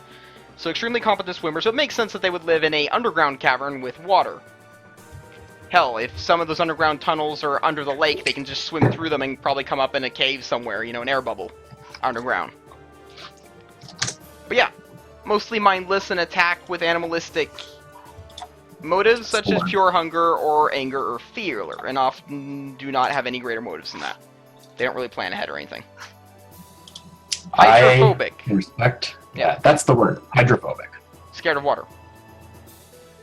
For inanimate objects, it just means it repels them. Right. Okay. But yeah, Thamil will definitely get you teleported. And how soon are you looking to do that? I've got all the time in the world. My exam's in 3 days, so I'd gladly take that ring earlier than later, but Well, right now? can make that happen. So, reason why Thamil can teleport you is he's actually been in that area. He only teleported places he's been. Naturally. So, but that's not going to be an issue. And that's why the student who teleported you into the Varian Brush was able to, because he'd already been there picking mushrooms. Of course he has. That's why you landed on the walked path there, because he walked that path, you know? Right next to the bed and breakfast, you know, all of that. So he knew. Yeah. Exactly. You can only teleport to a place you're familiar with. So, let's see, and it's not going to be a warp stream. Well, it's not going to be a backwards one. Okay. So he asks the two of you and the Silver Claws to all join hands. Nim promptly lands on your shoulders. I mean, it's only the start of the night. Nim's not going anywhere yet. Hmm. And he has a keen eye for loot. So I mean, we need. Exactly. He's like, I see a loot. Nice. It's like, at least how I'm picturing, like, with a warp stream, you're literally traveling, like, in this water slide thing to your destination. But with a direct teleport, which is literally just, it just moves you from one space to another, I'm kind of picturing you're just standing in the square, and you just see Marigold Square just kind of, like, just disappear into the far-off horizon, and suddenly you're on the mountain. With just, you know, Arcanarium Experientia just far off down there. It's gonna be coming in and out of light speed. Basically. Yeah, basically. That's at least how I'm picturing it in my mind. That you just, everything just stretches, and you're suddenly back on that mountain, far off in the distance. Yeah. Landing with the sharp crack of lightning, you're deep into the earth, and of course he's not able to position you entirely correctly. So it's the whole Terminator thing, we're sitting in a little concave of scorched earth. Yep. So, what is around? What is nearby? Let's see? Well, you guys are back up on the hill that you were just on. The one you were teleported to earlier with the warp stream. The singed earth is still visible, where you were with the warp stream a mere half an hour earlier. Let's see. Down in the valley, remember I said you had the huge hole in the forest down there where the water was pouring into? Well, it appears the entire forest now has about a foot of water in it. The entire valley, this bowl filled with water. And floating on top of it appears to be the dried out husks of a few dozen dragons, as well as a good deal of animals and birds. All that Cool. bomb did was siphon all liquid to it. The valley is full of water now. I mean, it's not a lot, it's like a foot, and that hole that all the water is pouring into is entirely filled up. That's how much water it's siphoned to it from all the living creatures. That's much. Okay. We start our trek down. Yep. Let's see. I'd like actually an applicable image for that so I can have something up in the background. Because that'd be nice.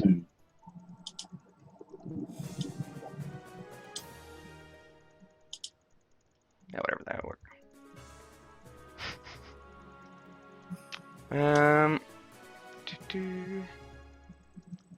So.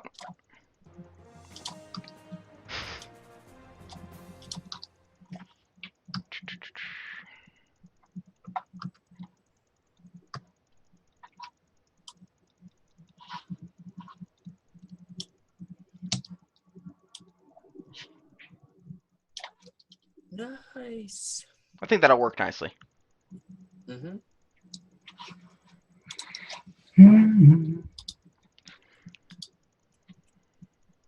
I'm not there, am I? No. I'm in the wrong goddamn server. No wonder I can't see anything! Yeah, you haven't been here for a long while. I hit refresh, but I forgot that I'd opened up one of my testing servers. And when you refresh, it goes to the last one that you opened, no matter which window it is. So I hit refresh on our server, and it opened up the other server.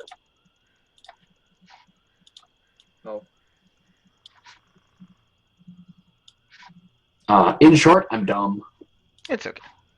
I have to dumb. There we go. Okay.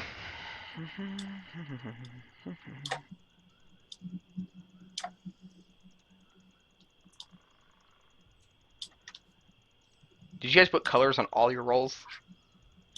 Maybe. Well, it's got fancy Yes. book images, though. How'd you get that? Exactly. Oh, it even takes me Yeah. into like an imgirling. That's pretty cool.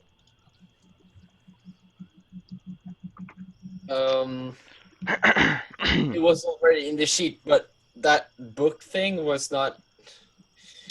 The book thing was set to show whenever you rolled like fortitude and stuff. Mhm. I just switched them. So Yeah, we're just using it for that now. Right. we're using the book thing for all skill checks instead. Because cool stuff. Oh, did you lend the track I sent you an ear or not? No, I didn't. There it is. See, I'll check it out. Give me a second.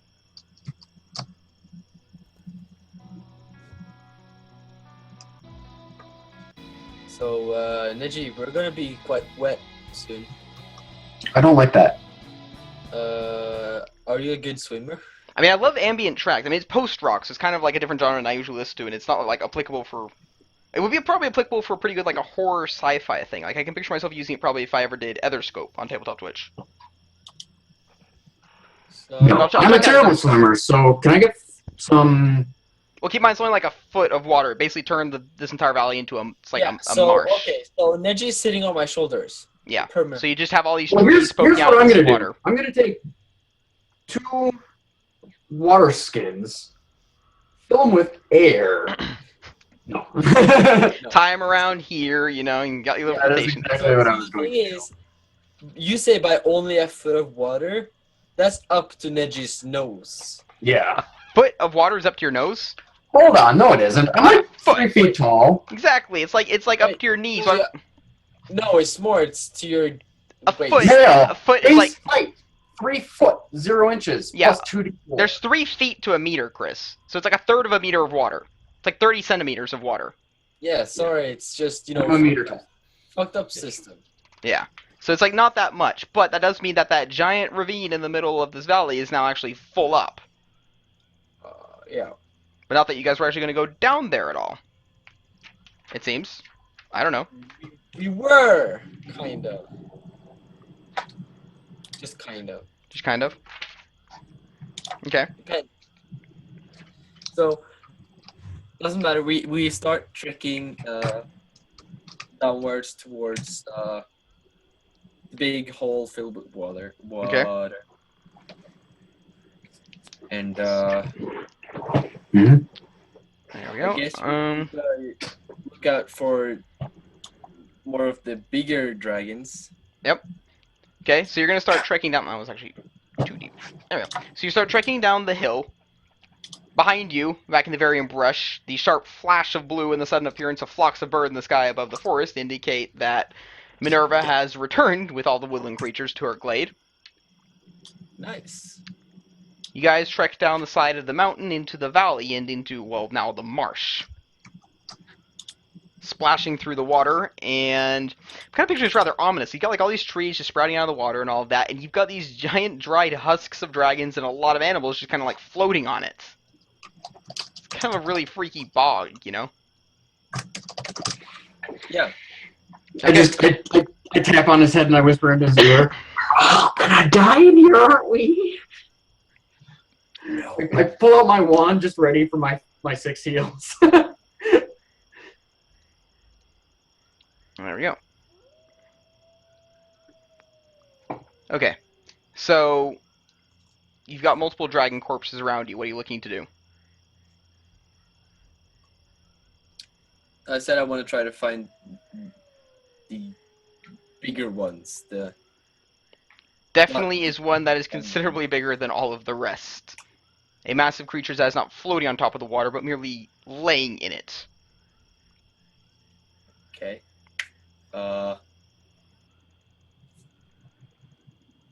Start closing in on that. Okay. So you head over to this dragon. Its stomach is bulging and it appears extremely heavy compared to other dragons. It doesn't have the lean, sleek shape of normal black dragons, which are basically salamanders in the sky. This one's got a fat, bulging stomach and heavy wings. Okay, sea layer's whip. And is far too heavy to float on top of the small amount of water and is thus just laying in it, having crashed heavily into the ground, and is rather dried up. Let's see. Because what you're looking for is a moonstone that has been eaten by this dragon. And dragons black dragons like all other dragons, most metal that they eat and are actually able to dissolve, most gems, is used in the creation of their scales. Yeah. So you're basically hoping that this thing, in one time or another, has managed to eat a moonstone, and that would have become a part of its scales.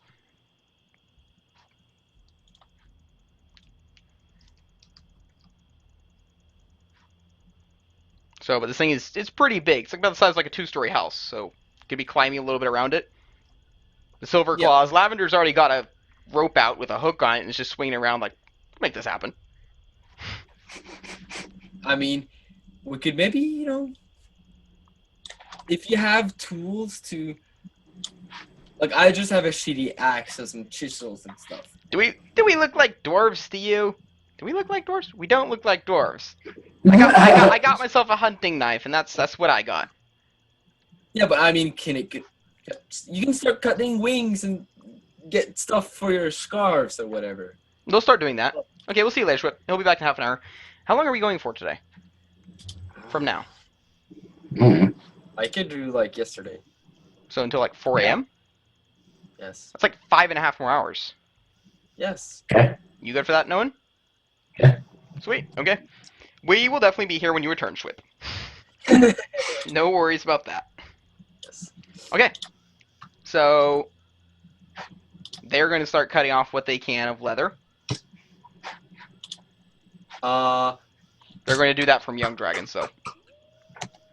Yeah. Because cutting into a elder dragon like this is a little bit worse. Getting that one scale loose with the moonstone when you find it is going to take you a long time. Yeah. So I start climbing up on the dragon, looking for some shiny moonstone scales. Okay. Go ahead and give me perception roll for that.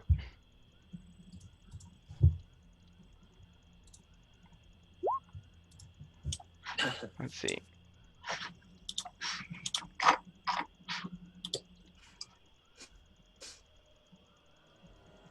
Oh, wow, that was not what I wanted. Hold on.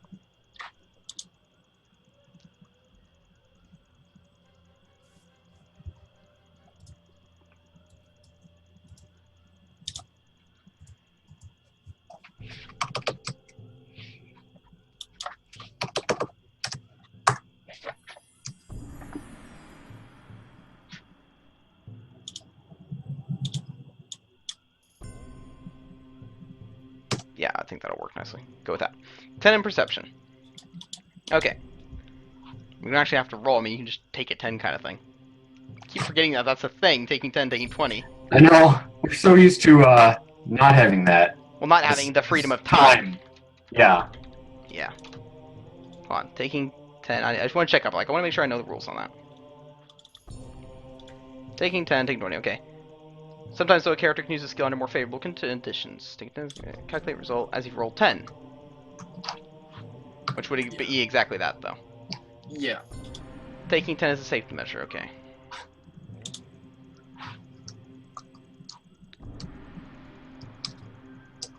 Taking 20 takes 20 times as long as a single check. Mm-hmm. Which means it takes 2 minutes for a skill that takes 1 round to perform. Wow, that's pretty harsh. Okay, so you crawl along the back of the creature, searching out until you finally find a scale that is deep black, but has a small, white, round oval gem set in it. The exact type of gem you need. The gem is arcing every once in a while with a small little arc of blue lightning across it. With a 10 perception also, you will notice, while you are searching around the dragon, a sharp blue flicker of light in the distance along the shore of the water. The sudden appearance of 5 black-cloaked figures. Let's see. On the back of their cloaks, there is a large skull with 2, not bones, but wands crossed in the back. 5th or 6th year necromancy students from the School of Arcanarium Experientia.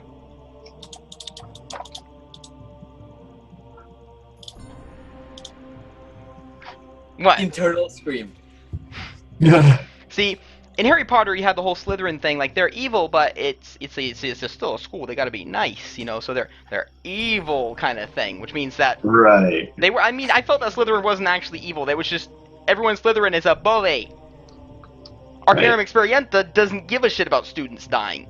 They have actively evil guilds here, which the school doesn't do anything about, because if you are a good student, then if you die to the guild, it was meant to be.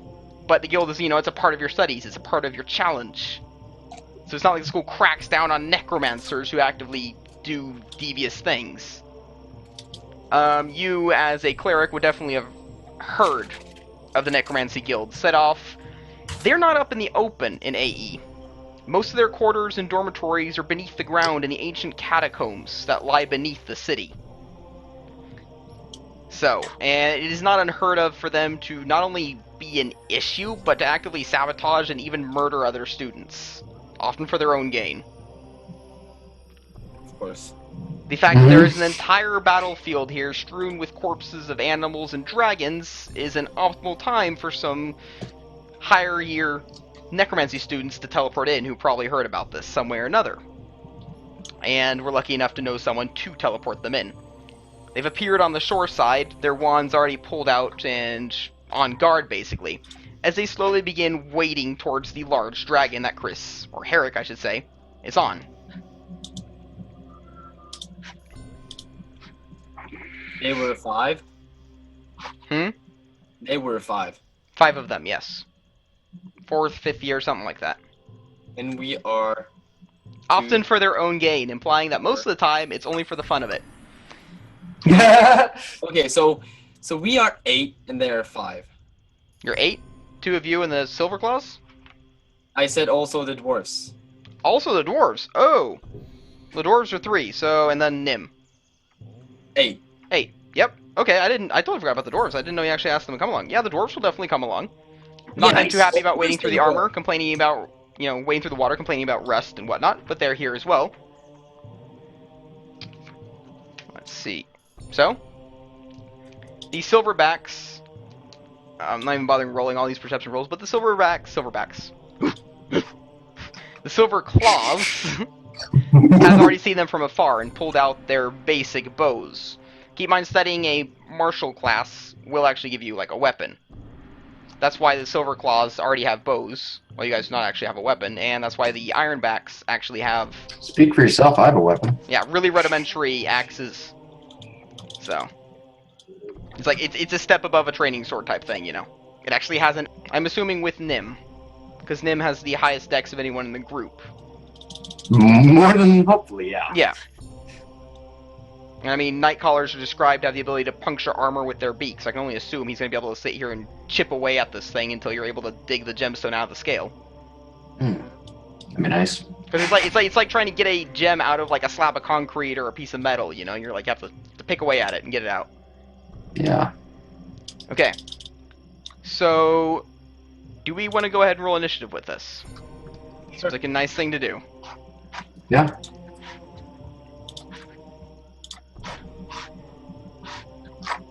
Four. I need to actually get tokens up because then we can actually have the initiative tracker Can I re-roll that? No, I'm just kidding. on.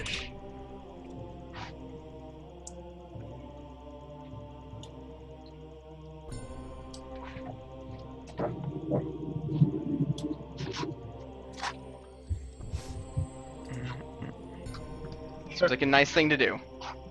Yeah.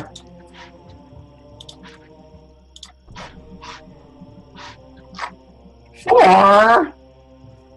I need to actually get tokens up because then we can actually have the initiative tracker Can I re-roll that? No, I'm just kidding. on.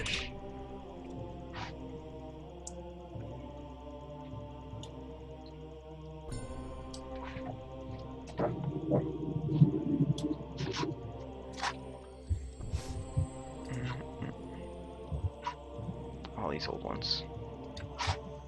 Okay, I'm gonna move you guys over to a different map for a second. Yep. Okay, so I can actually put out some tokens. So we can just get tokens out of the way right now. It's okay. I have a picture. Oh, you already you actually want a picture. Okay. If you have a picture, then I'll go ahead and make you a token instead of just throwing out what I have of something similar. Okay, let's send Lincoln roll 20. You can just, use the one that I have for her. As her biopic. That's the one I want to use. Yeah, same for me, but I'm just gonna give him the link because it's easier. Yeah, well, I lost the link, so... You're female? Yeah, he's female. He is? Herrick is female? No. You look like a girl! You too. I am a girl. Yeah. Ooh, So I'm an elf. Yeah, he's like right in the... There's almost no difference. I'm a very charismatic elf. Okay, no one. So I mean, Hmm? Did I you have got- a? Oh, you want me to use the bio link? The bio. Yeah. Search Google for this image, because Roll21 is like 24 by 24 pixels.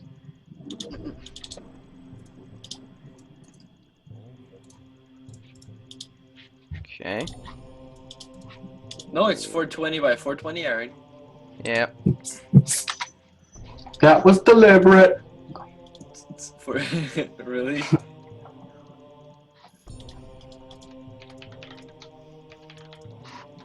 Okay. And that would be that.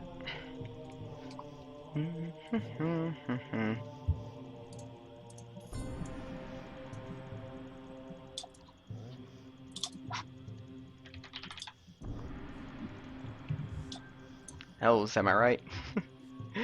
So let's move. Oops.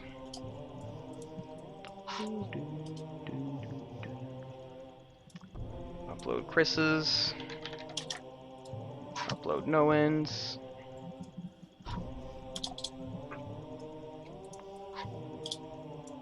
Okay.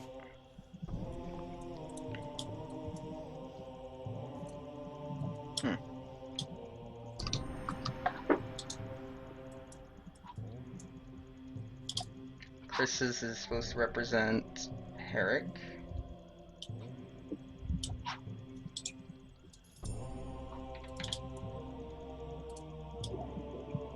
Five bloody HP. Yeah, that's pretty bad.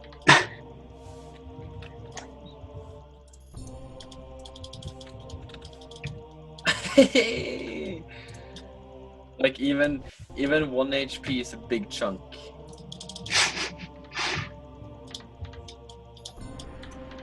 Oh yeah, it is 1/5. There we go. And now I have to actually register these with your character sheets. Use selected token. Save. Neji. Use selected token. Save. Okay. Now if I move you guys back over here, and if I open the initiative tracker, and if you guys go ahead and roll initiative, it should add you in without me actually needing a token on the map. It did not. Cool. I do actually. No, we need to be able to click on our tokens. That's Yeah. a shame. Yeah. It said that you wanted to send the result of this roll to the turn tracker, but no valid token was selected. Go ahead and select your token. That means I'm actually gonna have the tokens like always on the map though. That's probably fine, just so we can actually see what they look like. Don't be like moving them around or stuff. Yeah. Now, where do you guys think we should have them on? Like on the left, right? Underneath, over, doesn't matter. Right here. Yeah. Right here. I like having like an image though. You know, you can see what's actually the image because there's gonna be a lot of tokens here after a while. Yeah. Oh, fair enough. Okay. Yeah. We'll chill down here then. No, actually, I have an idea. Hold on.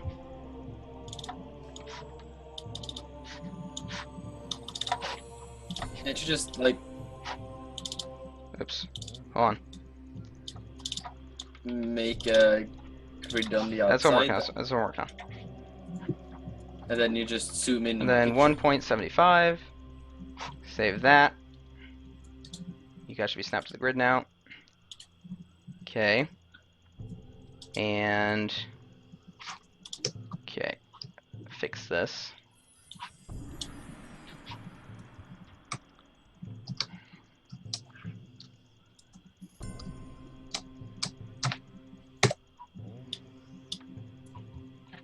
Oops.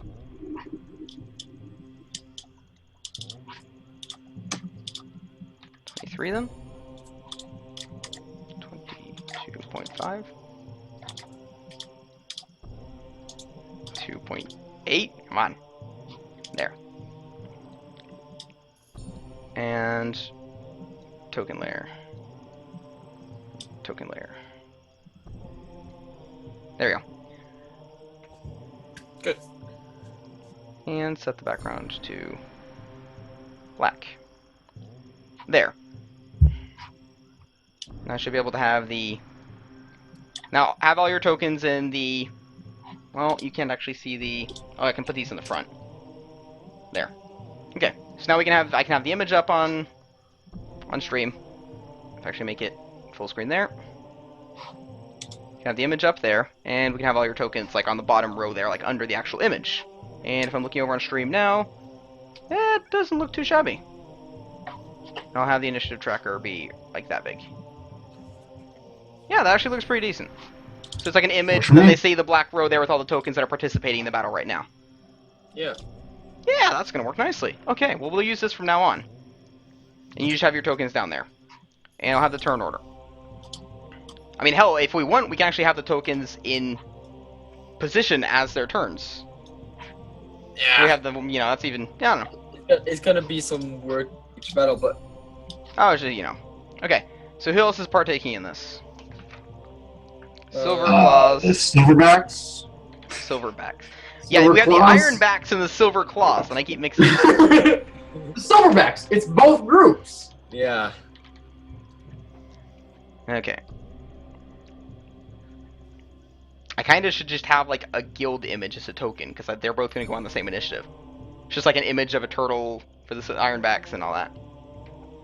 Anyways, the 2 elves.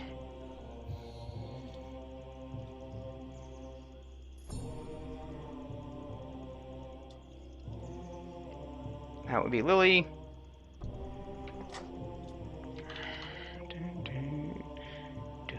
Let's see.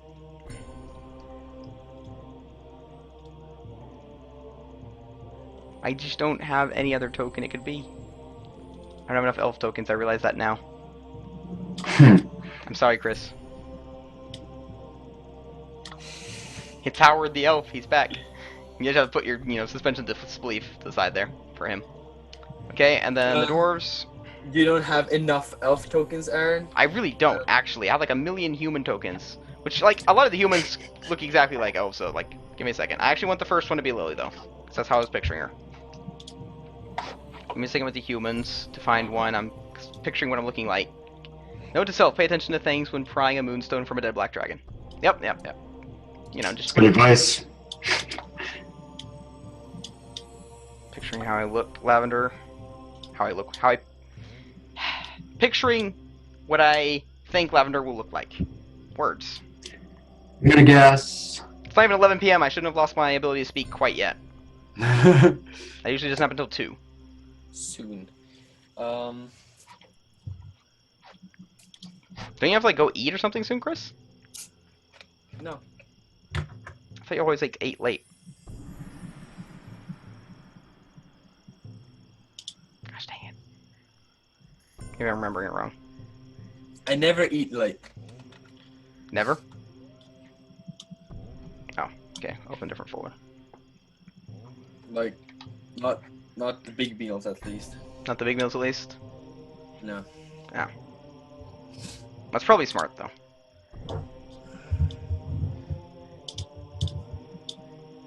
I've always heard you shouldn't eat huge meals right before you go to bed. Yeah, I do know. Oh fuck that! I do that, but For a while, that was the only meal I had. I'd get up, have a drink of water or coffee, go to work, come home, eat a huge meal, and go back to bed. Okay, I don't have them uploaded, so we're gonna upload that token. a huge meal. Yeah. That's, I have maybe 5, 6 huge meals a day. Yep. So. What about first breakfast? What about second breakfast? Dude, I speak that I speak. You speak?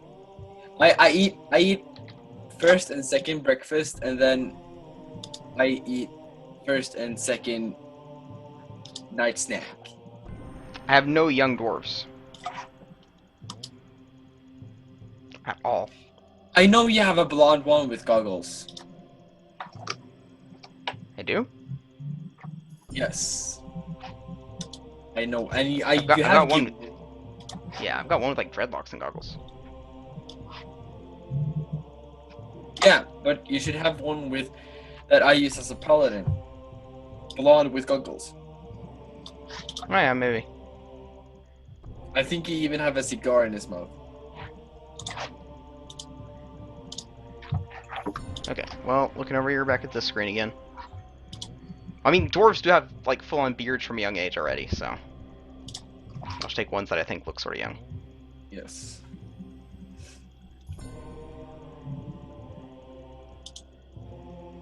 There.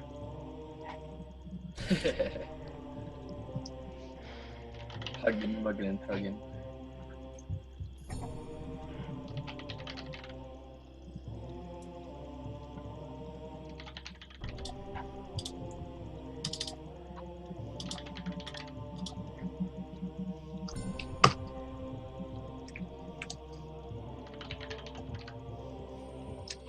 Okay. Dwarves are good. Dun, dun.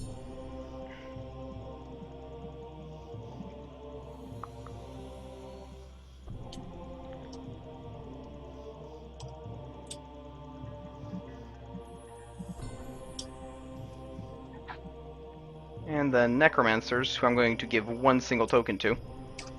Because I'm not going to have all 5 necromancers have a unique initiative, just like the dwarves and the elves are going to act on the exact same one. Yep. Yep, that seems like a fair way to do it.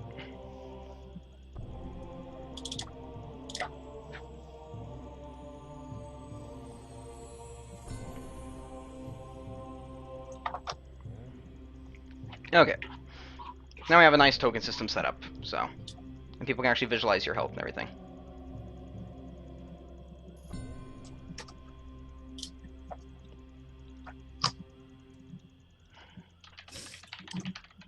She looks like a necromancer. Exactly. Freaking piece of shit. Loving bastards. Should probably have this over here to the side. Have necromancer right there. Okay. And initiative for them all.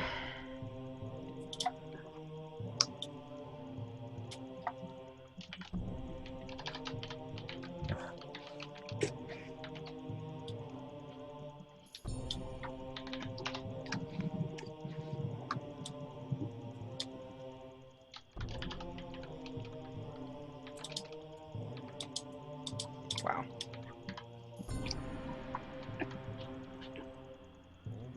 Oops. Okay, and the necromancers. You do not know when their turn is. Wow, the dwarves are fast. Yeah, well, it's just the Yeah. elves rolled shit. Oh, and ready for battle. Start descending. Dwarves go first. I wish April school vacation wasn't almost over. Who has school vacation in April? What? Where do you live? Like, I've heard of like winter vacation and then Easter vacation, then you got like summer vacation, but where's like April's like in the middle there. Like April and May is usually when Spring vacation? happens in April. April is spring, Aaron, but I thought spring vacation is way earlier than that. But Norway doesn't have spring vacation, we have winter vacation, which is like February, I think. yeah, but that because we have Easter in. Yeah, but that's not Or- like yeah. You live in Maine. Yeah, right. You were the main guy. I remember that now. Main We're guy. not getting back into that. Okay, initiative is rolled, and the dwarves do go first. They're dwarves. They're not gonna charge through water with an amazing speed of 10 or do anything of the sort. Instead, delaying their turn, waiting for the enemy to approach.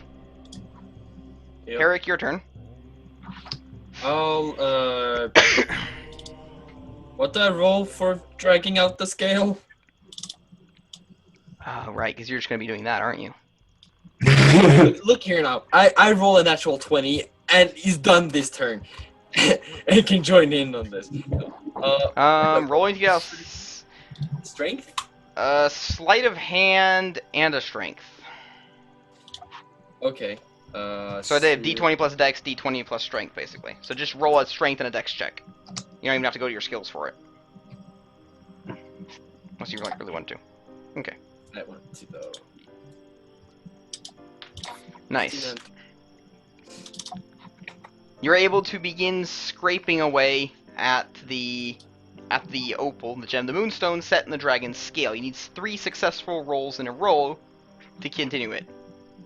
Oh my god. So, 3 in yeah. a row? This is gonna take forever. Remember that I have tools for this though, That you do.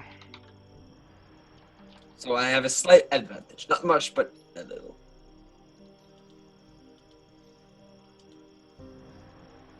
I almost forgot the most important thing.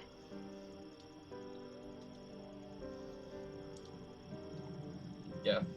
Caw-caw!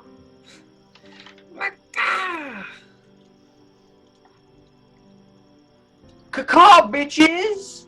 Kaka. Initiative Caw, mother. 40. I mean, There's actually no way to make this him visible. Is there?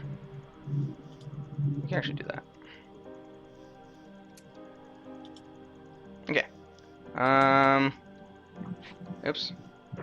And then Nim's initiative. If I'm not mistaken, is that.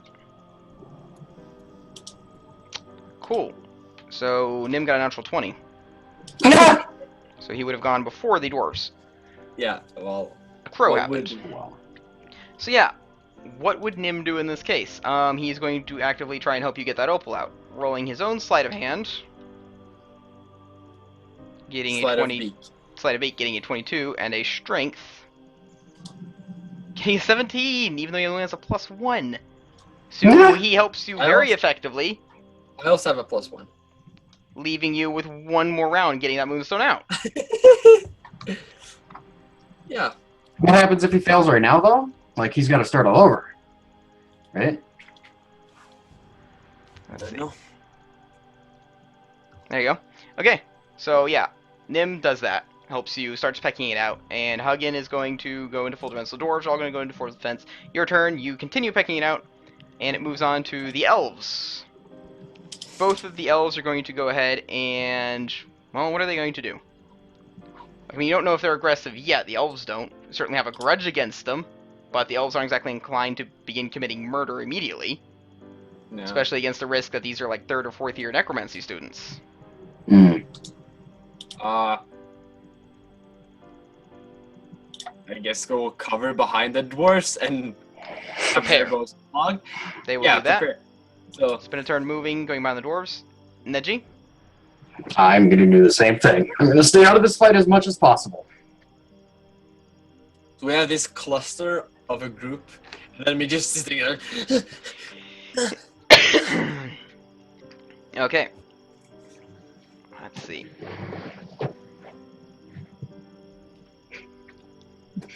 So, Necromancer students have waded halfway across towards you guys now. A few of them have sat down on their knees in the water and are rummaging through it. The 3 others, 2 of them standing with their wands raised towards you, Herrick, as the 5th one steps forward. A woman with dyed green hair and a black cloak and a leather hood. She points her wand towards you. It has a faint greenish sickly glow at the end of it. Every few moments, a drop drips from the tip of her wand, hitting the water before disappearing instantly. Okay. Let's see. I suspect you're going there for the moonstone. Listen, Scorched. Jump off the dragon. Go fetch one another day. Oh, I think not. I'm just gonna look up while I sit there. Listen, woman. I think not. Continue pecking it out. So be it. It's not like anyone misses Scorched anyways. You guys die like flies. Let's see. So Necromancer's using their turn. I'm gonna do a small chuckle. Ha! I don't think you know who we are. Yeah. Continue to. Buy an ass. I don't care. Necromancer's gonna spend their turn. The dried husk of an elk will rise out of the water. Pieces of branches and whatnot sticking to it. It has a sickly red glow to its eyes that it will begin charging towards you on their command. From the other necromancer who was kneeling down, Oh. A black raven.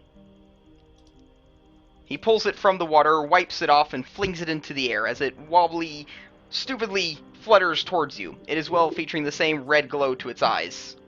The two other students that were standing on the side of the one with the green hair are going to fire off bolts. Let's see. The dwarves have gone to full defense, and the elves are hiding behind them. They're going to fire... One of them's going to fire off a bolt towards Muggin. The other one's going to fire off a bolt towards Herrick. And this is that normal, the D3 thing to just zap them out. Yep. So, Huggin hits an AC of 16. Checking dwarf. That is going to hit for a D3 of damage. Say 83? That seems a bit much. 3, gosh dang it. You Huggin also takes have 82. Huggin takes 1 damage. Okay, and then the other bolt towards you, Chris, hits an AC of, wow, 22. It hits. It hits. That was a crazy roll, though.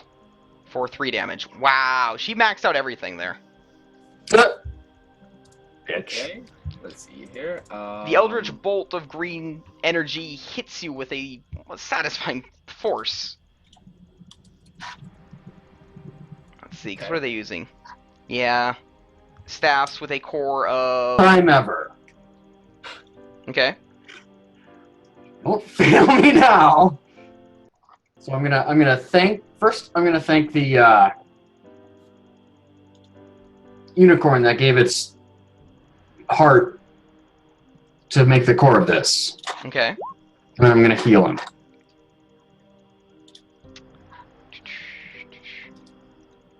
So heal him with a use magic device. Oh, I forgot to actually give you guys the DC of these. Hold on.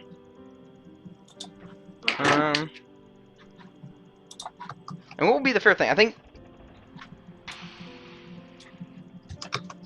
it's gonna be like 10 plus something, you know. Well, if it's 10 plus anything, I fail. Try to figure out the fairness of it. Hold on. I think for now it could be like just a 10 plus 1. You're healing 1 damage. No, 10 plus 0. So just have it be a DC 10. So you basically have a 50% chance of failing it. Oh, I forgot to actually give you guys the DC of these. Hold on.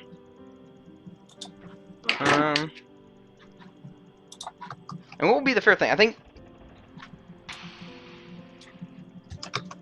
it's gonna be like 10 plus something, you know. Well, if it's 10 plus anything, I fail. Try to figure out the fairness of it. Hold on. I think for now it could be like just a 10 plus 1. You're healing 1 damage. No, 10 plus 0. So just have it be a DC 10. So you basically have a 50% chance of failing it. Without any modifiers. So yeah, you will succeed. Wait, how did I have a plus 2? Exactly. Charisma.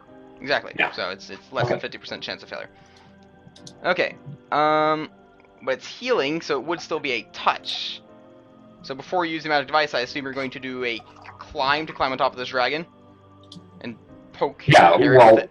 Wherever he is, yeah, I'm gonna have to. Go on and do the climb check then. You know what? I'm really not There good are already at ropes people? in place though, so it's not exactly a hard DC.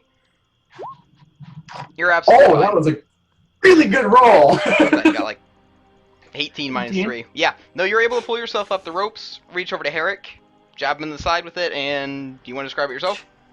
Oh! Your spell, your wand. Yeah. So, as I approach, I start filling the wand with the hatred and anger that I felt at the creature that could do something to such a beautiful thing as a unicorn.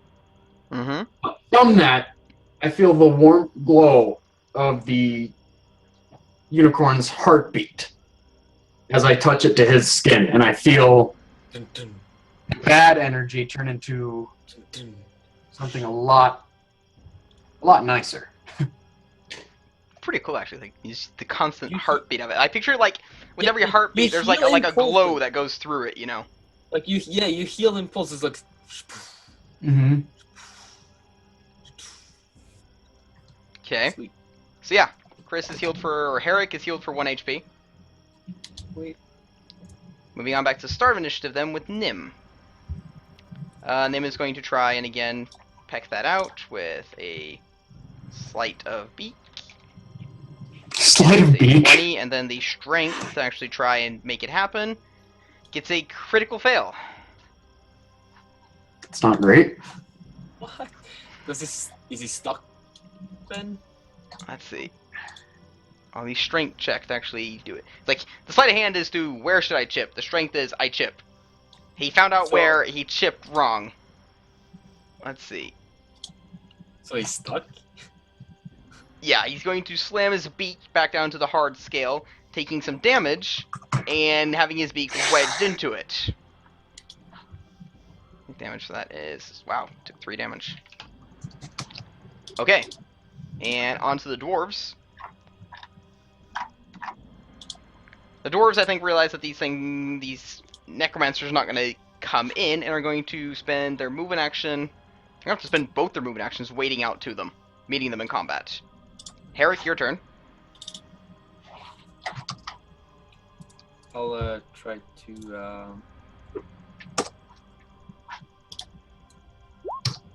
Oh. And then the strength.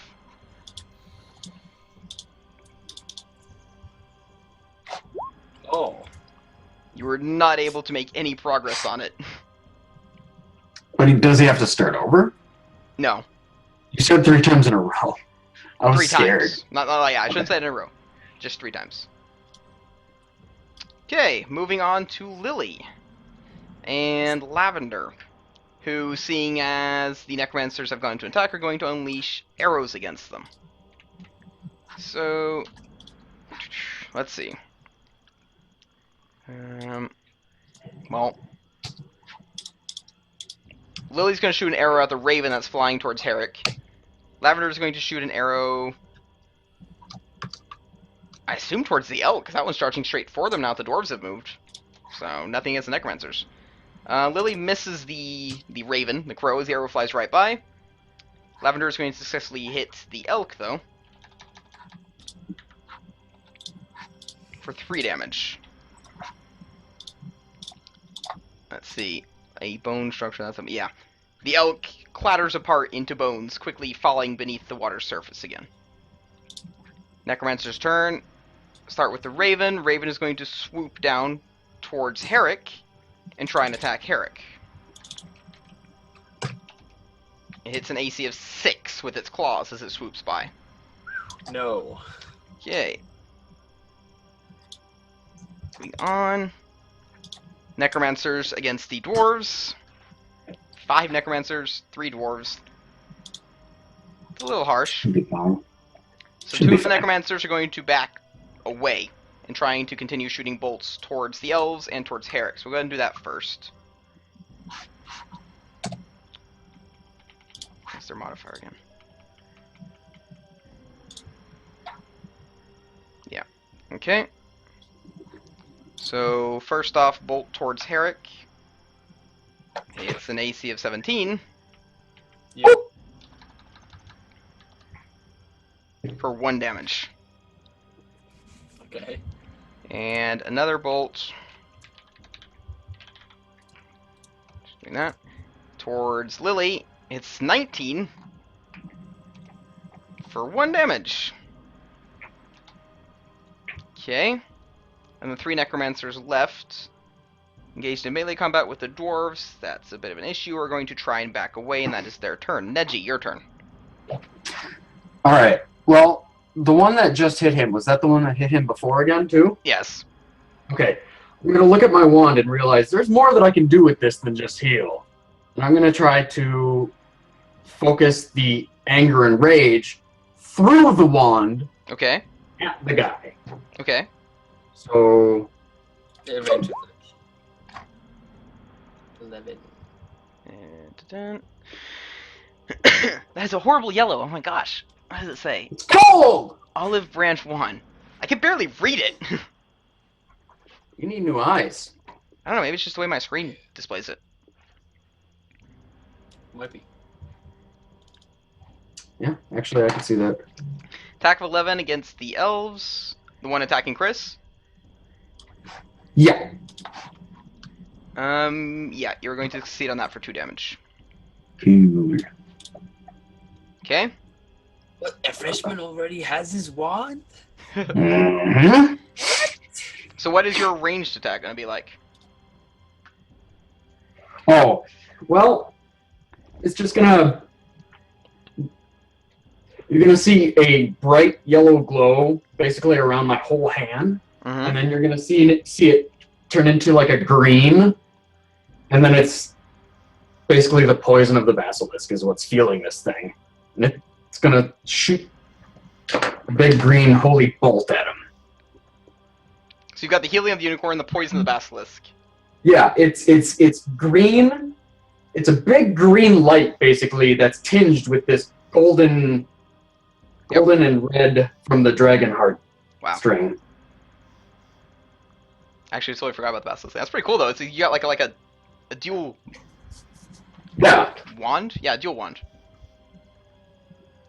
dual Okay. purpose one. Yeah. Nim's turn is going to try and get himself out with a escape artist. Getting a 21 because Dex is able to pull himself out, and that is his turn. Dwarves. Let's see, 3 dwarves, 3 necromancers. Okay. 5 steps in and engages in melee combat.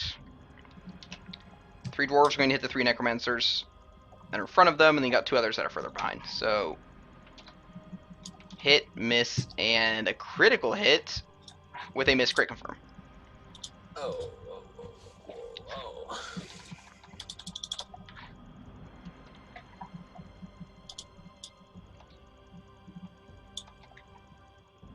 But he still critted the damage, though. So, yeah.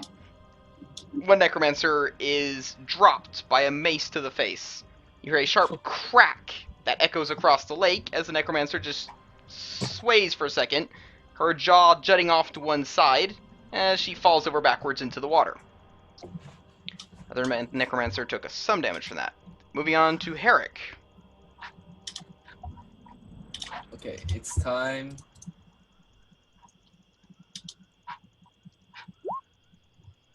To get this thing out. 13 is left. See? Yep, you are barely able to pull the moonstone out of the scale, leaving a small empty socket. You now have a teardrop-shaped moonstone. It's milky white, slightly clear, and as said, arcs with a little blue energy every once in a while. I will pocket it. Yep. Moving on to Lily and Lavender. Lily fires off another arrow. Just I got that. Towards the Raven. Misses again. I don't need one in for each, so.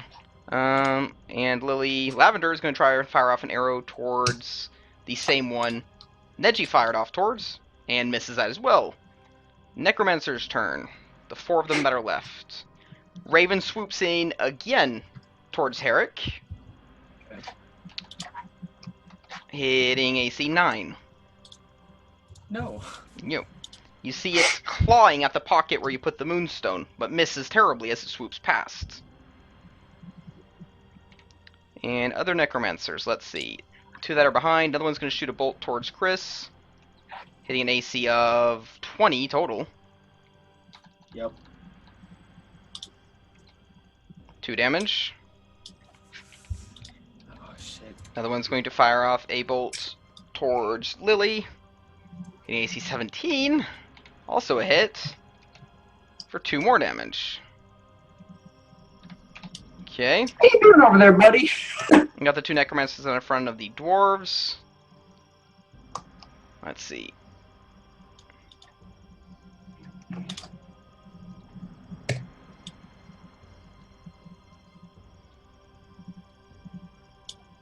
So the ones that are in melee combat with the dwarves are going to try and activate their wand's abilities. Provoking attack or opportunity from the 2 dwarves. Critical hit. Hit and miss. So, dwarf hits one of them. What was that? There it was. 5 damage. So, the one that was standing to the left of the leader is smacked in the face with a mace as well, and silently glides beneath the water. And the leader of the group is the only one left. She's taking the attack of opportunity, and is going to actually try and activate her wand's ability.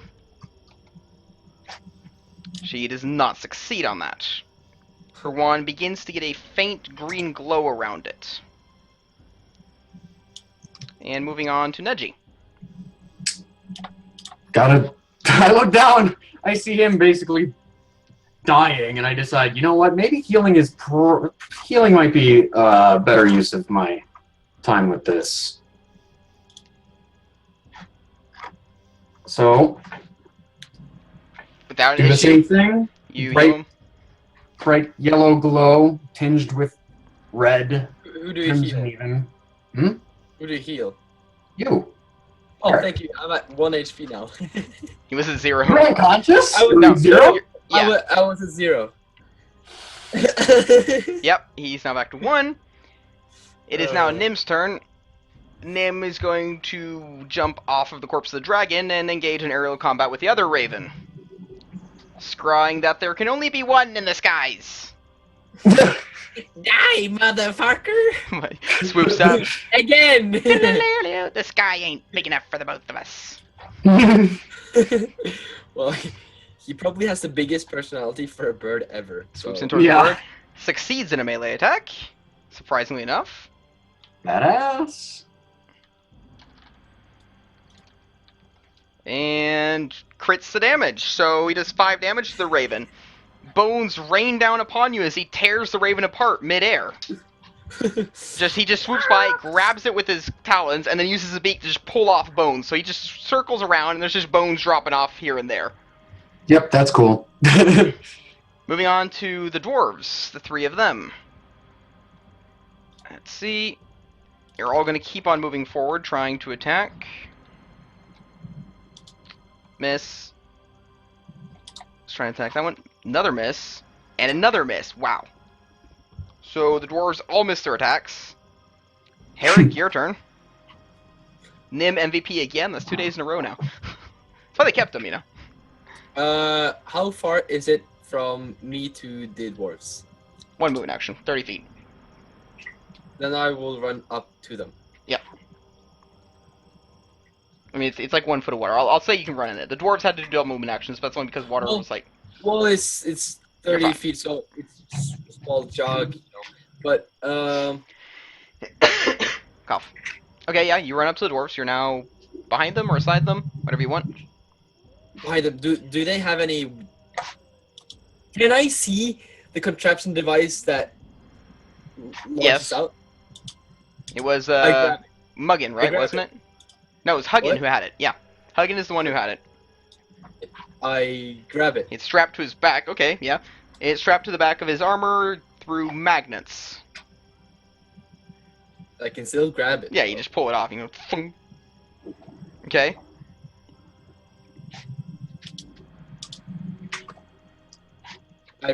Press the button and throw it. Throw it. And it basically becomes a spear or a javelin. Oh, you don't. Yeah. Okay, so you click the button and then you just chuck it into one of them. Yeah. Okay. Yeah, go on with the strength check. That's what you use to throw. Towards, I assume, the leader. Because she's, like, Yep. right in front of the dwarves, and then you got 2 more necromancers who are, like, further back. Yep. Holy crap. You chuck it at her, definitely. Go ahead and roll the damage, which is the blunt spear, so go ahead and roll a d4 plus your strength, but it's non-lethal damage. Oh. Max damage, bitch. You hear a solid tong as it smashes into the front of her forehead that echoes across the valley. The staff hits the water with a splash, and she sways for a moment, slightly confused. The glow on her wand fading away instantly, as she just falls over face first in the water, unconscious. I told her. Dwarves Yeah, so you got 2 necromancers left. The ones that are further back, they have their wands raised and are just kind of shuffling backwards towards the teleport point on the shore. Let's see. Moving on If to Lily, Lily and Lavender, who are going to continue shooting at them. If they make it there in time. See, Lavender hits one of them in the front for 5 damage. He keels over instantly, disappearing into the water. Lily, on the other hand, gets a critical fail. Oh. And got 2 on the 100 roll. That's terrifying. Oh, crap. Oh no. And it's a ×2. Oh god. Okay, so there's no roll to confirm it. Muggin takes an arrow to the back, right under the right shoulder blade, taking 5 damage. He barely manages to get out a small grunt as he keels over into the water himself, disappearing beneath the surface. And Necromancer's turn. A small stream of bubbles coming out from the water from both the Necromancer leader and Muggin.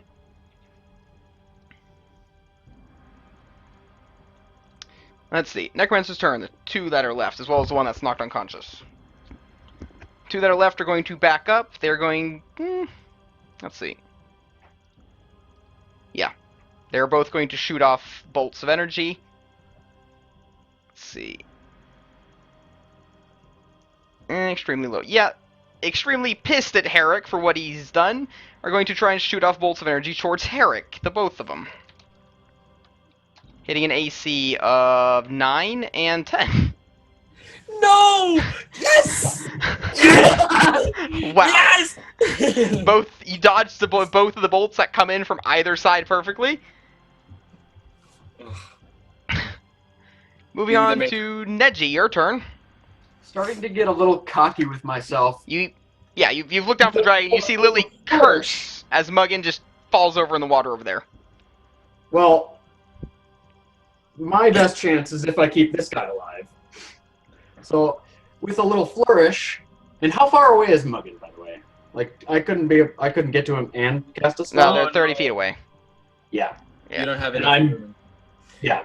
So knowing can't do anything for him, decide that healing this guy is probably my best option. He still looks a little roughened up. But he's also 30 feet away. Yeah. What? He just ran you moved off. too? Exactly. That move. So the only thing you can do is shoot a bolt of energy at one Or of spend them. your turn getting over there and healing next turn. But I mean, No, I gotta shoot at one of them. oh. It was red, so that scared the crap out of me. I know. That's why I changed it. Yeah, but you're going to fail. The bolt is going to miss them as the Necromancer, one of them, dodges away. Let's see, Nim's turn. Oh. Yeah, well, he's got 90 feet fly speed. Yeah, he's just going to zip after them. He's gonna reach Mach 1 as he passes by. All gonna get knocked on our asses. Yes. The shockwave.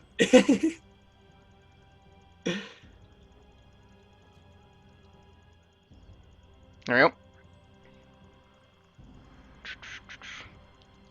So, Nim is going to swoop down, chanting a dark word over and over again in Draconic to sound ominous.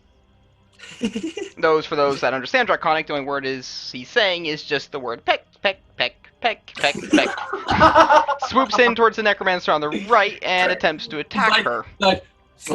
Misses, though, as he swoops past. Okay, the Dwarf's turn. First off, we'll go ahead with the fortitude roll from the one.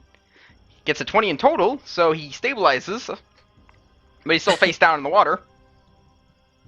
The other 2 dwarves are going to quickly pull him out. Holding him up. He's got his arm around one of them, like that, unconscious. And the dwarves are going to start backing away towards the dragon. Doing one movement action towards Noan. Or Neji. Herrick, your turn.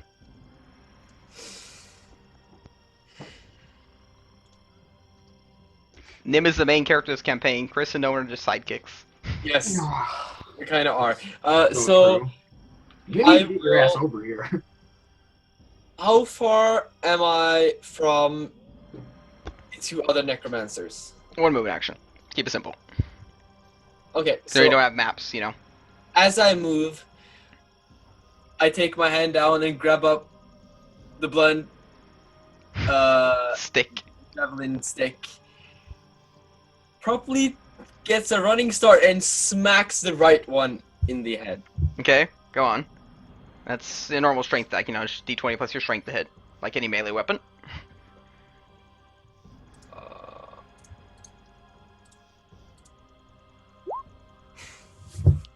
You definitely is hit. it?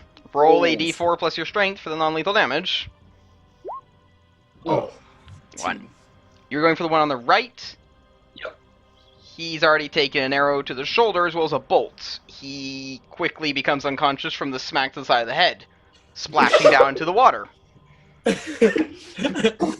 2 elves' turn. They are both going to fire off a bolt towards the only one left. An arrow, I mean.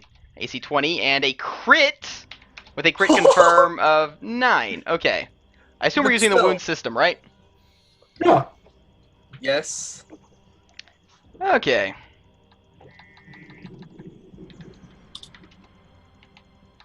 So the first arrow, not the crit, does max damage, and then here's the crit with a 5 and a 4. So the guy over there takes 15 damage. Oh, Two he's arrow- dead. 2 arrows pelt him in the back, one of them going all the way through, appearing from the front here. He falls over into the water, a hue of red, slowly pouring out from him. What kind of animal are you? I say blue because I was gonna say, like, you know, the blue sky reflecting the water quickly disappearing as the red, you know, but I just shortened it. Yes. But anyways, that would be the necromancers.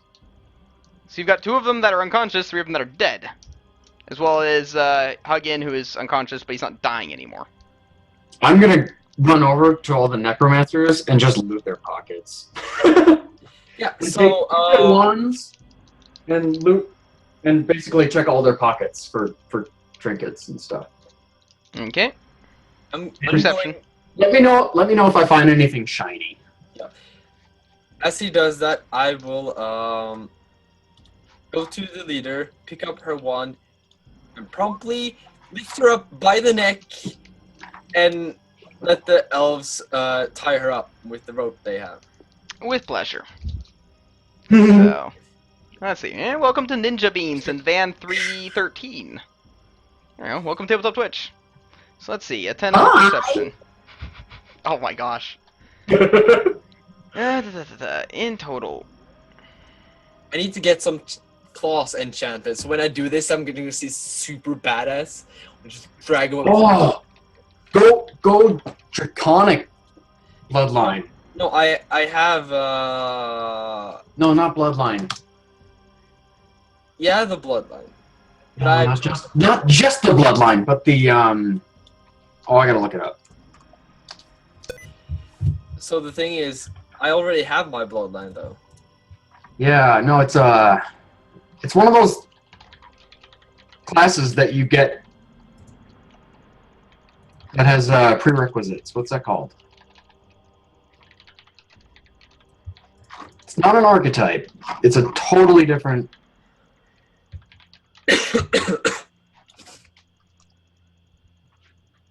I can't remember.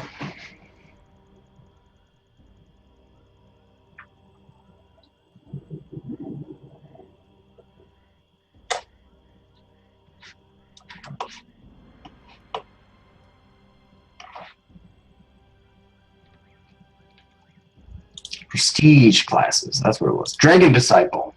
Okay. Looting the 5 corpses, ignoring the stuff like their cloaks and, you know. Oh yeah. Oh yeah, the prestige class. But no, I was going. I have already Okay.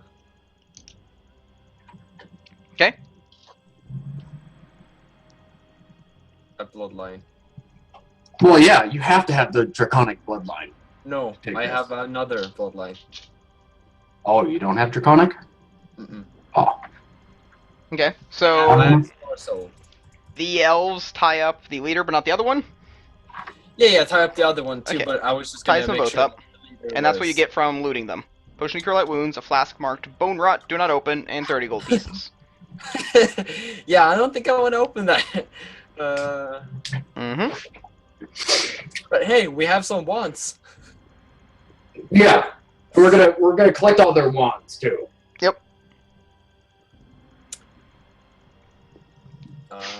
But that's the thing we're gonna have to do because like in normal D&D, wands are actually really rare because they're filled with like 50 charges of a spell kind of thing. Here everyone pretty much has a wand, so like that's why they're Yeah. custom tailored to you. They don't work that well. Yeah, and The ones used in Professor pretty Snow much class useless. were like they were made to be applicable, like usable by anyone. They weren't custom made for a certain person. The ones that were used in the dueling demonstration. But these if I tried to are pour energy into one of theirs, it wouldn't do very much. exactly. I think like you can use it to do the normal 1d3 bolts. But the DC Or for I the use can- magic device for the spell in it is considerably higher than it is for your own wand. Yep. I think that's like the fair way of doing it because there's gonna be like lots of wands here after a while. What do you guys think? Yeah, Okay. I think that's good. Okay.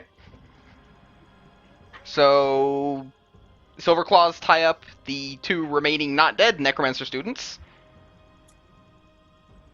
What do you guys wish to do now? I will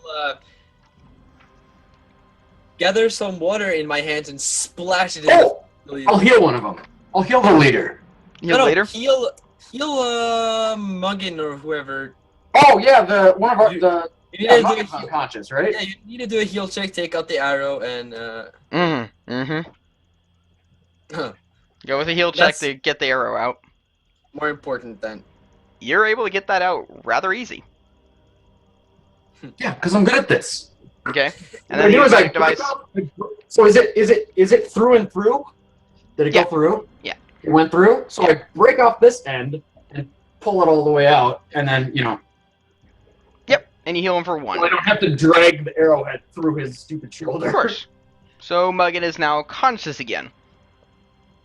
Exceptionally grateful for your healing magic.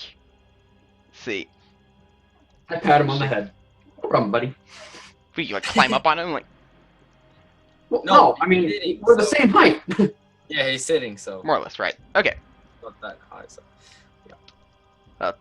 Thank you for that. Maybe I shouldn't crack down so hard on them divine studies. Not too shabby stuff. Will keep me alive.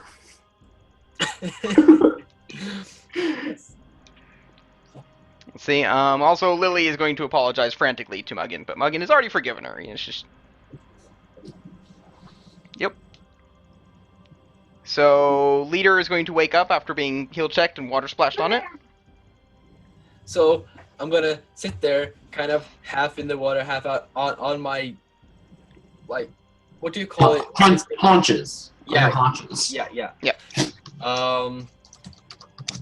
So I told you that you shouldn't, and you didn't know who we were. So look where you are now.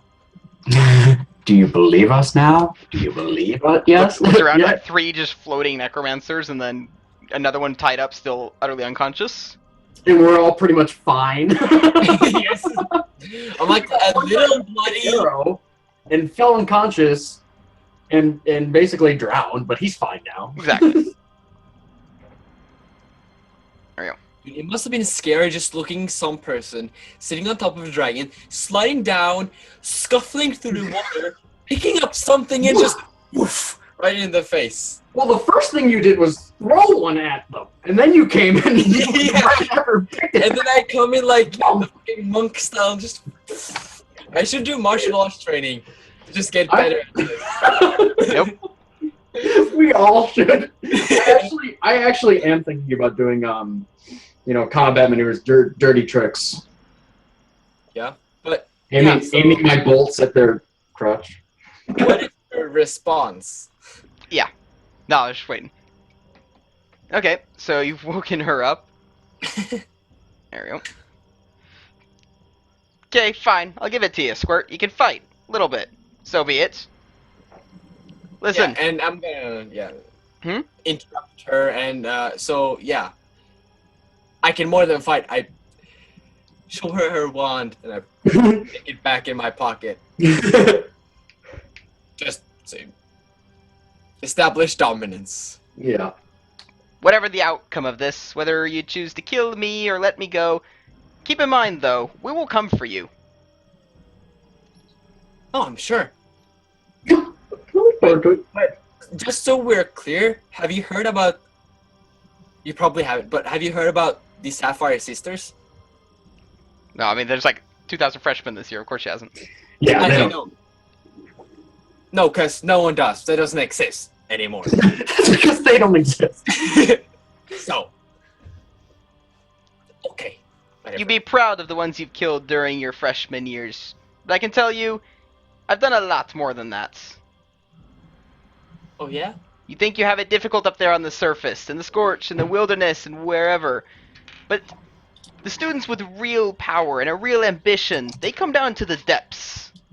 They come down to the catacombs, and they study the dark arts. And as long as you've never done that, you're nothing to me. All right. Let me Well, see. I'm gonna go ahead and start walking over with the bone rot potion. Kind of just looking at it, looking back at her, looking Bonrod, at it's her. a flask filled with a sickly greenish-white powder. Can surmise what it does, but I would love to do some experimentation. What do you think, Eric? Do you think we should see what happens when someone drinks this? I'm not sure. You might not actually powder inhale when it comes to poisons and whatnot. Hmm. Poisons are basically has to be, you have the contact poison, inhaling, eating, or injecting are like the 4 different ways of getting a poison. This one's it requires to be inhaled. Yeah, but we can just chug it in and just hold the breath. They'll breathe or they'll fall unconscious and breathe. So I mean, it's an easy way out. Yeah. What do you want to do with them? Easy way out. yeah, I'm gonna leave it up to Herrick, but I have some things I could learn from this. You know what? Maybe we should just bring her back and give her to the forest. Keep in mind, you've got to walk all the way back though. Yeah, I It's know. a long trek. Let's hope they don't escape.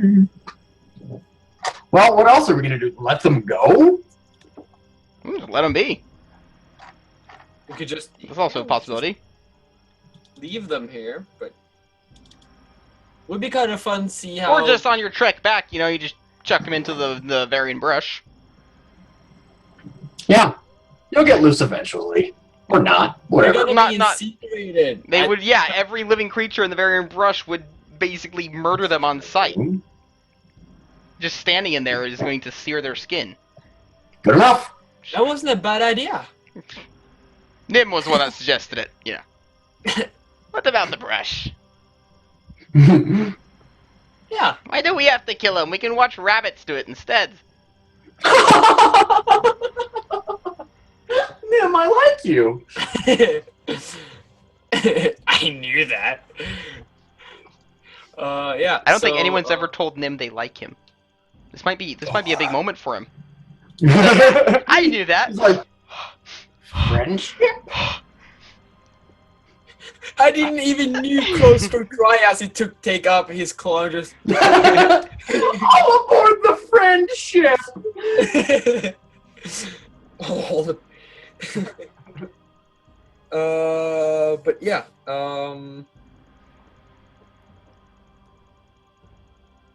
I stand up, look around. If everyone's ready to start going back, I think we should start going Lily and back. Lavender are definitely ready. All the dwarves give each other a worried look, wearing, armor, and a 4-hour walk back to Arcanarium. You're dwarves. Yeah. You were born in armor. Yep. As well so what are you going to do with the 2 last ones? Are you just going to take a side route, cutting in through a little bit of the Varian woods, just dumping them? pretty much. Yeah, or at least just, smear them in the nice grass so they feel the burn. Yep. Okay. So we just need to do that roleplay wise. That's all. Yeah. Okay. So you guys head back towards Arcanarium Experientia. You've got Wait, your. hold on. Is there one last thing I want? Because there's a lot of small dragons there, right? Good deal. Yeah. Oh yeah, let's loot everything we can from the dragons. Oh, yeah, fuck. We might need to... The big bulging dragon, the one that I got the scale from. I tap it on the stomach and I listen. If it's... I can hear clingy metal maybe on the inside. You hear solid thumps. Keep in mind the skin is stretched really tight over these creatures after having been dehydrated because of the spell. The stomach is bulging in multiple lumps. Like a cluster of grapes. Okay? Eggs. Let's go ahead and Let's go and hide. open up... Try and open up one of the big lumps. I Cut don't think around you will the be wall. able to. Really? Adult dragon getting through, yeah, I mean, they're magical. It's actually, I think it's a masterwork +2 weapon just to carve them. That's why Lily and Labrador didn't even carve leather from this one. They had to go to the young. Like, the absolute newborn dragons, like a week-old thing. So the only ones their daggers were able to get through. That's why it took you 3 rounds to get one single scale off. Not even a scale, just a part out of a scale kind of thing. So... Like, the whole thing in The Hobbit where they need a special type of arrow to kill a dragon, it's not that unreasonable. Yeah. I'm gonna start making a map back to this place. Oh, yeah. Because, like in other campaigns, I don't think any of you have actually reached high enough level to encounter dragons that have such a high damage resistance. Like, I think actually Krish did, and maybe. But yeah, like, especially for you knowing, like, all dragons you've met have been, like, young ones, so they haven't had the hardened skin yet. But any dragon above a young adult has a damage reduction. A young adult ignores 5 points of damage. Adult ignores 10. Old adult ignores 20. So you have to do more than 20 damage in a single hit to even get through to it. I'm sure they have So- healing too. Yeah, so this is why you're not going to be able to get through the big dragon at all.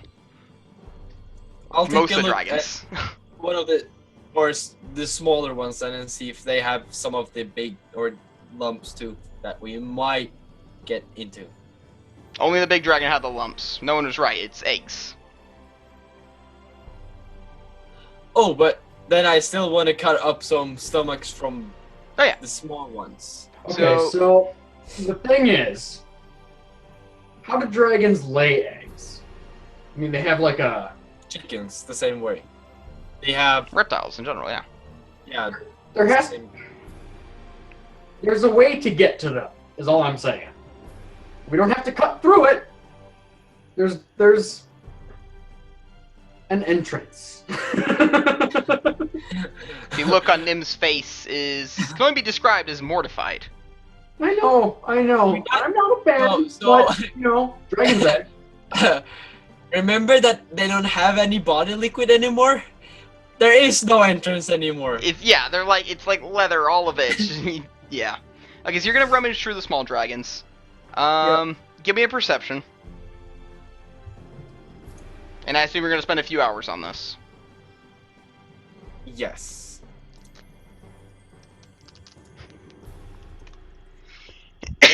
I mean, we're lucky that it happened now. So you're gonna rummage through a lot of dragons. Thing is, all the dragons you are able to cut into and check their stomach contents of are mostly newborn ones, and they don't actually eat people whole like older dragons. They just slurp up whatever remains the mother has melted for them, and thus it's not exactly their stomachs don't exactly contain a lot of items because they just drink things up, not swallowing armor and whatever. Let's see. But still, I mean, there's a ridiculous amount of dragons, and I don't do the whole roll for every single one because it takes forever. I do like a collective roll. So even though it's a crit fail, you're going to be able to find something. Such a bad thing. I can imagine old Grandma Neji with her grandchildren. Did I tell you the story of how I crawled into a dragon's ass once? Well, I think, no, it wouldn't be ass because Twitch probably he probably wrote pussy. Yeah, I was 'Cause gonna say. Yeah. We're gonna need an anatomy. It was just 3 dots, so I immediately assumed it was that's ass. where babies come from. Yeah, but I realized that Twitch makes it always 3 dots, no matter what word it muted, so it could be anything other than ass. Let's see.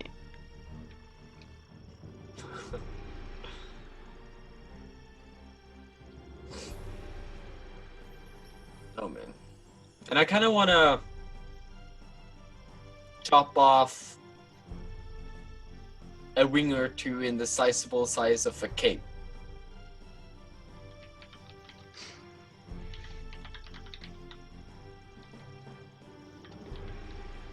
Yeah. It's...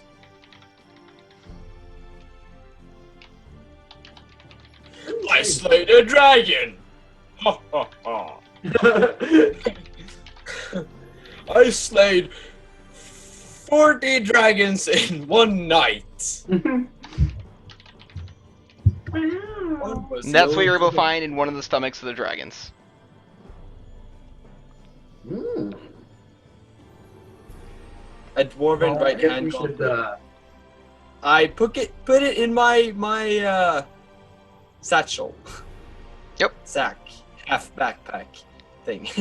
Okay. Are we really not going to bring it to the attention of the dwarves that are right over there? I don't think. Yeah, but I don't think they can know what kind of magical item it is. No, but they might recognize the runes. Read Dwarven. AKA reading their own language. But it could be like. But it could be theirs and they'll want it, so. It could just be a random word too. Yeah. Like a person, That's true. and then the magic is Here's Mark. whatever. Yeah, I wanna get some wing hide too, Aaron. Yep. So go ahead and add that to your inventory after a few more, well, 15-20 minutes of carving. Yeah. I'm gonna see. I'm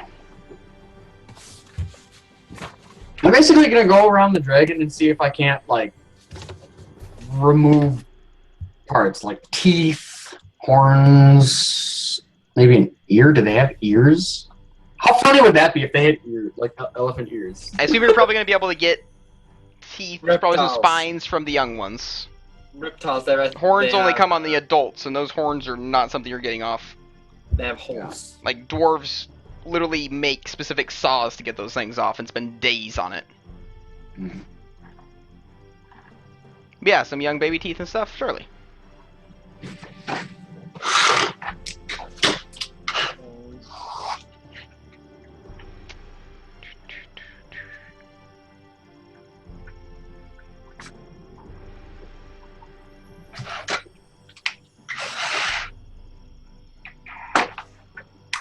And I don't think that we need anything more now, so we can.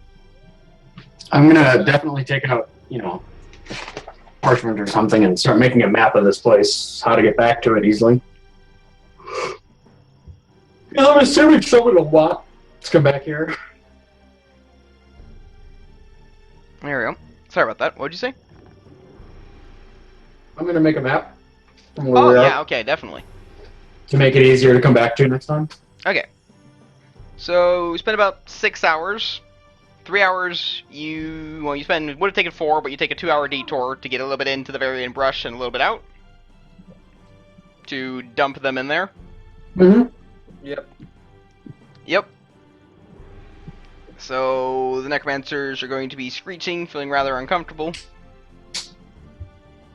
Let's see. And I assume you just drop them in there? Or? Yeah, we'd already moved on from those guys, so Okay. yeah. Yeah. So you head on down the path, leave the necromancers lying there on the forest floor. You can almost feel the forest kind of closing in on them behind you. And 3 hours later, you will be back at Arcanarium Experientia. Experientia. Yeah. Let's see. Right? Well, it's almost morning, so I think it's bedtime. Maybe Yeah. Very much right on that. Okay. I'm gonna throw one more heal at Herrick before. Oh, I guess we can just heal up, can't we? Go to the medic and say, "Hey, can you heal these blast wounds? We were practicing." Right, yeah. Minor wounds are fine. It's for things like death and stuff, it's gonna be a little bit worse. Yeah.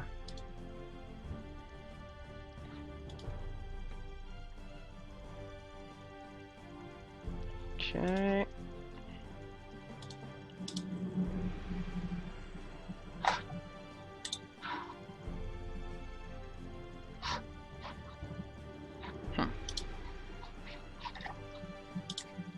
Okay.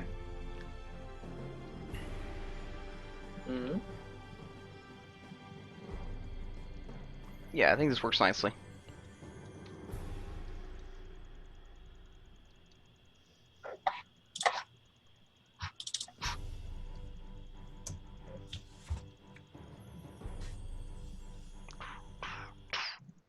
Ooh, that got silent.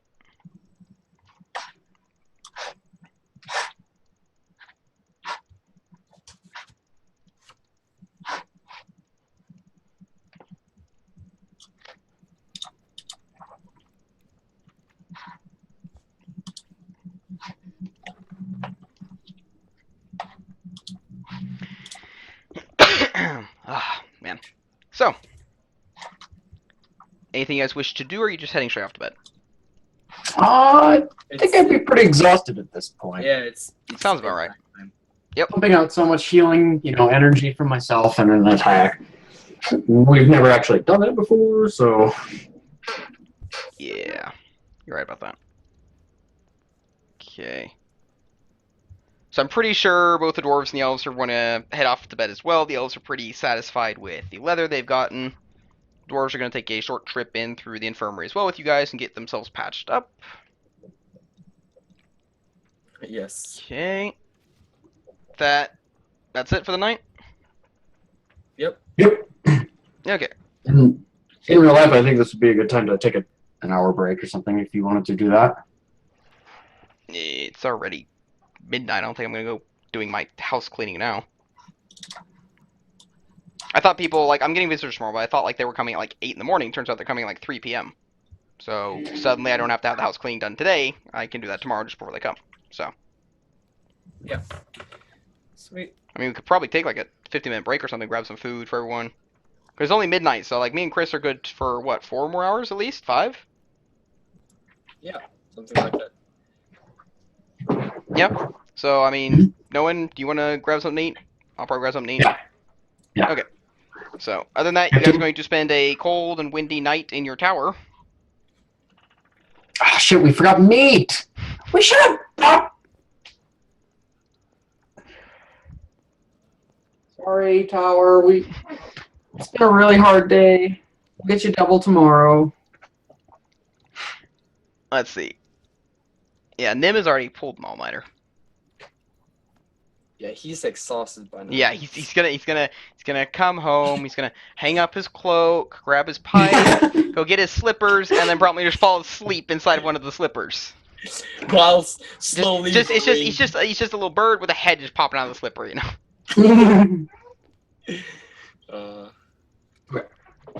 I'll be back in. Yeah. in soon.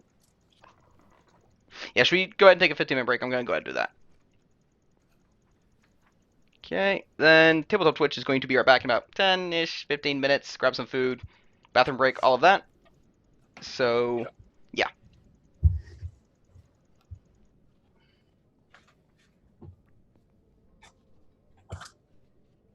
Sweet.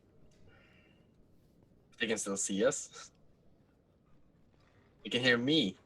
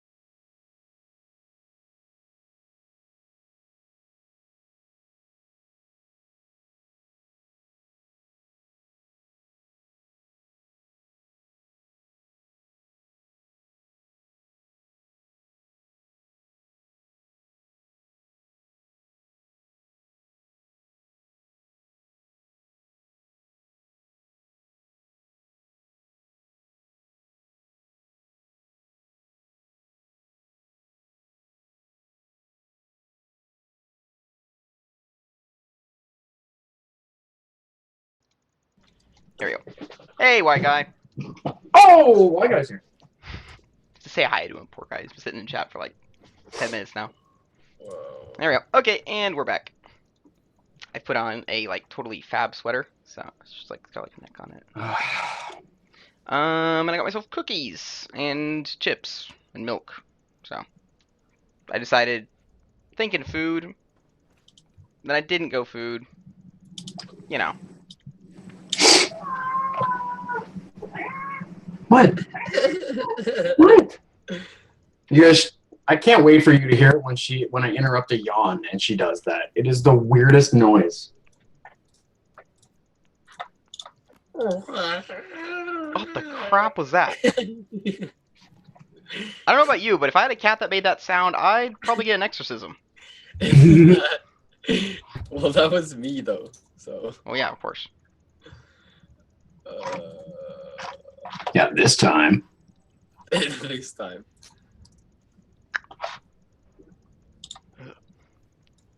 Okay, so let's get back into Tabletop Twitch.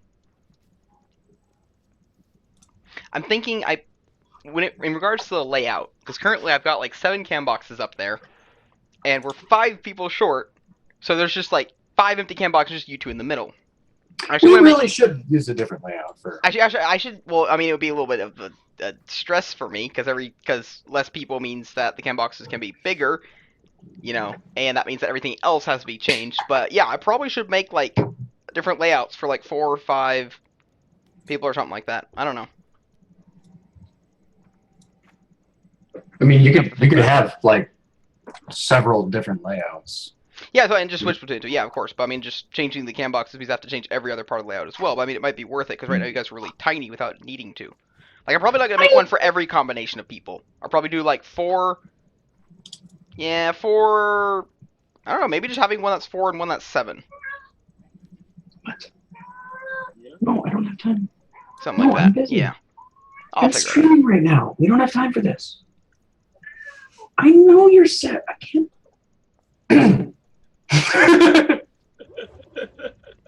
She actually ran off, like I really upset her.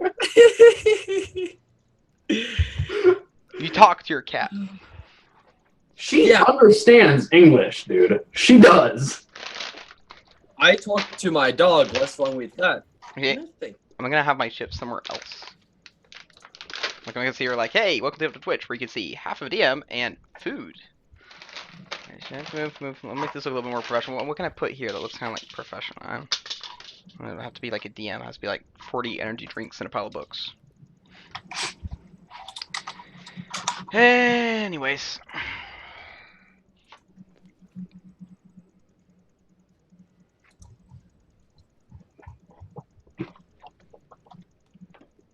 Okay. So, everyone fetch something neat. Yep. Both me and my character are rested and ready to go. Sweet. Okay, so as I said, you spent a rather cold and chilly night in the tower without any fireplace going. Windows a little bit open. Forgot to feed it. So, following morning. What are the goals for today? No, what's going on today? I think Chris needs to get his wand forged.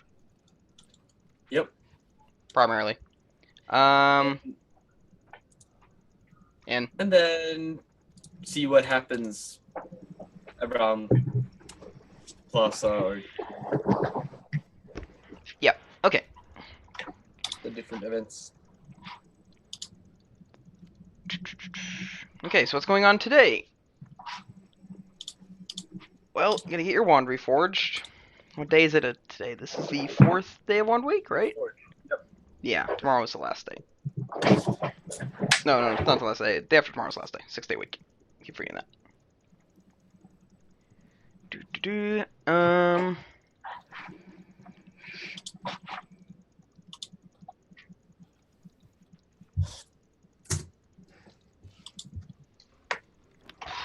So today and tomorrow seems to be mainly comprised of multiple well, public speeches, by recognized figures, those kind of things that, you know, just roleplay you've partaken in and not actually doing it. There's going to be some live... I keep forgetting the word for that. Like famous, you know, spellcaster stuff coming here to show off. You know, not a live something. Not a live presentation. Not a live experiment. Like an exhibition. There's something I'm thinking of. There's a word I'm thinking of. You know what I mean. You know what I mean. So, but for the next 2 days, it's going to be sprinkled with a good deal of contests going on. Potential for winning various things. Followed by the last day of Wand Week with the college-wide duel. Yeah. So, contests that are going on today. Well, let's get your wand, get that forged up. Yep. Is there anyone in particular you want to forge your wand when it comes to types of people?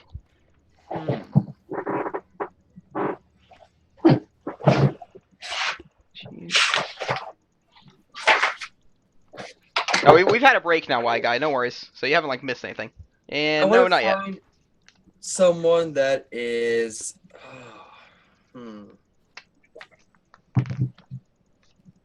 Elven. Someone that is Elven. Okay. Yeah, let's begin there. Someone's Elven. Let's see. Racist. It's D&D. Everyone's racist. Well, that's because some races are better than others. Yes. In You are definitely D&D.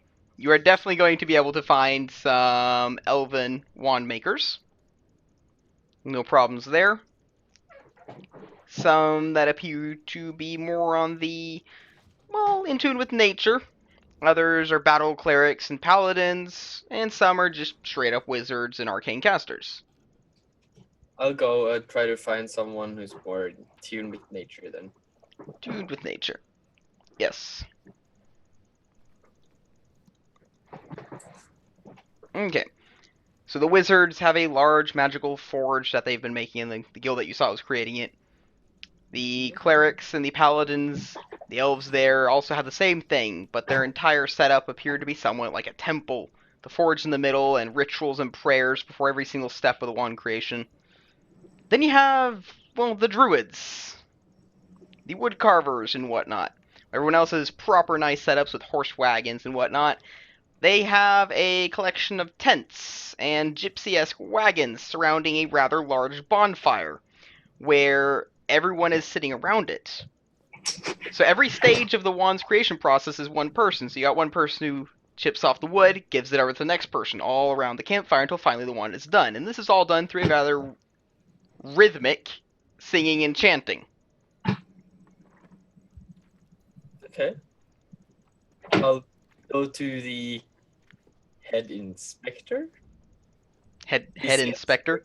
For this, whomever who accepts the parts and starts the whole ordeal. Yeah. That would be, well, there's a person, he's wearing almost nothing but a large wolf skin with a head as a hood. He is accepting, there's people standing in line, he's accepting the parts, understanding their requirements and what they're asking, and then beginning the process of the wand creation as the wand slowly is passed from person to person. And despite being the most primitive wand creation, it is albeit actually the fastest one, it appears, according to the other ones. So, in comparison to the other ones. Because they've got, like, you know, a whole factory-esque, you know, conveyor belt type thing going on. Mm-hmm. I mean, the paladins and clerics are definitely the slowest one, who cannot go until to the next step of wand creation without, like, deep chanting and a whole prayer and all that. These guys are just singing while, you know, doing their parts and moving it on. Yeah. So yeah, you forward him. finally, after standing in line, you reach the old male elf in the wolf. What do you call that? When it's got like they've got like the pelt with the head on. Is it a cloak? There's a word for that. Or you just call it a fur. Wearing a woven fur, yeah. Call it a fur.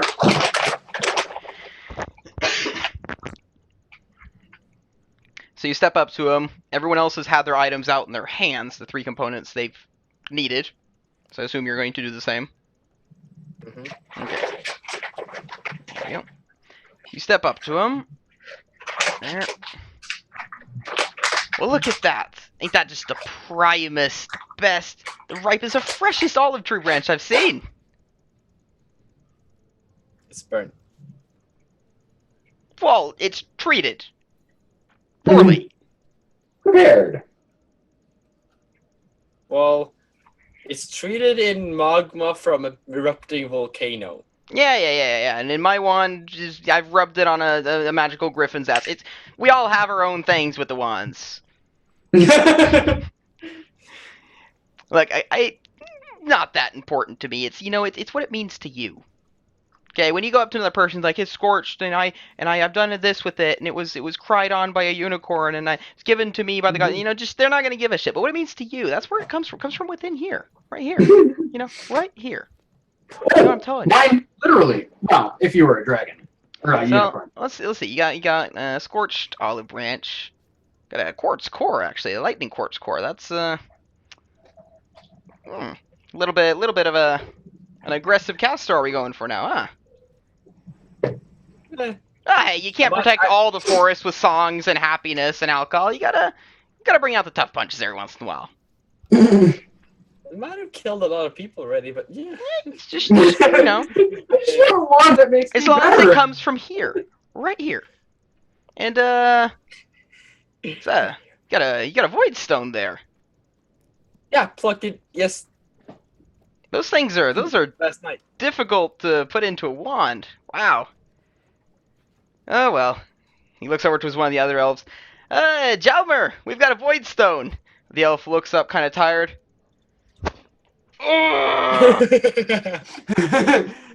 We'll be fine. We'll make you a fine wand. He knows what he's doing. So, you looking for anything specific from the design?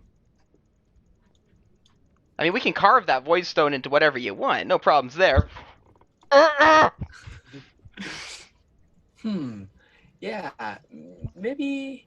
Scorched wood is a little dragon. hard to dye and treat, but we can try. We can some leather around the hilt, perhaps. Yeah, have maybe a dark navy blue leather hilt, and then a nice carved stone, maybe in the shape of a dragon head. See, the druids, they often show themselves as a peaceful type of person. They want to protect the forest. They love everyone and everything. And, well, I mean, you get that from pretty much everyone except Jalmer. Jalmer looks like he wants to feed you to wolves. But other than that, everyone else around the bonfire seems probably happy with your wand request. I assume that Jalmer's probably going to take out his little carving mechanism and just stare you fucking dead in the eye while he's working the entire fucking time. He's like, just some hyenas. Just a few bites on the testicles. He wouldn't mind. Just let him chew a little bit. Let him chew. He's not too happy about it. But they begin the process of creating your wand as it goes step by step, and slowly the parts are crafted and dyed and chipped and prepared. See, and what do you want the moonstone carved into? A dragon head.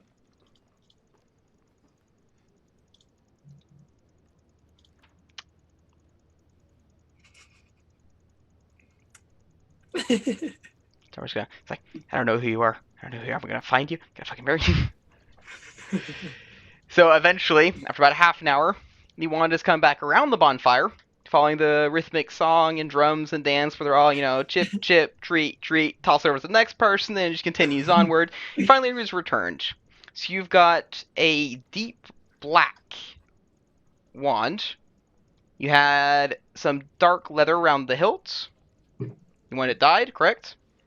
Mm-hmm. Yes. So you got a deep black one. Now, the charred wood was cracked in multiple places and has been treated with, well, not even treated. The cracks in the scorched wood pierce straight into the lightning quartz core, giving it these veins of a clear, glassy look. And every time you're going to cast a spell, you're going to see these veins illuminate across the wand. And at the hilt, you have the carved moonstone embedded into a little circular frame of the quartz. Lumpy, imperfect as it's supposed to be when it comes to nature casters. Mm-hmm. So, you've now got your wand, and that will be covered by school. So let's see. You also have the ranged attack for D3 damage, which is going to look however you want. When it comes to your spell, no one wanted healing, but what do you actually want out of your wand's ability? Um, I don't know. Because it'd be, yeah. Well, you wanted something to grow talons. What was that for? yeah, that was not me. That was to be badass. For you? That was not me. Because I was thinking, like, well, what if you can activate the wand, and then if you've succeeded, you can do a ranged attack against anyone within 15 feet, and you do this, and they just suddenly get a slash across their chest. Which does, well, I'd assume maybe a d6 damage. Yeah, I could do a Sectum Sempra. Would that be fair? So basically you have a melee weapon. Yeah, you activate it, and it just glows like red and stuff. Perfect the way I wanted to describe how I do the normal attack too. Yeah, you just do that, and it's just a scratch across them, the 3 large, deep talon cuts. Trying to figure out how the damage will be fair, and I think actually the D4 is going to be fair. Because I've given everyone who did martial studies a D6. Like Lily and Lavender did a D6 in arrow damage, and the dwarves did a D6 in mace damage. And then if you're going to go spells, then yeah, you don't have to be up in their face, and therefore it's going to be like a D4 like balance. Is that fair? You think a D4 is fair? Yeah. It does build up with you as you guys go up, no worries.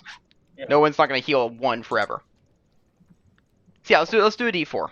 And it's a DC 10 as well for you to activate that ability. And it counts as a ranged attack against anyone within 15 feet. That's actually pretty interesting, though. Mm-hmm. No, I like how These nasty claw marks that suddenly appear on them. So. Seriously, when is the last time you saw the Harry Potter movies? That's another spell directly from that. Is it? I actually don't even think I've seen them all. Sempra. Yeah. Oh yeah, that's like in the It's in one of the last bathroom, ones. right? Where like Malfoy gets like all cut up or something. Yeah. Well, that's just like a million knives. This is just like literally, it's just an invisible claw. In the book, it wasn't. Oh, I remember nothing about the book. I read the book when I was like 7 years ago. I was like 13. So, loving the elf's reaction to the Void Stone. Okay, so yeah, you've now got your wand, and I think we're getting an interesting party here because we've got a person. You can all do a D3 of range damage, so there's that. But you've now got one person who can heal 1 damage multiple times per day, and potentially What's more a if new he's day, going to yeah, roll a D6 plus 2 Well, plus 4. 8. Yeah, so 4. What else? And now we've got Chris, who basically has a ranged 1d3, and now he has a melee 1d4, but can still use his dex to attack with it. So that's pretty decent. And I assume that claw is also going to be kind of useful, because you got like a 15-foot... Like, you can slash something within 15 feet. You could probably use it, like, I don't know, like, cut a rope that's 15 feet away if you needed to. You know, there's going to be some interesting things about it. I mean, it's technically a claw, or like a smack, so I'm assuming maybe you could use it to, like, knock something off of a shelf that's 15 feet away. Those kind of things. It's gonna be like a little bit versatile. You can use it to. So it's like a slash, but it's also a little bit mage hand. You can't like pick something up, but you can like smack, push something, hit something that's 15 feet away. It's like one swipe action. What do you think about that? So yeah, we'll just want to make sure you guys feel it's like fair and balanced, because. Yeah. Yeah. Okay, and of course, whenever Blaze gets spit out from whatever dimension he's in, we can work with his wand. Yeah. So, kind of actually want to draw these wands. I think I'm going to just for the fun of it. Okay, well, let's continue on with the day. There are contests today. You guys wish to participate? Yes. More than likely. So currently, the way I've done money is a little bit weird because, like, I've actually the money system I'm using right now is actually taken from Etherscope, and in Etherscope, you choose like, well, depending on your class, where you come from, and all that, you basically you get how rich you are. Okay, it's a stat. Wealth is what it's called. Okay, and every time you want to buy something, you basically roll with the wealth stat. And if that's really high, it's gonna be really easy for you to buy something. Make sense? If it's really poor, then then you can't buy something. It's just that you don't actually keep track of like so many money. It's just, oh yeah, what's your wealth? I'm rich. Okay, so I have to roll above 15. I have a +5 from being rich. And if you succeed the D20 plus 15, yeah, you're able to buy it. You know, and that will stat just kind of includes everything from like includes your inheritance and all that stuff, and it's just a really easy way to just keep everything in one single roll. And while I do like keeping track of coins and stuff, like that system works really well for just quick things like this, but it doesn't work so well when you actually want to give out some loot. In Netherscope, like when they loot some enemies, I'm like, you find some gold. It'll give you a +1 to your wealth rolls until you've done a wealth roll. Then you've used up that extra wealth, and then you're back to whatever your plus was before. So it's not like the loot system's a little bit less exciting. So when it comes to this, like you have a school funding that just kind of like covers everything that's not super expensive, is what I've been doing. Yeah. But I guess like if we're gonna do contests, I kind of do need to give you a money value for things. I don't know, Yeah. instead of just giving you a little bonus to whatever later on. What do you think? Or I just do that contest. Don't give you actually money; they give you like an item, like the ring. I was just set gonna of say we could put items up for, or yeah. Yeah, I'll just do Yeah. that. Because the wealth has been kind of abstract in AE right now. It works anyway. Yeah, let's do the items then. Like, Okay. in whatever way. So, go with the contests. Let's see here.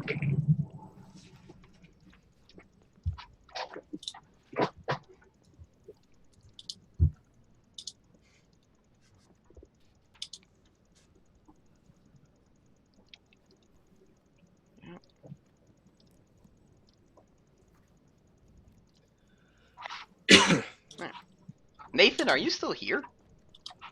I doubt it. Highly doubt that.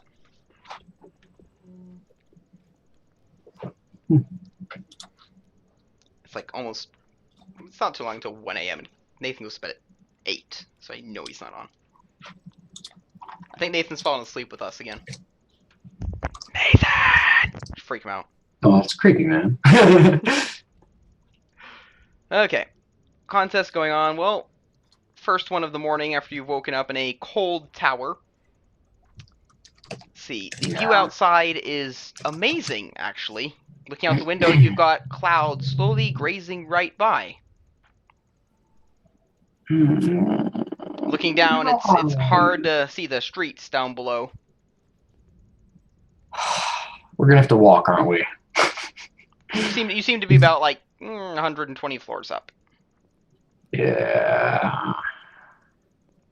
I'm All right, always well. sleeping. Hi, Nathan. Okay. Who's gonna take the first step downstairs? We deserve that. Deserve that, really? We do.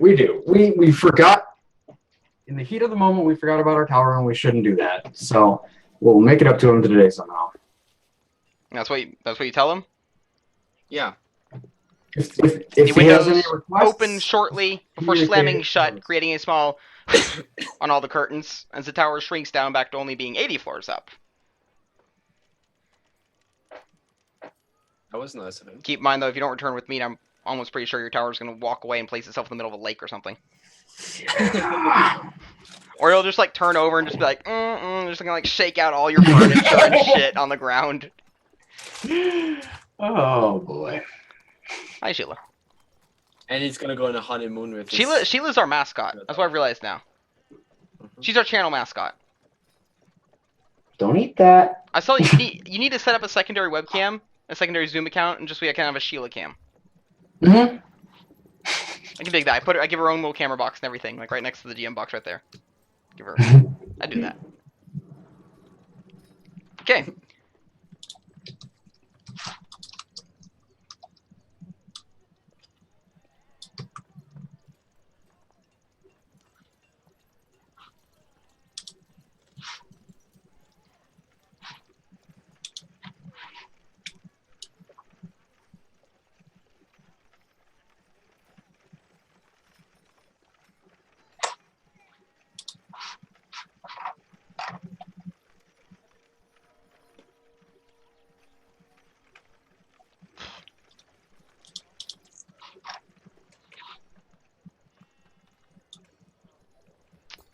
Okay, hold on a second. It's like the disadvantage about improvised sessions. There are times when I do not have good ideas. Contest for today. Hold on a second. Do I not have... This is in here somewhere, isn't it?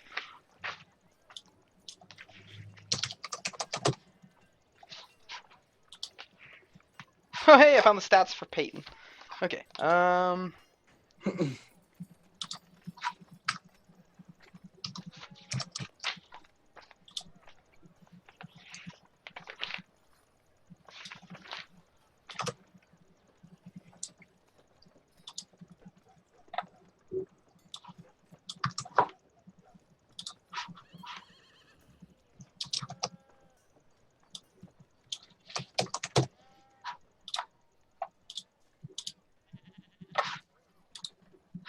Is that a sheep? don't ask.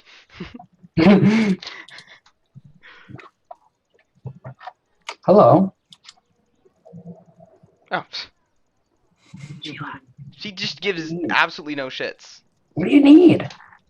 She's trying to get my attention because she wants something. But she's She not explaining doesn't what. speak English. She's our group mascot. We love her. And it's probably just to go outside because she loves the outside. Probably. Nope. Nope. Yes. Yeah. That's what I need for now. Okay. So I should have done this during the 15-minute break, but I really needed to use the bathroom and eat. So I didn't have time to actually prep. Where would it be? There we go. You guys okay with a few minutes of downtime? I think we can handle it. Yep. I mean, if we're going till 5 a.m., we've still got like over 4 hours left. So, as far as I know. Chris, when is your job interview? Shouldn't you be like getting sleep? At 1. So you're gonna go to bed at like 5, wake up at like 12. It's only 7 hours of sleep, man. Oh, poor guy. What's he gonna do? It's like 3 hours more than I usually get, so.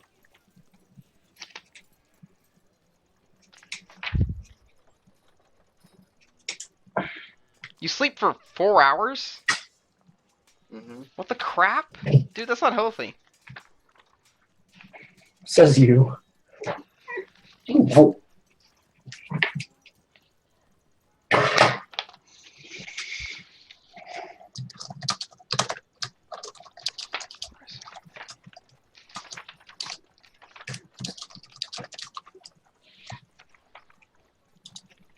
Do.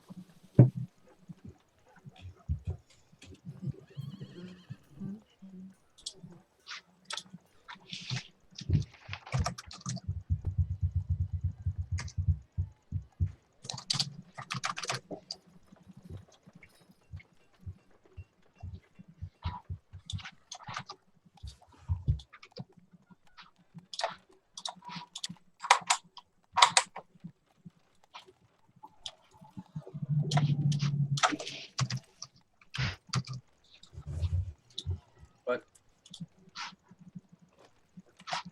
I had a really good idea, but I realized it's not going to be possible. Because I don't have that item in this campaign. I don't think Roll20's going to let me transmogrify it. A classic duel. Closed off arena. A guild versus another guild. But before every match, they're forced to pull a small wooden card from a deck.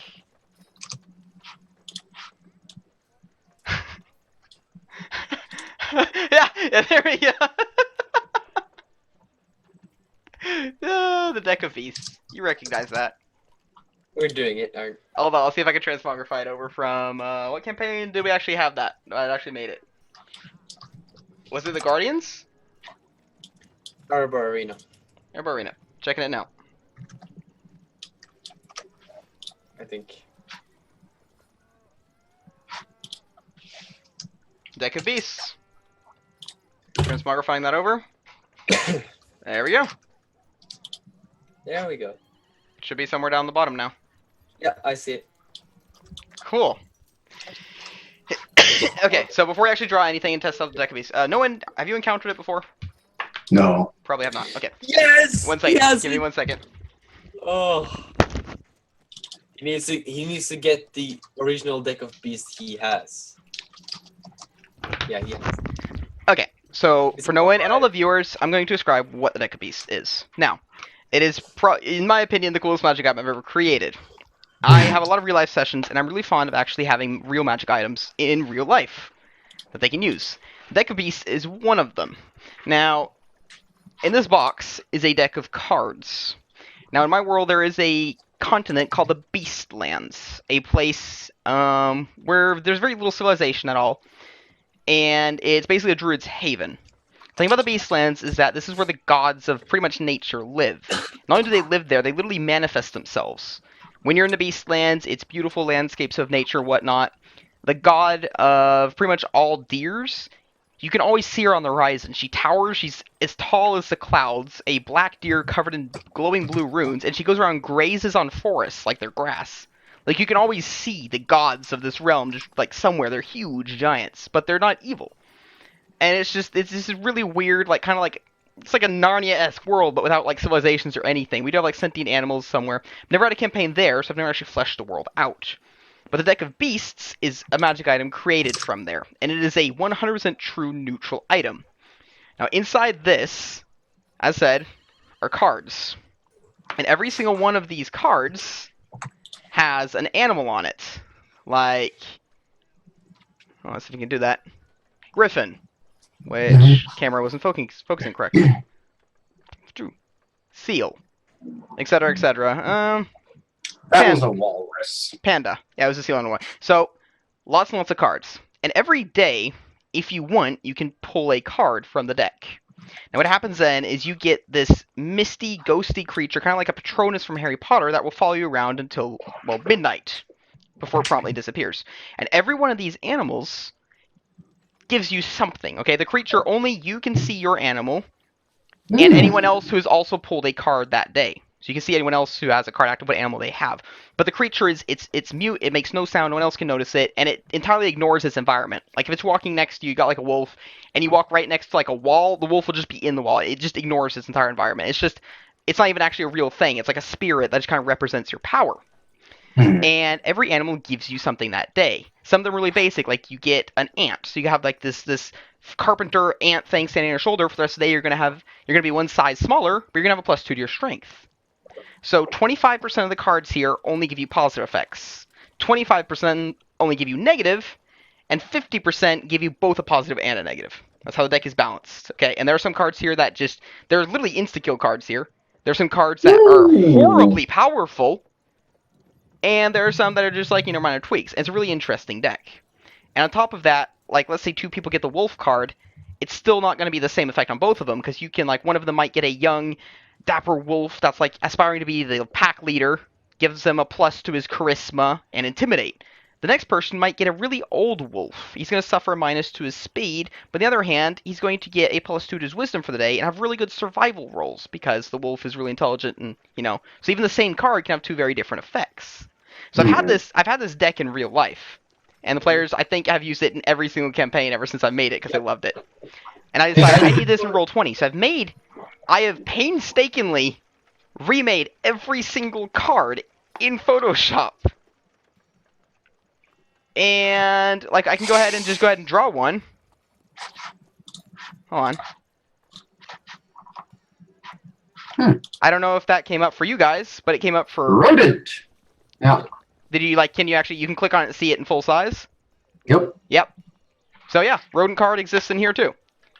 And you get just a text description, the shy foragers of the bush, shy and timid, surviving through pure stealth and speed alone. But it doesn't actually tell you what ability it is. And that's for me to tell you, you just get the general description. So some cards I can literally say, nothing happens. But you do know how that is. Oh yeah, nothing happened, right? Yeah. So Yeah. for those who may have heard the time I beat Tiamat in a game of cards, this is the deck of card I used. Ah. Yep. So They kept pulling cards against each other until one of them died. Kind of. Well, their Yeah. Patronuses literally went to battle. And every card had Yes. basically a value of how strong it was, okay? And we kept on for this for a long time. It was mostly coming out on, even, until Tiamat fucking draws. I think she literally drew the dragon card, didn't she? yeah, the last day we were drawing a card, she drew a dragon. She drew a terrible, a powerful dragon card. She got this Patronus that was this massive dragon, okay?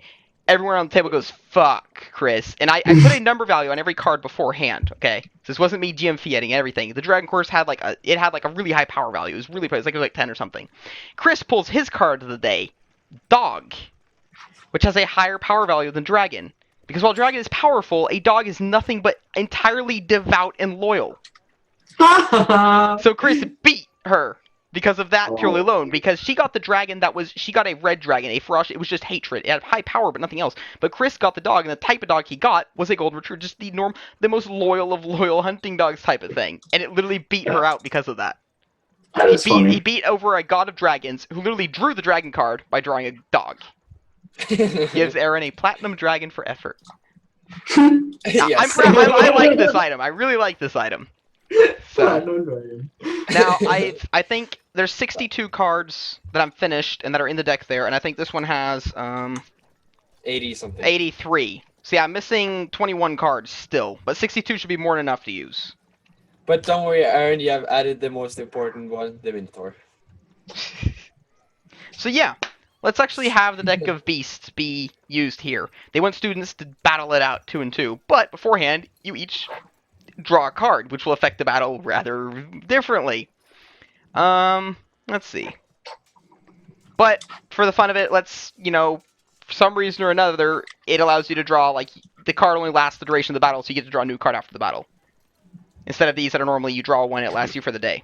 Make sense? Right. Yeah. Or, what do you think, Chris? Well, this is full of magic. They could work around it, so I think it's fair. Yeah, probably. Or maybe, like, it's a replica of the actual deck of beasts that they've tried to create here at the school, but only works for, like, half an hour at a time or something. 15 minutes. That could also be a Yeah. Okay, so let's actually do that. Yeah. So, anyways. You stand in line. You stand in line. Well, there we go. You stare at a line. No, this contest is hosted over near the wilderness area. One of their wide plazas. On one side, you've got a cold winter biome. On your right, a desert. Straight ahead, the thick jungle where the dormitories are. And to your left, nothing but, well, mountains, shrubs, and whatnot. So, and the thing is that these, outside of the wilderness, when you look in, it's like a tiny patch of just jungle, it's like a block, a city block of just jungle. But when you actually walk into it, it's considerably bigger than that. For anyone who's seen Doctor Who, it's kind of like a TARDIS. It's like you walk in and it just kind of like stretches around you. And suddenly the school is like very far off. Yeah, every one of these biomes is actually big enough to have animals and hunt in it. That's why they can have literally all these different wilderness biomes cramped inside just a little area of Arcanarium. So, they've cut off a small area, a small plaza. It's just cobblestone circle, and they've put benches all around it. And this is a highly advertised event because every person draws a deck from the beast and goes into battle. Sometimes it's 1 versus 1, sometimes it's 2 versus 2, sometimes it's 2 versus 2, but there's 3 teams in there. It's going to be a little bit randomized here as well. But every match, the biome within that plaza is different. One match, you're standing inside a grassy plain. Next match, everyone starts on a floating piece of rock amidst a lava ocean. Awesome. Are we ready? Yes. Do you wish to enter? Yes. Okay. Yeah. Let's go with this. Think I've Like, hyped the that up chance of enough? dying here is just as high as dying just being here, so come on.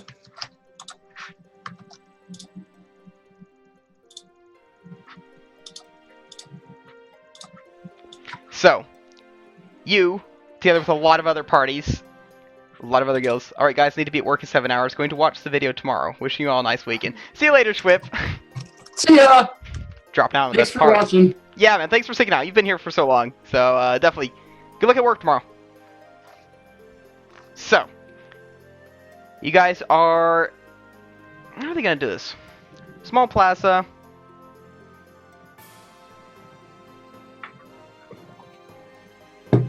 I'm assuming there's probably just going to be a bench somewhere around this plaza where all the entrants are sitting, all the different guilds and whatnot. And every match, just a random few of them are just instantly teleported into the arena, basically. Yeah. So you're sitting there together with about 30 other guilds, with everything between 2 and 5 people in them, whatever, and you have no idea who you're going to fight against next, or how many at a time. So,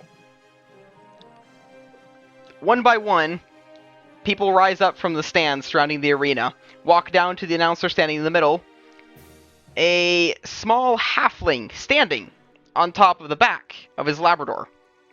Labrador is trying to balance it. Small halfling is announcing what is going to happen, and one by one the guilds come down.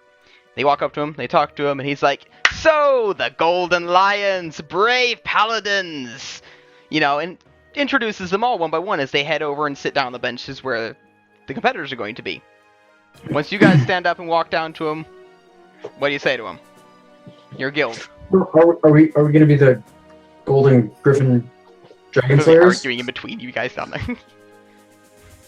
Don't you remember it's the Golden Phoenix? Oh, Phoenix! Damn it! I keep forgetting.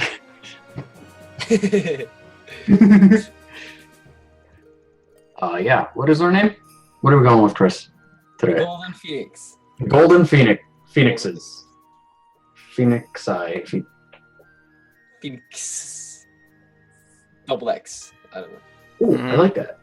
So they'll be using the normal Pro. dueling rules, basically. Kind of. I'm actually making like whole tournament championship rules here. Battle dueling rules 5th edition. Let's see. The removal of 3 hits implies Monomach win. Instead, you're out when you reach 0 HP. Basically, you go unconscious.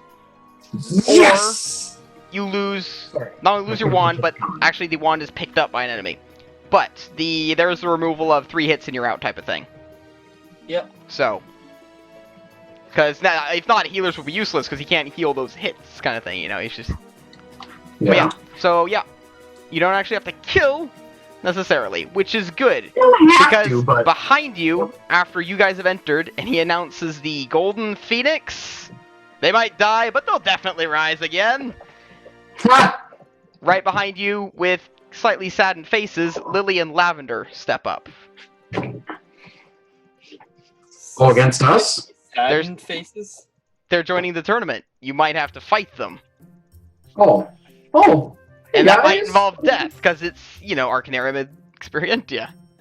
Luckily, you don't have to murder someone, you can get them to 0 HP, but then there's a whole issue with flunky magic, we might have a Beholder Wand issue all over again.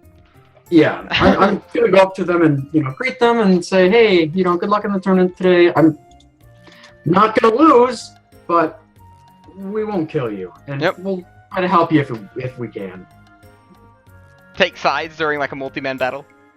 Are you kidding? If we can convince them that we're on their side, they won't see our backstabbing. Sorry, betrayal. Wait, there's a better word for this. You're horrible. So they're gonna walk up to the announcer, tell them their guild name, rises up again. The Silver Claws! Sharp and shiny! So, with that, 30 groups, 30 guilds have positioned themselves on the battle. I was trying to think, like, how are we going to make this fair? Because they're like, suddenly might be a battle between 2 and 2, and then 4 and 4. How's it going to be fair so everyone gets an equal amount of battles? It's not fair. It's going to be unfair. Just how it is. Yeah. Fairness? Yeah. Fairness? Okay. Let's see here. Now would have been a good time for me to actually have made, like, random biome maps, but I don't actually have that. Yeah. We're going to be able to just go through roleplay again, right? Yeah. Yeah, the stuff that we have done at the bottom is great. Yeah. So. Okay, well, welcome to Hisojuo. Zircon is way too cheery and happy for this right now. Yes. Just like super cheery. It's like, no, something's wrong. It's like this song that you play on the day on the beach. See, mine says now playing. Nothing currently. Reload. So, yep. Again, it's like the third time in a row.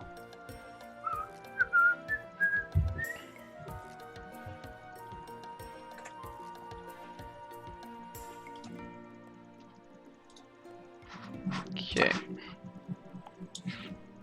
Golden Phoenix versus the Silver Claws. Yep, it's gonna be interesting. Naturally, a lot of your professors are taking part in watching the events. Actually, this is over in the wilderness area. Hell, you'll probably see, Professor Snow over there, together with a good deal of other wolves. All his wolf friends. Yeah. But Professor Snow is obviously easily recognizable. Even though there's like 5 bright white wolves with stunning blue eyes, there's only one of them with a bright green tie made out of a reflective material. Yeah. He's not going to be hitting That's traffic, all. at least. That's our Snow. So.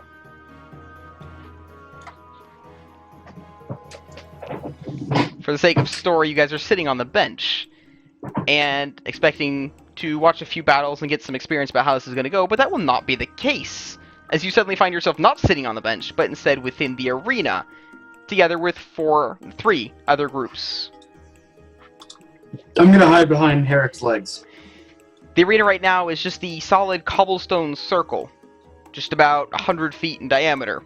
It grows considerably, the benches and the people watching just disappearing off into the distance. Suddenly the air is hot and humid, and you notice you're sinking a little bit into the ground as you're standing on nothing but sand. The cobblestone waves like liquid before solidifying into sand dunes. The 3 other parties on the opposite ends of said arena, on top of their selective sand dunes, in the middle, a small, tiny oasis, a little pool of water. So, in the far-off distance, up against the horizon, you can faintly see a tiny speck. That was the announcer standing on top of his Labrador. Let's see here.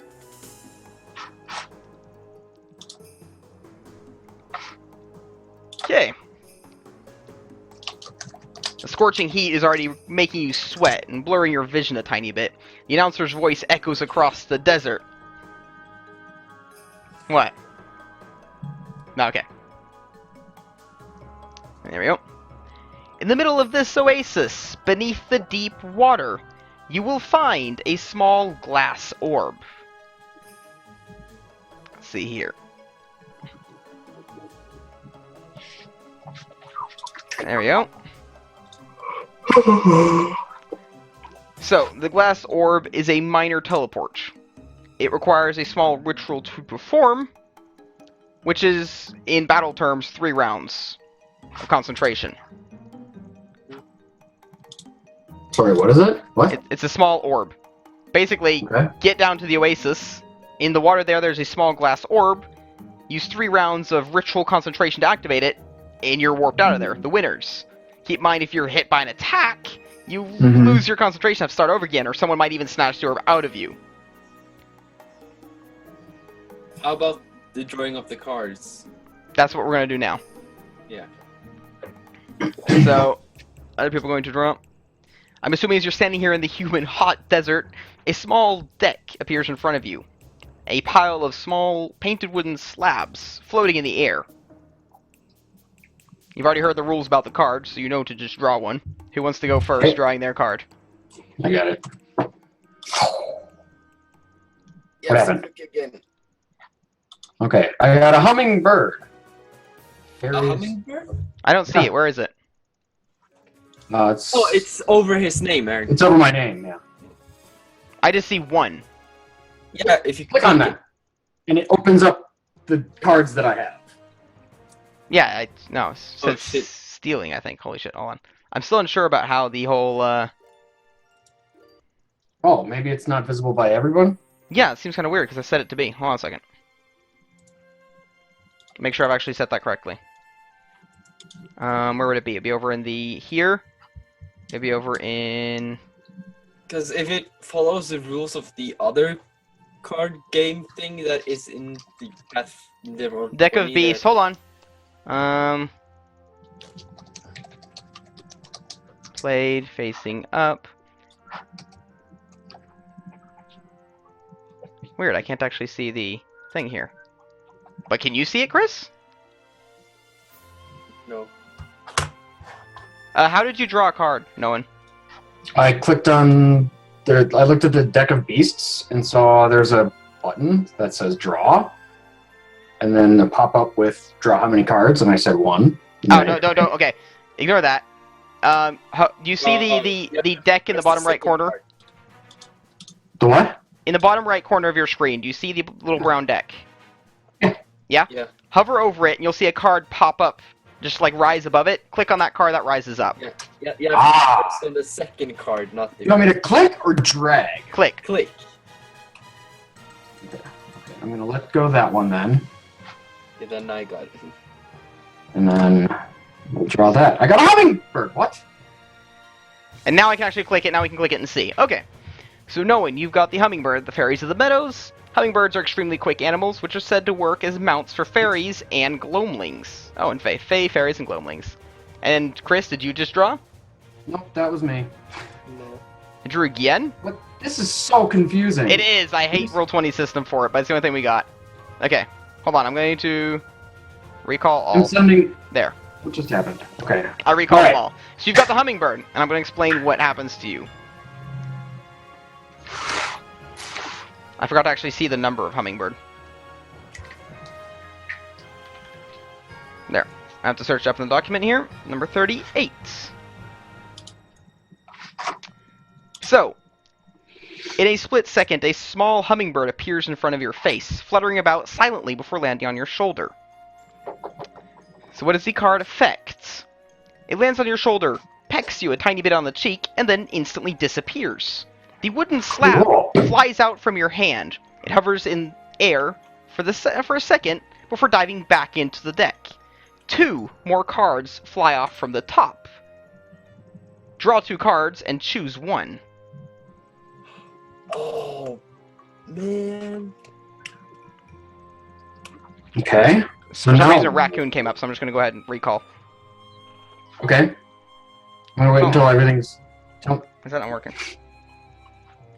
It's just there. Whatever. Go. So yeah, draw first one. So you got an eagle. Okay. The Scout of the Divines, the eagle has been long regarded in legends as the messenger of the Divines because of their keen eyesight and speed. Okay. And then he draws another. Then you choose one of those. And then wild dog. The feral hunters of the dunes. The wild dogs of the wastes are infamous for their savage hunts and deep loyalty to their own tribe. Which one do you want? Oh, they're both perfect. I'm gonna take the dog, though. I think. Yep, I'm gonna take the dog. Wait, Reach- can I ride the dog? No, it's just like a ghost. You know that. Okay. Yeah. Yeah. You can't touch So, it like it. You reach out and grab the card with the wild dog on it. The eagle promptly disappears. Okay. Wild dog. You can feel your Okay. sense of smell heightening, and on top of it all, you feel just a sense of safety next to your allies. You have a +2 to all tracking checks. Track is always considered trained and a class skill for you for today, and on top of that, you have a +4 to perception if it is about sense or smell. On top of this, you have a +4 to will saves against fear as long as your allies are within 30 feet. Damn. What? Should have taken the eagle. Okay. Chris? So you have now a small, wild, hyena-like dog standing next to you Okay. in a misty, ghosty visage. Chris? Or Herrick, should I say? Nothing happened. I had popped up Koala. for me. Koala. The guardians of the jungle. Koalas are calm animals keeping to their jungle settlements. They rarely involve themselves with others. Okay. The small creature clings to your back, but you feel no weight at all. Other than that, nothing happens. This is fine. Don't do that. Don't do that. We'll be fine. This is fine. I look over at Eric. Look down at the dog again. I look back. I don't think we should have joined this. So I'm having this is what is fun about it, because you can see each other's animals, and you'll be able to see the animals of the other people. I'm not going to bother drawing cards here, because I'm going to draw them through the dice roll over here. So it's going to be equal much of a surprise to viewers as it is for you guys. Yeah. Ooh.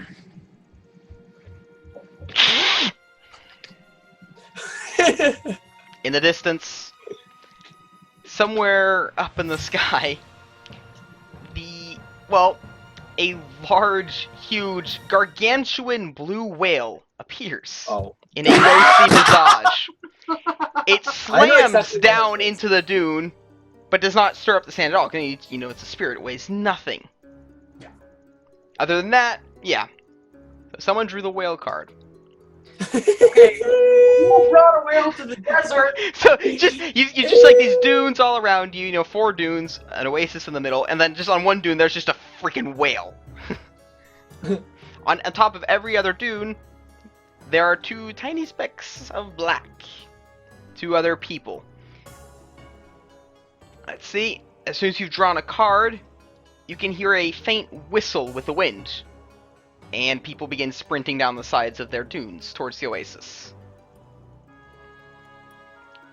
I assume you guys as well, or... Well, I have 20-foot run speed, so does he want to carry me? Let's go ahead and roll initiative as well, so we've got that.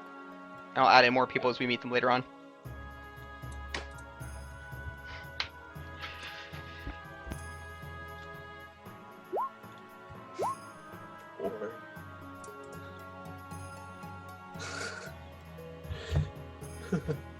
Okay. Start walking nonchalantly down. Yeah. No. And I just look back and I'm like, shouldn't we be go? What are you doing? Okay, so Sit there and Chris argue has a about- koala, or Herrick has a koala clinging to his back. And Neji has a wild hyena running alongside him. Of the dunes. The dunes. Isn't that what it was? Like, I'm sorry, desert Chris, dog. you've lost all right to make fun of Trim for his super anime stylized tokens that always look female no matter what gender he is. Cause that takes the cake. That's worse than like 80% of the crap he is at. He showed me both of the ones, and I'm like, so you're a girl? He's like, no! And then he showed me the other one. So you Then are again, a girl! Neji is like, I don't know, like half butterfly because of those eyebrows. They literally go Yeah. off your face. They're like the here. Mhm. We're talking like Do you World of know how Warcraft much elf here. wax- This is why it takes me so long to get up in the morning. How disturbing would that be? Like, a gnome is like thinking, he's like, that's freaking disturbing. Yeah.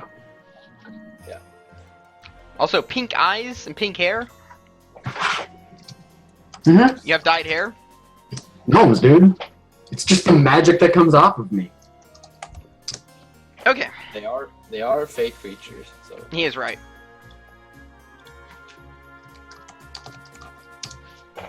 they can be what fucking color they want to be. Like you could Pretty have much. had purple skin if you wanted to. Oh, yeah. Oh, hey. So, what do you guys do? We're gonna bother with initiative and to actually engage in actual combat. So everyone's just kind of like sprinting down the side of their dunes, slash sliding, slash tripping, and rolling down the side towards the oasis at the center. Yeah. Let's start running. Yep. Do you think? Because But not directly towards the oasis, more diagonally and then toward a group. One moment here. so we're gonna look for the group that's heading straight for it, and we are going to Why? 'Cause, try like, to the one that's the intercept most them. confident or something? Hmm? Like you're heading straight for the one that's like the most confident or something? No, the ones that aren't looking at anything else besides the oasis. Okay. Because there are going to be 2 groups closest to us, right? Definitely, yeah. We see them, hustling down. Which one looks like they're Or can you just describe? I'll No, do it. I'll do it. No worries. I'm going to put up an run image though, towards so we just have the background image. Right one. The right one. The right group. The group to the right. Just Put up that. We'll pretend they're easier to get to. We made a split decision.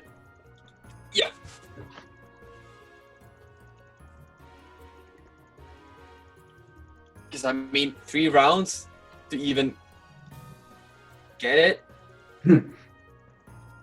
Someone is gonna be disrupted in that time. So Yeah, whatever. That'll work. I did not have a lot of desert images open Hmm. for some reason. We'll use it. It'll work. Whatever. There's a weird lineman staying there. It'll work. Okay. So you were wondering who is directly to your left and to your right and who is straight across? Nah, we're pretty much just gonna go straight to the people towards our right. Okay. So everyone's just like going straight down towards races, and you guys are like, we're gonna just gonna go towards you guys, like We're not gonna be threatening at all, you know. Okay. I need to get a little piece of paper here so I can actually write this up.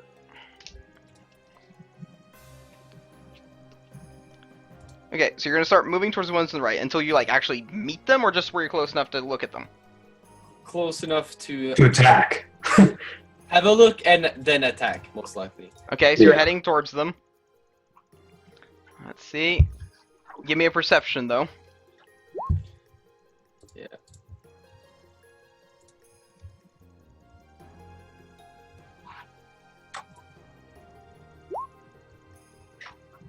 Good job. There we go. So, well, that's interesting. 2 people running down the side of the dune that you're heading towards both appear to be gnolls, brandishing freshman cloaks such as yourself. Sitting on the shoulders of one of them is a large fox, and sitting on the shoulders of the other one is a lynx. Oh. You're going to run up until you can actually meet them? Or actually go into like melee combat or range combat? No. I'm not gonna try to melee them. Are you serious? Range combat. Range combat. So I assume like 2 movement actions away. Okay, so you do that. Let's see here. And I'm going to go ahead and add them into the initiative. And then I'm just going to do the whole, they go on the same. Yep. If that seems fair to you guys. Yeah. Okay. I don't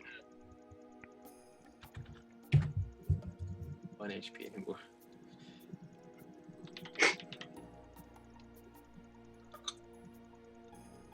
I don't even actually need to make a token for them. I can just add custom. Okay, they got 16 though, but they're going first, so. Because gnolls and initiative is, well, gnolls. They see you coming, beelining for them across the dune, and they're going to basically set themselves down and get ready to attack. One of them has a rather long spear. The other one has a sling, the type you spin around and then chuck a rock at someone's face. The one with a sling has a wand strapped to his belt. The one with the spear doesn't appear to have a wand. As you run in, though, the lynx standing on the shoulder of one of the gnolls. For a swift moment it's on his shoulder, the next moment is directly in front of Herrick. With a sharp bite, both the lynx and the koala disappear. The lynx card negates a card that comes near it, randomly. Can I just ask now? Aaron? Yeah? Is koala, does it change your alignment? No. Okay. Do you want to actually know? The description, what to read to the player, nothing happens. What does it actually do? Nothing happens. It is the only card in the entire deck that does absolutely nothing.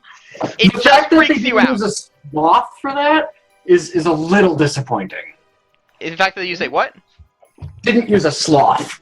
There is no sloth in the deck, though. Keep in mind, I had to build the real life deck of this. It's like it was like my mother's an artist. She like designs tattoos and stuff, but she also draws like a lot of animals and all that kind of thing. And this was like a kind of like a totem deck, I think is what it's called. A totem deck. It's kind of like, you know, Sloths are my totem. like a fortune telling deck or something for those type of people who are interested in that. But it only has animals. It's just got 83 animals. So I just you know, I'll put, my mother got like 10 free for something because she drew a few of the animals that are in here.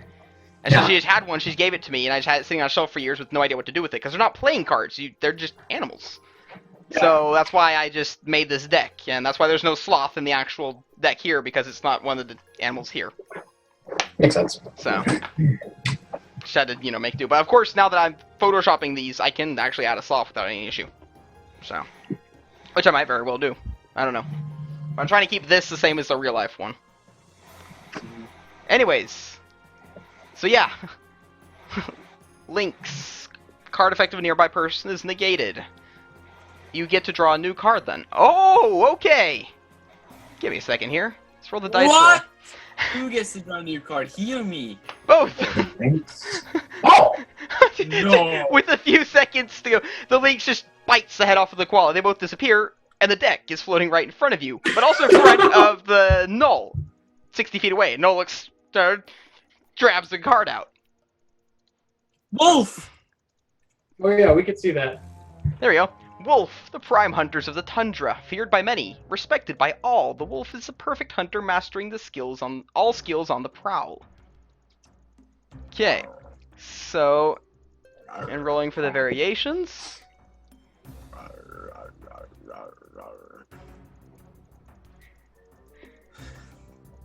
There are many types of wolves, but then there are dire wolves, and then there are alpha wolves. And then you have dire infernal alpha wolves, the top of the top.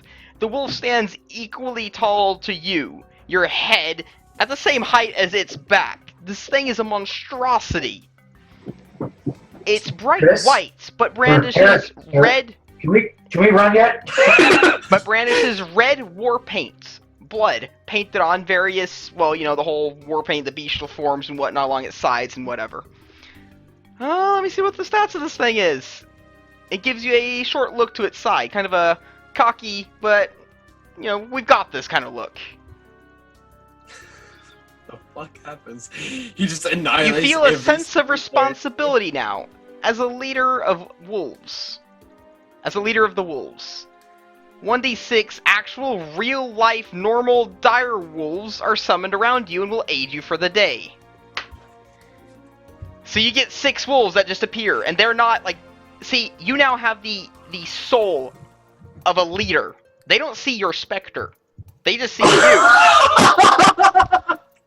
Wait, this is the one Chris drew? Yes! Oh, thank God! Yes, it was my card. No, it's like Chris is fucking giddy right now. Yeah, Yeah, they we're see you as fine. just a leader. The 6 wolves, 6 dire wolves, though. Yeah, the 6 dire wolves appear from nothingness, landing with a soft plop in the sand around you. We should send the 3 wolves. And now to see what now to see what the null rolls. Hold on. See what the null rolls. You're also Pincer move. Actually, this one I'm going to roll live because, you're going to see its effect instantly. Uh-huh. Swan. The maidens of ancient hymns, believed to be magical creatures that combine beauty and song into powerful spells. Oh no.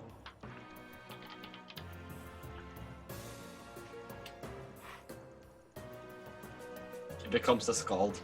I'm gonna stop writing these down because there are too many variations. Oh yeah, Yeah, no, don't bother. Okay, so yeah. A swan appears next to him. Slightly uncomfortable in the midst of a giant Saharan desert, but, here it has been summoned and it will do its bidding. Suddenly, the knoll appears rather stunning. His fur has the perfect gleam to it. Its unbrushedness, his dirtiness, and the mud sticking to his fur is kind of attracting. Actually, he's a little bit of a bad boy. He's got the rough fur and the mud, and, he's got the cute wag of his tail. And it's just, even though his armor's kind of ripped and his school uniform isn't ironed, it really suits him. Plus what, 8 charisma? Exactly, plus 8 to charisma. Oh, that's funny. I was gonna say 4, and I'm like, that's not ridiculous enough. 8.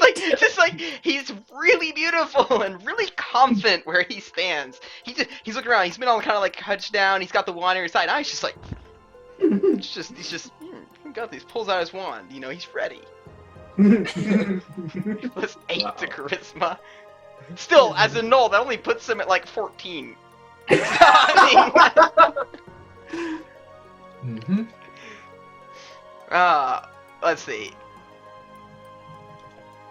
Let me check the lore for these guys. So that was the male, and it's a female. What have I written down? They are just roommates. Totally just roommates. Nothing else going on. So, no, sorry. The female who drew the card, because the female's the caster, the male's one with the spear. This male is just kind of, well, holy shit. You know, just suddenly hasn't realized this. Yeah, you know, they're sitting there ready for battle, but My house is tight. no, he's saying there he's all, you know, I'm fine, you know, he's all angry and stuff. You know, it doesn't help that his tail is just, you know, frantically wagging. So let's get on with the actual combat. They got a 16, and we can go ahead and charge in. So, one swan. The male had the hyena, didn't he? Yes, he did. No, the man had a fox. Oh, the fox. I'm sorry. That'd be too perfect. Like, Noel gets a hyena. What does the fox give? Probably wisdom. Or perception. Or something. Okay, his variant of the fox.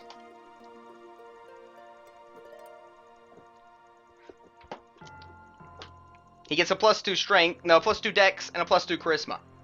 They're fucking beautiful gnolls! You've never seen anything like this before! Both of the bastards!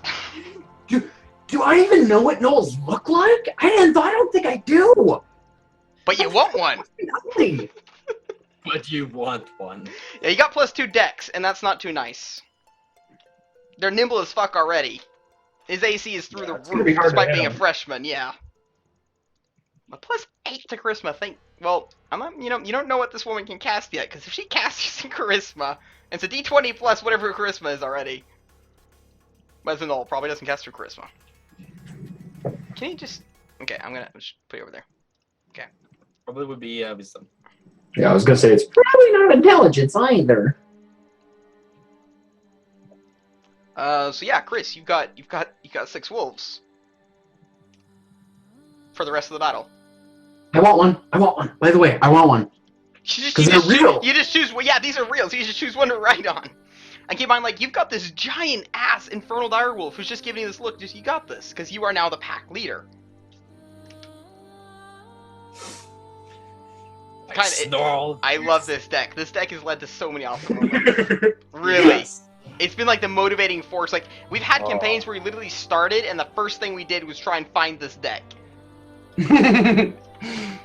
I've had to bullshit it into every single campaign since I invented it. They wouldn't let me have it otherwise. That's funny. You can picture how this was in the Erebar Arena with this deck, though.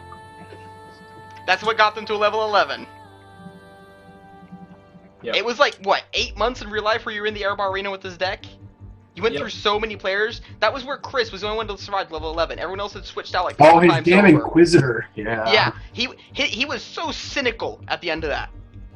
Chris started out as a happy-go-lucky. At the end of it, he was a rock. He was emotionless. He made every one of his friends die 4 times over. He was just done. I still love Elro. I really do. And I want to implement him into my campaign somehow. Like, as in, like for other people. That's the grand. I've been As an thinking that NPC? I'm thinking he owns a military school somewhere now. Aaron, I have written a whole thing for him already, so you can have it. Or, I don't know, would he work for Lady Cassandra? And the Skyfleet? The elf who captures Aaron, griffins and has flying ships? So Aaron, the thing is, Where's she in this timeline right now? Because we're in 1347. Aaron, so She's partaking if in the siege of the Sea of Fallen Stars right now. Aaron, if Yeah. she wasn't married, Elro would have done something. Lady Cassandra and the Skyfleet. And I Elro love the her husband. ships. Sky ships. Yes. She has sand dune ships as well that ride across the sand. But you've already... Yeah, we're gonna get to those. She's a beast. I love her. This battle. Yep, I got the stats open for the Knolls now. So the one with the wand is gonna pull that out. She is extremely cocky. She's got a +8 to charisma. She's never felt this good. Her fur has never had such a shine. She's just, you know, fucking L'Oreal. Because I'm worth it. You know, she's fine. She's real fine. Pulls out her wand, aims it straight towards the both of you and attempts to use the spell. Her wand is a gnarled stick, and multiple ways down it has a knuckle bones fastened to it. What? No, just come on.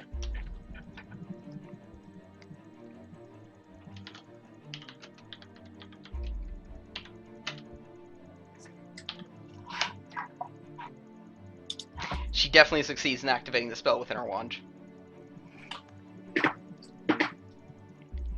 How far off does that be? Can't be summoned on people, has to be summoned within 30 feet. 30 feet away from you, a little bit further down the dune, the sand suddenly begins to swirl a little bit and sink. You can faintly see what appears to be the segmented body of a greatly oversized maggot-like worm rise up through the sand and then disappear back down. She's an aspiring summoner. Summons planar creatures. Great. So she summoned a sandworm. So, that is her turn done. Shaitan!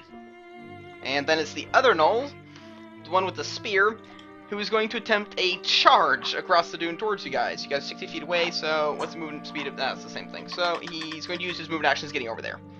He has a reach of 10 feet, so he doesn't have to get all the way up in front of you. Then with his turn, what else is happening? A charge, the full round action allows him to attack. Well, he can't actually charge because you're on the side of a dune slope. It has to be like unhindered ground. So it was a roleplay charge. Yep. Okay. Otherwise, down in the valley, what's going on? You can see some flashes of white as some small beams are being shot from one dune across over to another one. But it's so far away you just see the tiny specks. Except that giant ass whale that's just sitting there on a dune. The ass whale. It's a mythical creature, spoken of in legends the world over. Every culture has a reference to the ass whale. Mm-hmm. Aaron, did it happen what it usually does with the whale? It did. Okay. Oh my god. One of the black specks in the distance is cradling something under his arms, frantically shooting out with his wand. I wouldn't even bother. At that point, okay, you will understand at some point.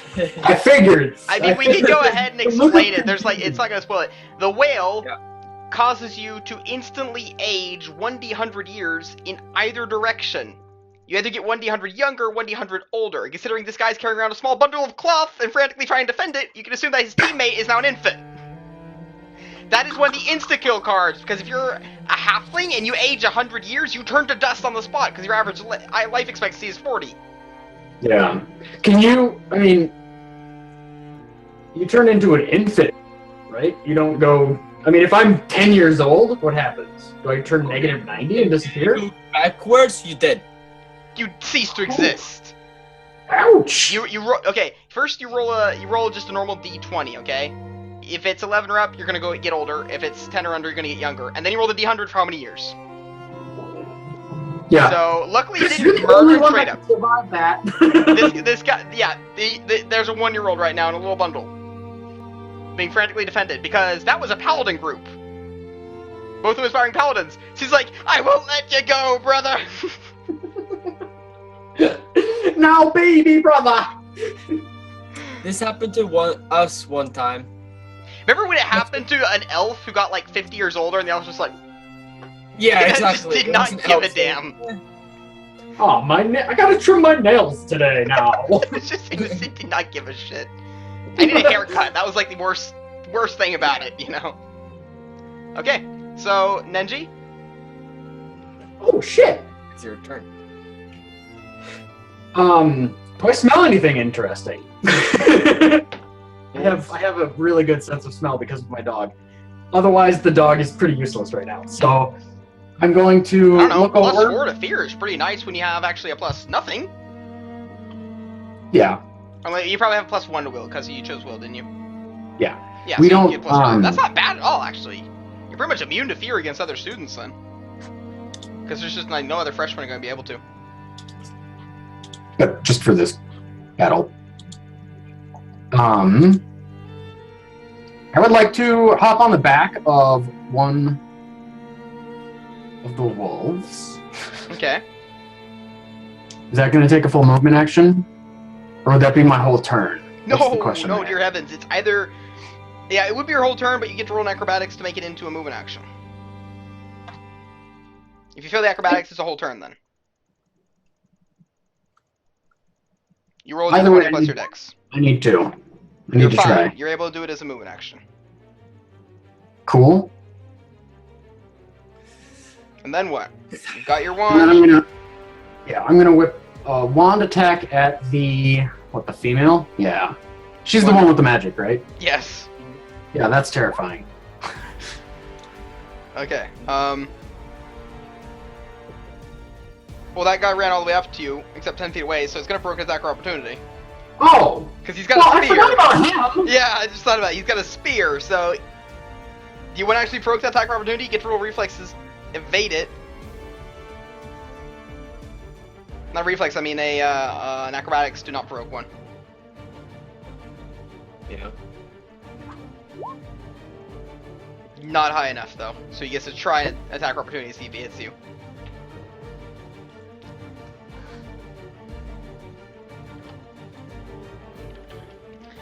He hits an AC of 8 with his spear. Not even close. Okay. What do you do now, Neji? He attacked with 2 Yeah, I damage. attacked. Oh, against the magic woman? Yeah. I'm like, do I get to do it again? I'll do it again. If you really want me So, to. now it's a good point to mention, by the way, she's monk, so she gets charisma to AC. No, I'm just They get wisdom, by the way, so Who gets charisma to AC? no one. No, I'm pretty sure there's a new class that gets that. I seem to remember someone mentioning it. Really? Nothing? Duelists get int.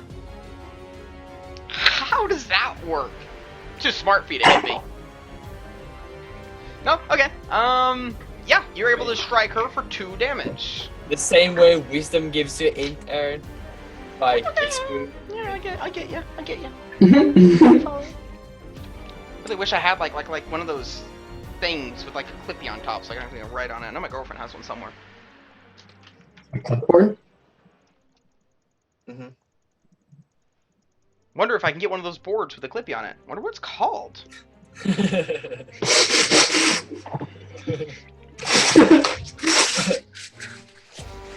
Yeah, I don't know.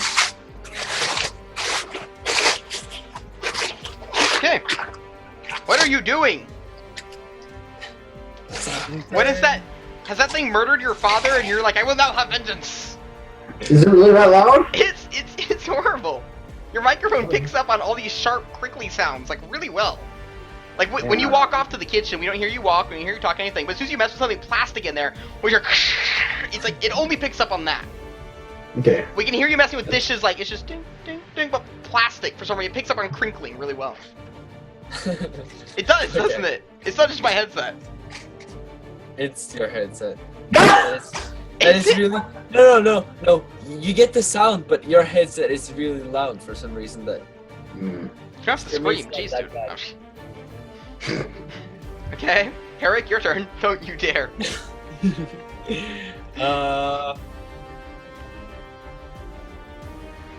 I send 3 of the wolves on the woman. 3! Yes. Okay. Okay, so they're gonna spend their movement actions getting over there. Because they only have 30 feet movement speed, wolf. Yeah. Yeah, so, okay, you got 3 wolves now over there near this gold woman. And then 2 of She them. doesn't appear I too tell scared, them- actually. She's kind of like, yeah, bring it on! Bring it on! And then 2 of them is gonna They're gnolls. shuffle in and try to attack the one with a spear. Okay, Just the they're gonna be fact able is to attack now. Yes, they will. You have to roll the attack, Aaron. No, that's no fun. Bite attack, 1d20 plus strength, 3. What? You just said it. You couldn't have told. The gnoll here with the spear is also slightly cocky, as gnolls usually are. Holy! No, 2d20. So yeah, I know. Sorry. So it's a 13 and a natural 20. Oh, because you're Yeah. rolling for both of them. Yeah. Yeah, I And he sucked at it. didn't think about What he what needed would to happen do. if I- So Okay, so the gnoll is And- standing there with his spear, confirm of 19. standing with his spear. You know, he's a gnoll. Bring it on, you bastards! There can only be one dog. Alpha dog. Let's see. With a crit confirm of 19. Okay, so the 13's gonna miss, but the crit is gonna succeed, and it's gonna confirm as well. So go ahead and roll the damage. Bite Which attack. is It's a ×2 of a well. It's a D8 plus 3. It's gonna be 2d8 plus 3. And it's a freshman. 9 though. He's not gonna have more than 9. No, he's out. He's done. There. Shrieks. There can only be one alpha dog. Ah, it was you! And he goes down. You know, I'm on the Being back of shooter. one of these. Do I have to do a ride check to stay on it? No. He goes in, but I'm like, no. And to the last one, I'm gonna say listen to your rider, so that you have partial control of that wolf. And then I will try He range gives, he attack. gives a small, woof of exceptions. Woof. I will try a range attack on the mage. Now in Norwegian we have we say that dogs can bark, but we also say that dogs can woof. Because it's not the bark sound, it's that woof, woof sound they make, We have two sounds we say dogs can make. Bjeffa and buffa. One is bark, but we don't have boof in English. We don't have that. We just call it bark Oh, we both do? ways. Really? Woof. Woof. Oh right, there's the word woof. Cool. Yeah, we have tons of words for I animal knew noises. that. And we don't have anything called boof. We do. It's just you then. Just you. You've never heard of that. Is it a northern thing? Ask Martius about it.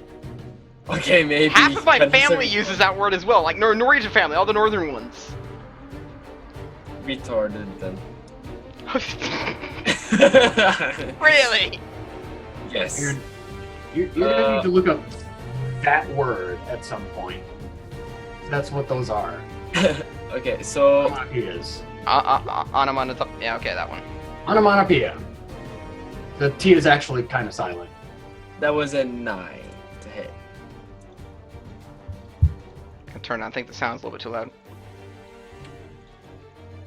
Okay. Onomatopoeia. Not. Oh, look, it's got a bow on it. What the crap? What are you guys doing that? Yeah.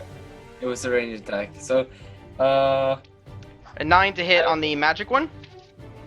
yeah. Oh, I should change mine. Okay, that's gonna miss. Yeah. And some battles happen down in the valley. Naturally, it's gonna continue going on. Collective roll, fun. Back to the gnolls again. Well, one of them's just shrieking and cursing and saying, "Hey, you're the one, you're the one, you're the one!" But is going to be torn apart by your 3 wolves. Spellcaster's turn. She is not extremely happy with what you were doing to her. Just totally nothing serious at all. We're just friends, roommate. Mm-hmm. So, We believe her. We believe her. but that's fine. She's not gonna charge in aggressively. She's confident. She's got this. With a small clap of her hand, as the sand around you erupts, as Oh, I the forgot giant about the maggot-like worm bursts up. If this thing was one size category larger, you would be Boba Fett You'd be from Star dead. Wars. Luckily, it can only swallow small creatures. So, You're like your own Alright. medium wolf. oops. Yeah, exactly. But yeah, if you're not a wolf, it can swallow you whole if you're small. But you're lucky the wolf is medium. So it kind of has chance to save you. I'm not okay. I'm not okay. I'm not okay. I'm Okay, keeping Noah in a constant feeling of just like terror and fear. He's never. So what happens No, it explodes out from the ground under you and is going to go in for an attack. How does this thing attack? Large maggot-like body, covered in spines from head to tail. Okay, it doesn't even bite. It just basically bursts out around Slam? you, and no, it does. It's a slam, but it's because it basically has swords growing out of it. So it just bursts out under you and then disappears back down. You're all like cut up and shit from this. Mm-hmm. And eventually it's gonna cut you up in small enough pieces where it can swallow you. Or if you're small, it can swallow you. It's a slam attack. It's 2x2 squares. It's going to hit literally everyone. Luckily, it's not stupid amounts of damage. It's an automatic hit. It doesn't have to roll to hit. It's you guys have to roll a reflex to dodge out, which might actually be a little bit better for wolves and stuff. Do the wolves get attack of opportunity? I have to check. No, it counts as a slam attack. So there's no attack for opportunity. Okay, so reflex of 11. I'm assuming we'll be using the wolf's reflex, not Neji, because I assume Neji is just going to cling on for dear life. Yeah, so should I do a ride to stay on? Yeah, because Wolf has to do a dramatic action. Uh-oh. That's not good. That's not good enough. It's a DC 10. So you're going to fall off, and then I'm going to need your actual reflex, which you already did roll as a 12, to try and roll across the sand and not get sliced by one of these things. Anyways, DC of not being sliced. Let's see. 10 plus strength. 3. 11. DC 13. Son of a bitch, we both get hit. Hits you all perfectly. How much damage? Damage is 1d4. Hold on. So, and you can succeed for half. So everyone just takes 1 damage. Oh, thank God. All wolves, and you take 1 damage. Wolves, by the way, have the first hit die. 3, 10 HP. I'll keep a track of wolves here. Wolf 1 through, yeah. 6 motherfucking wolves. 4, 5, 6, and they've all taken 1 damage now, and they each have 10 HP. Yeah, it's getting kind of ridiculous. There we go. He's fine. This one battle here, you guys are fine. Okay. That was her turn. No, that was the animals. She doesn't actually have to control it with her turn, does she? It's been a while since I've actually used summoner enemies. No, it's like druids. They use their turn to summon. They don't actually have to use their turn to. Yeah, once it's summoned, it does its takes... own. So what is she gonna do during her turn? She's already used her spell, and her starting wand, custom creation, is that she can summon an animal, but she can't summon a new one until it's gone. And also, she has very little control over what she summons, and as in sense, he has no idea what she summons, and she can't actually control it unless she does handle ammo, which is the reason why she's saying 60 feet away, and she's not coming any closer. Because she's gonna let this worm devour you, and then she's just gonna walk away. If she tries to move away more than 5 feet, she's gonna get attacked by the 3 wolves that are right next to her. That's a good point. Okay. So she kind of, She's going to But 5 step away and try to use the ranged attack to smack one of the wolves with... Oh, right. 3 of those wolves are not going to be taking that damage because they weren't standing up to this farm. So I'm just going to... That would be wolf 4, 5, and 6. Okay, she's going to try and hit one of them with a ranged attack.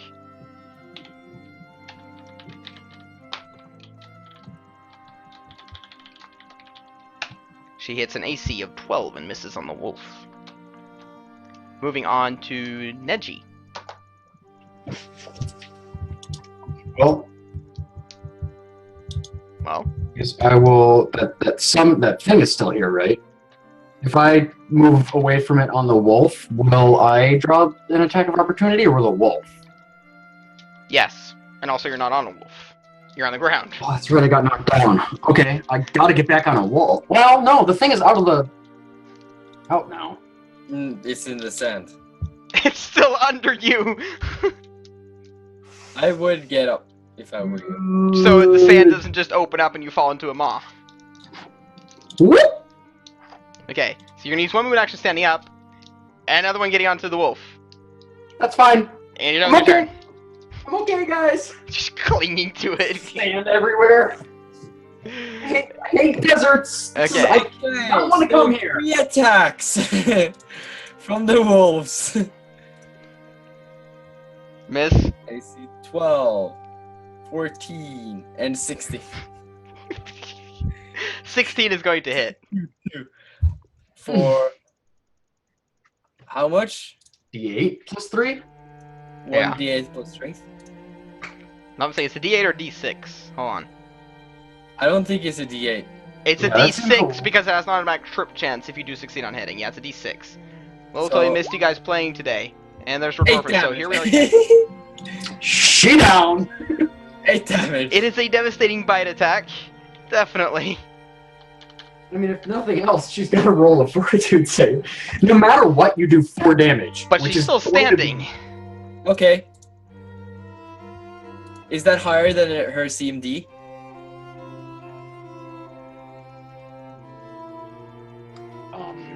She hates you.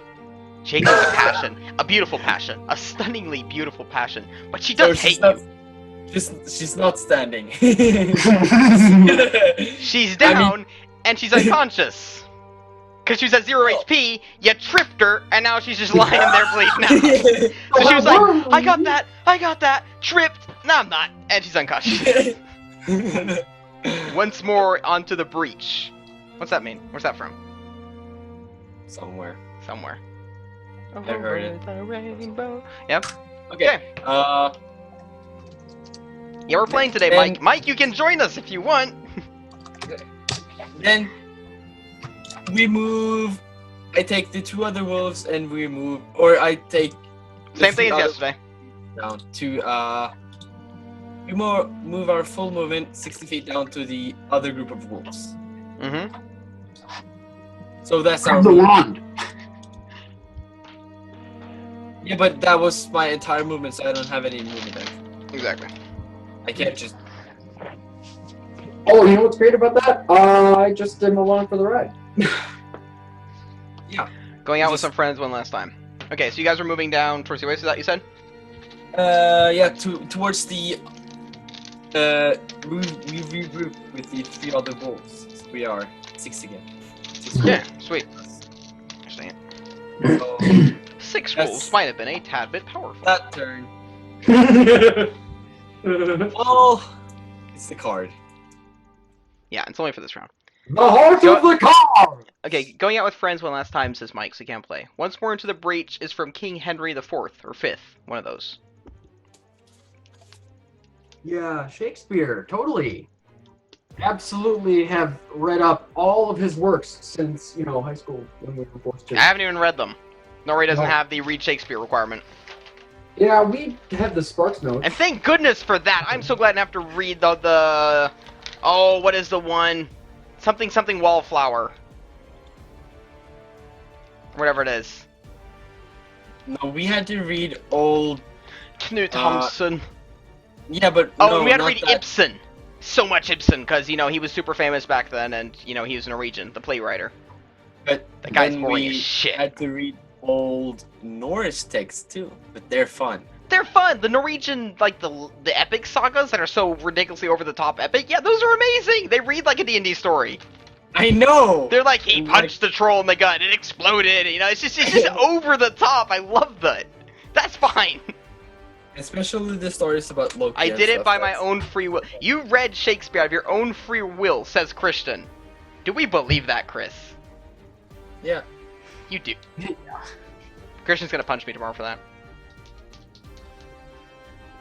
Totally expect him to. So that's our turn, right? Okay, moving down towards the oasis with the wolves and all that. Or you Yep. regrouped with them and yep. Okay, got ya. Regroup and then move down. Yeah. So We just suddenly we dropped down to 3 viewers and we suddenly bounced up to 12 again. So I was just saying hi to people suddenly came in. Yeah. So, anyways, for those popping in, welcome back to Tabletop Twitch. I think we're still got what 2, 3, 4 more hours. 2 or 3, yeah. Nice. I was in the theater for 6 years, Aaron. Right. Yeah, I remember that. Christian was in the theater. No, he was in the theater. The theater. Okay. Okay. Yep. Knowles can be considered out of it. Are you actually just gonna leave her to die? Lay down in the Who gives sand? a shit? We have shit to do. You guys are murderous No, students. no. I'm not gonna leave her to die. I'm gonna pick up her wand. Okay. She's out. She can go get healed or whatever. Yep. So- Well, they did it. He got the wand. But doesn't that mean she's disqualified? So She's she out. gets- She's out. Both her and her totally not anything other than a roommate are going to vanish and disappear in the sand. Yeah. So we did her a favor. So let's continue. Time for bed, guys. Awesome stream today, Art. Oh, okay. See you later, Hilo. Good luck with your back, man. Yeah. He was like he's like having trouble watching us because he couldn't like sit at his PC at all. Shit. So I was like, get better, man. Okay. So you move on down towards the oasis, and back like out of initiative for a bit. You've reached down. You see one student. He's got the student robes on, same as you, but he is obviously sewn on a few paladin emblems and whatnot to the god of Pelor. And cradling in his arm, wrapped in a bundle of what used to be a student uniform, is obviously someone now at the ripe age of 1. So, whale card. He is cradling it. Now, he doesn't have a staff. He's not a first-year freshman student. He's a third-year paladin student. He doesn't have a wand, I was about to say. He has a staff. He has a large white staff with a blue crystal at the top of it. And he has been doing nothing while working himself down towards races than spew off just a barrage of bright white rays of light against the other group coming down their side. He's just been peppering them. They've been doing nothing but defending themselves. Second-year protection aura students who have set up just nothing but a force field and are slowly turtling their way down towards the oasis.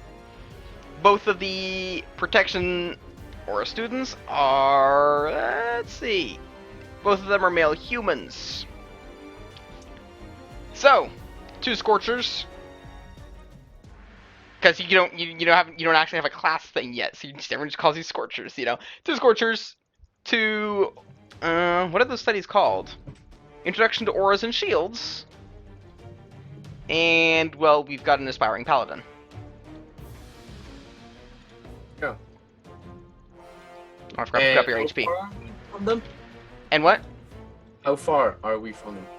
Well, if you guys are coming down, well, because, one of them are to your left, well, you're coming down sort of like in the middle. Let's say, you've got the oasis, and then going around the oasis, it's going to be 2-ish something movement actions, 2-3 movement actions. Because everyone's just they're all moving down towards the oasis. I assume you guys are as well. Mm-hmm. So if everyone's down by the waters of this, then everyone is just 2 movement actions away from each other, equally. And we'll go back into initiative there, I think, because now we're within actual attacking range of each other. Yeah, we'll do And now that. that I know that AE is going to be something rather permanent, I think I'm going to start setting up like proper battle maps and preparing battle maps for it.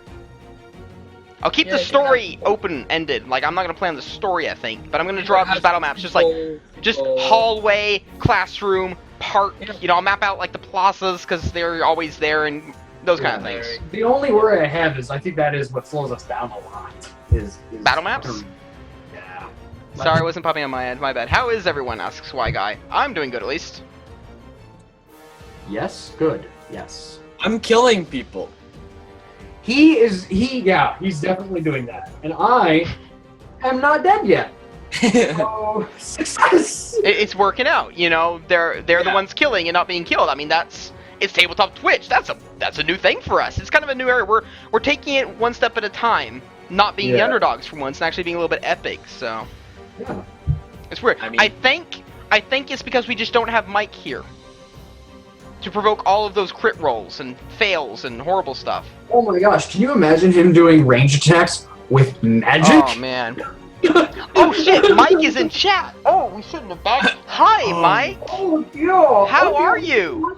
Oh, we, no! we really appreciate Okay. you. Do we roll new initiative?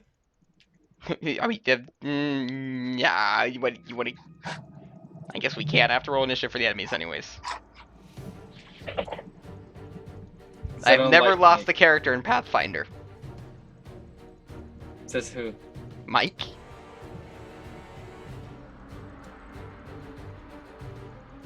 He's no, No. that's that's not the problem, Mike. It's not that you die. Yeah, It's that you you killed were everyone us. else. No. You've killed How many other characters have we lost because of you?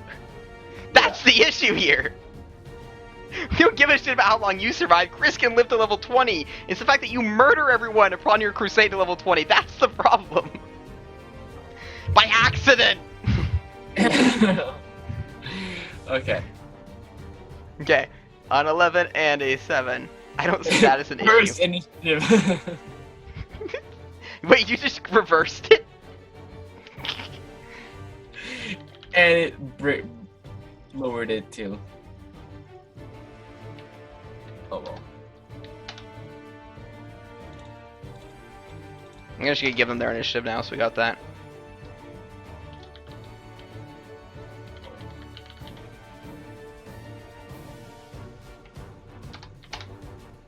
What the dicks? Oh! Woo! Cool! Herrick! You're all stupidly slow, but you're the least slow. So you go first. You're the least bad. No one else? You No one wanna? else. Okay. Alright, this is fine, what I'll I'm go gonna do. first. This is what I'm gonna do. Okay? 4 wolves. Fetch. Fetch what? Wands. The staff arrow, the big stick. Fetch. Okay, so 4 they're of gonna them. use 2 movement actions going around there. Yeah. Now, I think you just cost someone their entire studies as a paladin. Because as a paladin, you have to be righteous. You have to be good. You have to be honorable. And the curse word he says is nothing of the sort. You can hear the gasping of the spectators far away off the horizon. This guy probably just got Teacher banned is by Pelor. frantically You can writing, hear "What's his name? Pelor in What the is his sky name?" go, damn, what was that? Wash your mouth with soap, you little bastard. It's bad. He does not like the wolves storming towards him. So, anyways, Herrick, you've sent 4 wolves up there. You got 2 still you. One of them is it's got like a little parasite thing on it. It looks like a gnome. Yeah. And I have 1 extra by my side too. So, how far am I from the water? Eloran and Guardians of the Ancient Council hasn't even taken damage, I think. Wow. Better change that next time. Aaron, he's been in the background, away from the fight. Plunk! All the Plunk! time. Yeah. I'm Yeah, he's like, are you guys helping! gonna try to open that door? Because, ooh, that looks dangerous. Yeah, every time we've opened a door, he's backed up and gone, don't worry, I've got an arrow ready. I'm going to take a Yeah, prepared no. action to shoot something. Just so he never has to open a door. That's his tactic. I'm going to take a prepared action. Just go ahead. I got this. Welcome to the You magical little world weasel. of... You little peasel. I didn't know Okay. paladins couldn't swear. Oh, that swear word. That one right there. That Yeah. one. That one. So, He's just Okay, I playing it think safe. I'll take a quick glance around. Do I see anyone who has started swimming into the small oasis? The aura casters, having defending themselves with a shield, are turtling it, and they're basically right at the water right now, just protecting themselves against the barrage from the paladin. But now they've stopped. The barrages have been, chained towards the fucking wolves with the baby under his arm. Yeah, they're now just entering the water. Try not Okay. to kill the 1-year-olds. Yeah, no, I will try not to. Well, I mean, no one at least might have some. This guy is It's paladin. not a baby unicorn! He's a paladin, and it's another paladin. They're Yeah, probably. that's I'm saying fetch, Aaron. So if he get the staff, he's out. You're right. Yeah. Over. We save both of them. Well, you have to pick up the staff, but like the wolf gets it, then you're good. It's gonna come back in 1 round. Yeah. So. I know. But I get to the shoreline. Yes. Are you sure? Yes, I am sure. And I use magic device. Ow. Try to use my ability. Oh shit! First time we've had a magic fumble. I'm gonna run to the bathroom. You guys, I'll listen. Okay.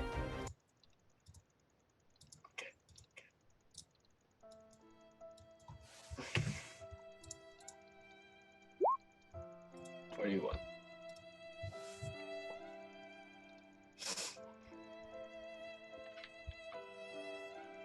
Should have gone with a range attack. You can crit fail that one as well. If you had one on, it's still a magic fumble. It's just a different one. I know. I'm not even gonna say what Mike's saying in chat right now to you, so. Because I want you guys to still stay friends.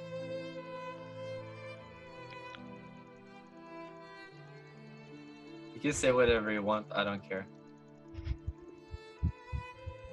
What happens? I mean, what happens? Your nose begins to bleed.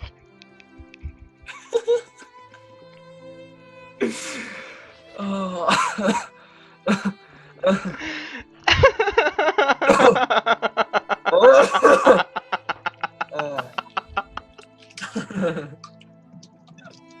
If I get this one curse, It was 4 of the 100s were that, okay? If you'd gotten 40, you wouldn't have gotten it. It was 41 to 45. okay. I have a nosebleed. Okay. No, and it's that curse that causes him to slowly bleed out through his nose. It's like a nosebleed from an anime. It's a little spout, and he loses 1 HP, no, 1 con per day, I think it is. Permanent? It's a curse, yeah. He's draining all his blood out through his nose. It's just a constant stream. Last time he had this, not last time, like the time he had this when he was Elrond in the level 11 command, he took 2 socks and just shoved them up his nose until they could get it dispelled. No. Until I realized I could cure curse, or I can remove curses. Brain aneurysm. Oh man. Okay. I think we even went through a boss battle until then. After that, I realized I could remove curse.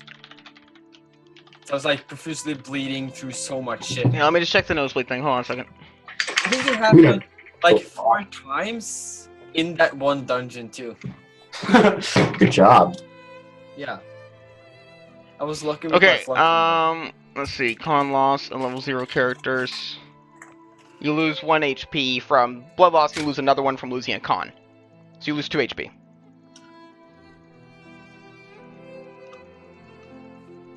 And of course, when you heal, you can only heal up 1 now. Because your max HP has basically been lowered by 1. So you took a damage and lost another HP. Make sense? Do you want to talk about it? Chris? I just want you to know I really appreciate you. Chris? I need to put up on those technical difficulty screens. We'll be right back. Oh my god. Had to be this fumble. Why is this funny? It's because Chris, I think, has gotten this like 5 out of the past 8 times he's gotten a magic fumble. What's really funny about this And that is other people have magic chose- fumbled, and it's still gotten that for him. Like, Chris nearest does. person gets a random curse, and the random curse... decided to make the decision to make his character not have a lot of HP. What, you have what, 4 now? You lost 4? 2 HP, yeah, and his max went down by 1, so you can only heal 1 of those back until you get this curse away. So he's 4 HP and he lost 1. He's got 2 out of 4 HP now. Instead of 4 out of 5. Play characters without constitution. I can heal a quarter of your life per go. That means Oh my that God. potentially anyone can get me from full HP to 0. Oh Mhm. shit, because of the D3-1 damage. He's got every single hit, pretty much, is going to be, unless it's a 1, it's going to be 42. Massive damage. We need Mhm. Blaze back. Yes. Yeah, he's going to get chewed out. No. He's gonna come back from like a scorched dimension, like battle hard. He's got like scars, like an eye patch. And he'll be like, I got this. Okay. Well, that could have gone better. Yeah. Continuing on. No. I still have 1 wolf. I sent one of the last wolf. The one I'm on? No. He sent 4 originally. Sent 4, and then I have 2 more. I sent the one that no one is inviting to Yep. or Gosh damn it. I don't know how far he gets. To the Orcasters? Well, 2 matches, so his entire turn. So you got 4 wolves over near the Paladin, 1 wolf over the Orcasters. Yep. Yep. Okay. Paladin's turn. Paladin is going to try and use the ability of his staff. Fumbles. Please. That's all we ask for. Just crit fumbles every round. He's going to fail, but not crit fumble. Let's see, and he's also going to use a move in action. He can't, can he? Without broken attacks or opportunities, because he's got wolfies. He's going to go into full defense, being a paladin in full plate armor. Good call. Good call. He can't do any attacks for opportunities though. Naturally. Neji, your turn. So I'm gonna look at Eric, see him bleeding from his stupid nose, and say, "Hey, buddy, you Not the most mocking voice ever. How you doing? Look at you. Fucking just fucking. hey, buddy." And I failed my heal check. You find out rather quickly that it can't be healed. This isn't a damage to his nose. It's just a curse that's just pushing all of his blood up through his nose.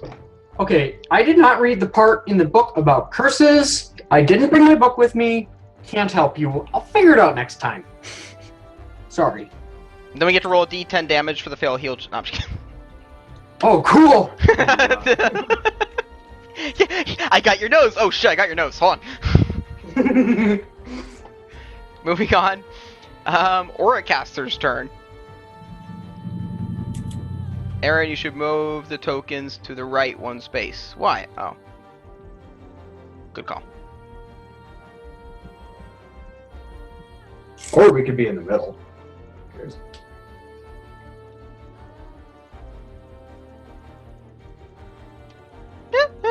That works.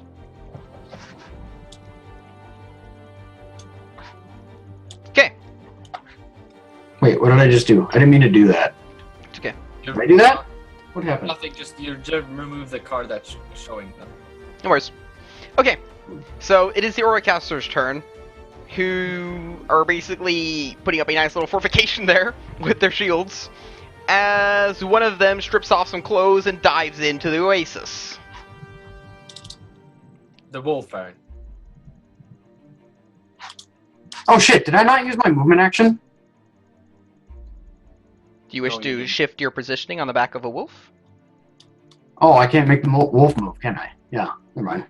Wolf moves on I'm his. gonna ask. Well, no, he moves on yours because he put it over to yours. You control the one wolf. What do you want to do? Yeah. I'm gonna tell it to jump into the oasis and start towards the orb. Okay. The orb is somewhere in the middle of the oasis down the bottom.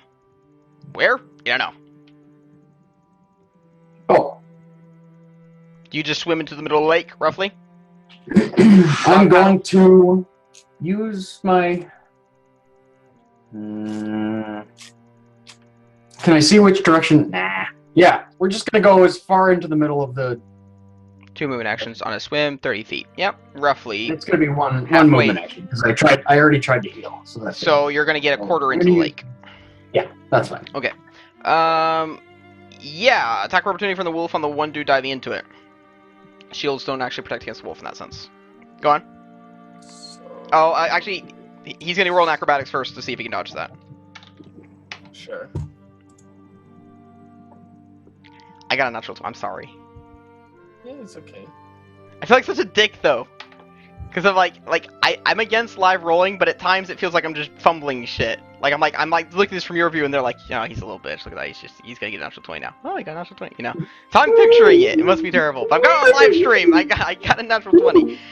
He strips off his clothes, prepares to dive in, sees a fucking direwolf just there, freaks the shit out, and just kind of, instead of doing the gracious nice thing he was going to do, just kind of like fucking tumbles into the water with a loud splash, and you're gurgling and stuff, and he just starts swimming down, and the wolf is so flabbergasted at this, he's not actually able to bite him. Kind of looks like a fish flailing in the air before he hits the water.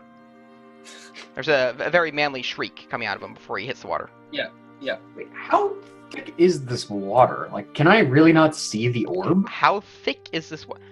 It's a puddle of water in a desert. You can expect this to be as muddy and murky as possible. Ah, Yeah, at least what I'm picturing. I remember lakes in Texas. They have the consistency of chocolate milk. So that's what I'm Gotcha. picturing Yes, here. but this is Oasis, Aaron. Yeah. Usually they have pretty. So it's beautiful, crystal clear. No, it's muddy as shit. It's a water hole. It's 50% animal saliva. At least how I'm picturing it. It's murky. It's murky. Yep, Yeah. that's I'd fine. say it's like you can see the bottom, but No, you can see. I'd say you can see maybe like 10 feet into it once you're actually underwater. So yeah, I mean like it's about 30 feet deep. So yeah, eventually you're gonna be able to see the glowing orb. It's just not from the surface. That's all. But when you're underwater and getting close to it, yeah.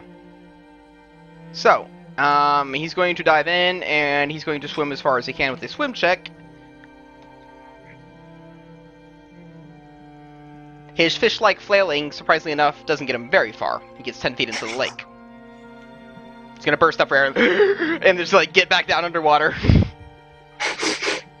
Moving on towards Herrick, who maybe can be a little bit more graceful than that. so here we are. What is Four the wolves up combat against the maneuver? paladin. What is the combat maneuver for snatching something? Oh, from the wolves? To disarm? Yeah, it is just a combat maneuver. I'll actually check the rules on it. It's base plus peb, so the d20 plus strength plus 1.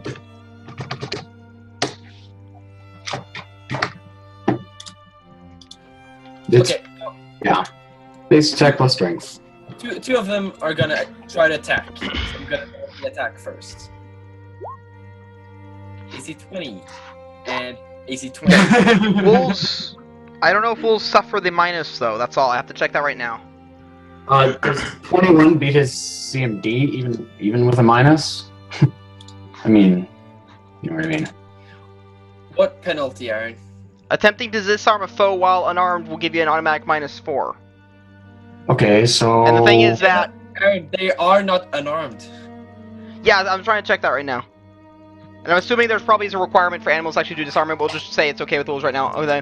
Though, if you do not have the improved disarm feat or similar ability, it will broken attack opportunities. So you will get the chance to smack the bullshit out of your wolf first. Yeah, but Yeah, how many attacks of opportunities does he get? 1. So, I made 2 attacks, Aaron. Does AC 20 or 21 hit? Attacks? Or... Yeah, just regular attacks. Oh, Regular attacks. Yes. I have to check this. Yeah, you're fine. Both hit? Yep. They do? I think. Well, I mean, that's what I'm trying to think. Because I can't actually use stats from like my NPC book, because even a 7th-year have stats. student is still level 0. You understand what I mean? Yeah. And how my campaigns works.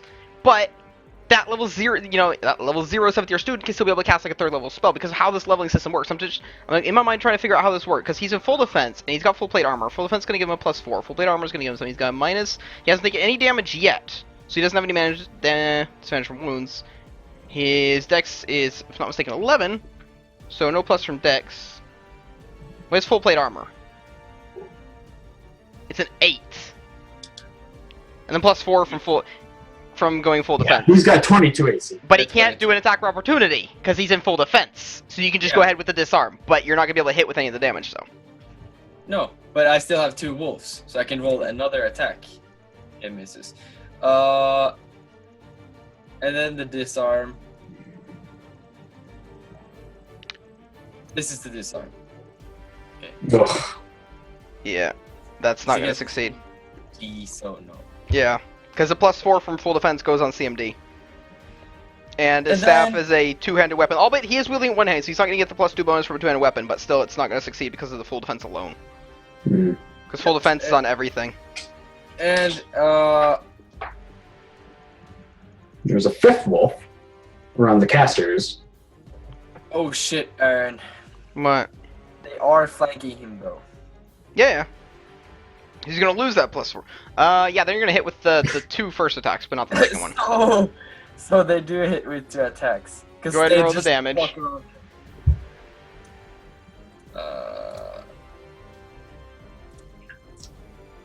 2d6 plus 6. 8. Oh. 17. Damn. So he's just gonna go down. He's gonna go down. No question about that. Oh, the baby. Okay. Paladin is out. I guess one of the wolves managed to grab the stick out of his grasp. The one who you were gonna roll for the third attack, just have him just pick up the staff. Yeah. But then we have the last wolf that is going to attack the one that is not swimming. You hit, For and deal 5 damage. 5 damage. And then it's my That turn. was probably massive damage. Nope. Really? The guy's got more than. Damn. Then it's my He's second year student. Like, he's still level 0, but he's gonna get extra hit dice. That's how we work in this. Mhm. Like, you have Okay. levels without actually having levels. Right. Okay, I managed to DC to activate my wand. Yes, you did.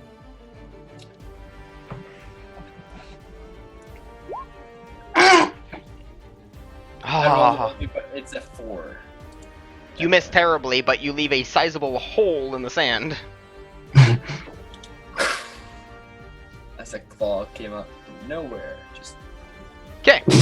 oh well. Yeah, Paladin's down. Okay, Neji. Okay, I'm gonna hop off real quick and check underneath. Well, first I'm gonna smell to see if I can't distinguish any particular smells of magic or lingering hints of where someone might have put this orb. Can I do that? You can try, but you're trying to, and I quote, smell magic through water. No. I'm going to hop off and get my head under, assuming I can do Okay, that. are you gonna go underwater and then try your smell? No. Hold on a second, bro. Oh wait! I smell drowning. I smell drowning. No, I'm gonna jump off and dip my head under and look around to see if I can't see the orb. Yeah, go with perception. You're only a quarter into the lake and, well, you swim down. Right. Hmm? You were going to swim out and then do the perception, because you're only a quarter into the lake. Oh, Towards the middle. yeah, I'm gonna have the wolf go into the middle of the lake. Sorry, Okay. did I not? Roll a d20. Roll a d20 plus, 3. For what? Swim check from the wolf. Oh. And Bloody hell. a ride check from you. Well, he fails the swim. But I managed to stay on! So he moves 10 feet, and that's all he can do. Okay. But you definitely managed to stay on. He very carefully dog paddles it. But I kind of don't want to stay on. Unless, is the orb right in the middle? Yeah, all you heard was in the middle at the bottom. That's just roughly. Okay, alright. Then we're just gonna go to the middle next time. Yeah, so you're not gonna jump in and send. No. You don't see it But glowing from that's- up here. That could be the roll. Then I would love to attack. Oh, go on. Awesome. The one magician, right? One Yeah, mage? there's only one above ground. Above Yeah. water. How's the sound for you guys? Everyone sound okay?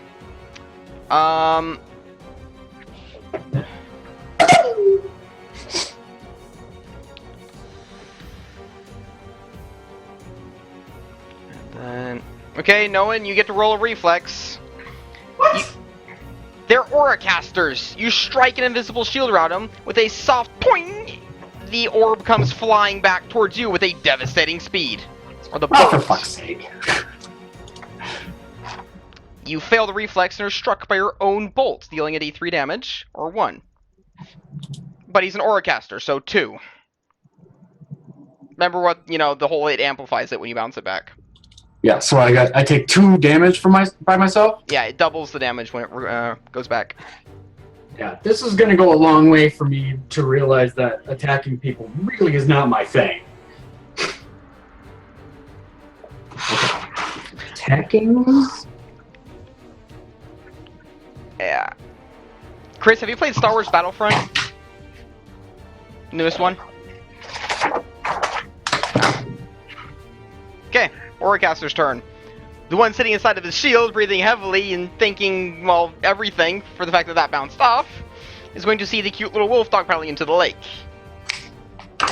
He is going to try and use his... That's just bright white. His wand's ability.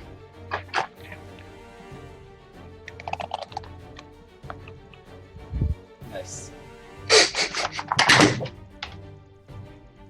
He's going to succeed in using his wand's ability. And is going to continue keeping the spell up. The shield. Other Auracaster is going to do a swim check underneath water. So I know. Move some degree or not. He doesn't come up for air at least. He might have drowned. Herrick, your turn. Yeah. So, the one wolf carrying the staff, I beckon him over to me. Okay, so he's going to spend... The others are going to go kill the Auracaster! He's going to spend the entire movement action getting back. And 3 rolls are going to move over to the Auracaster. Oh, poor Auracaster. It's 4 d20s that are going to be rolled at him right now. Or you could have the wolves go in and look for the orb. I'll roll damage for that one.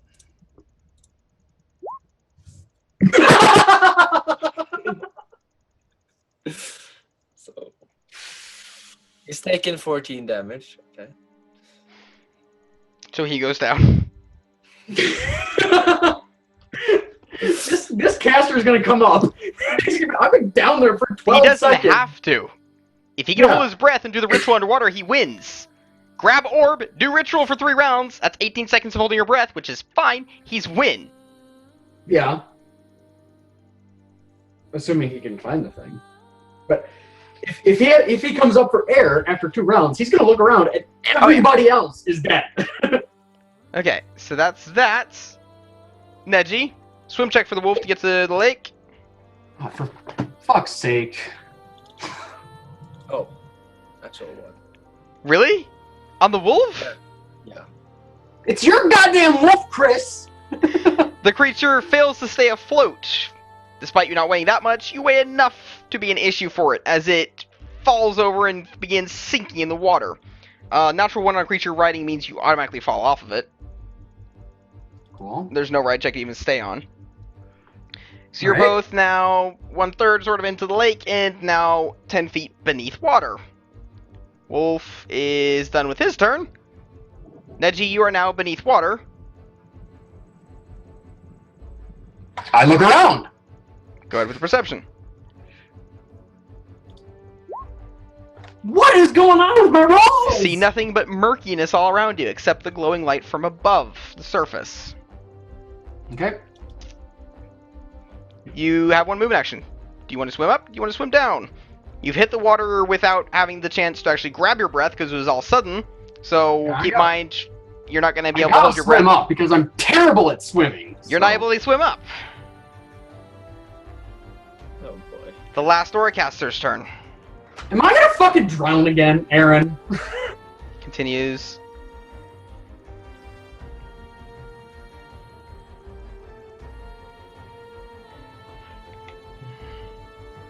Yeah, I've rolled the how long he hold his breath, right? You can hold your breath for an equal number of rounds to your con times 2. It's a ridiculous amount. And is that if you get a good breath? I Yeah, don't remember if you're not, that. it's half that. Then it's just your con.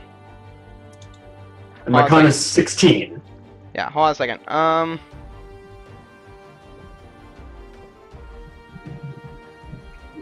You must hold your breath. You can hold your breath for a number of rounds equal to twice your constitution score.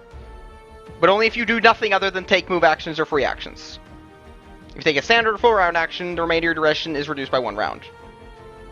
If effectively in combat you can hold it half, yeah. Seeing you didn't get breath to start off with, you can only hold it for half that, but it's still stupidly long. But I mean, So 1 round is 16 rounds? Yeah, but that's 16 times 6 seconds. So that's like a little over a minute. That's like, yeah, it's 1 minute and 36 seconds. That's, that's still quite a bit though, but. But Well, then he It's has 16 rounds. If this isn't over by 16 rounds. Exactly. yeah, but he loses a lot of rounds when he's using full round actions to cast a spell underwater. I'm not going to be doing that. No, but he is. Maybe. Okay. Done with his turn. Herrick, your turn. I will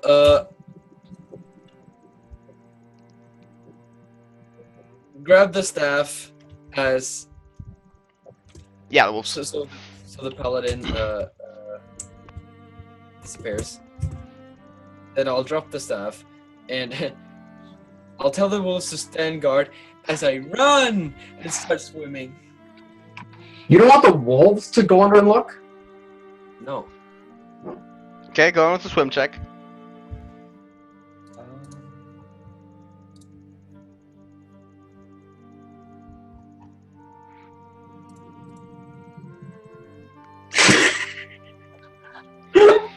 Nice. So you two immediately just disappear beneath the surface of the water, but don't really make much progress in moving an amazing 10 feet, and that's all instead of a full movement action. Neji, your turn. Okay, You wish I'm to swim gonna up or down? shake off the initial panic of being underwater suddenly because of the stupid wolf. I'm going to point to the wolf and tell it to look Mm-hmm. around. Okay. And I'm going to do the same.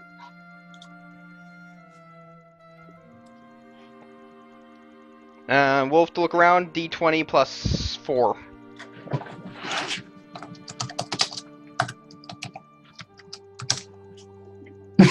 Okay, the wolf looks around. Doesn't understand what it's looking for. Yeah. Your perception of 10. Let's see. Yeah, you can see a faint glow below down the deep. And that faint glow is going to illuminate the fact that you can see the aura caster sitting on the bottom of the riverbed in deep concentration holding on to this thing. Okay. Then I would like to, as much as possible, tell the wolf to stick him. Get him back! Underwater.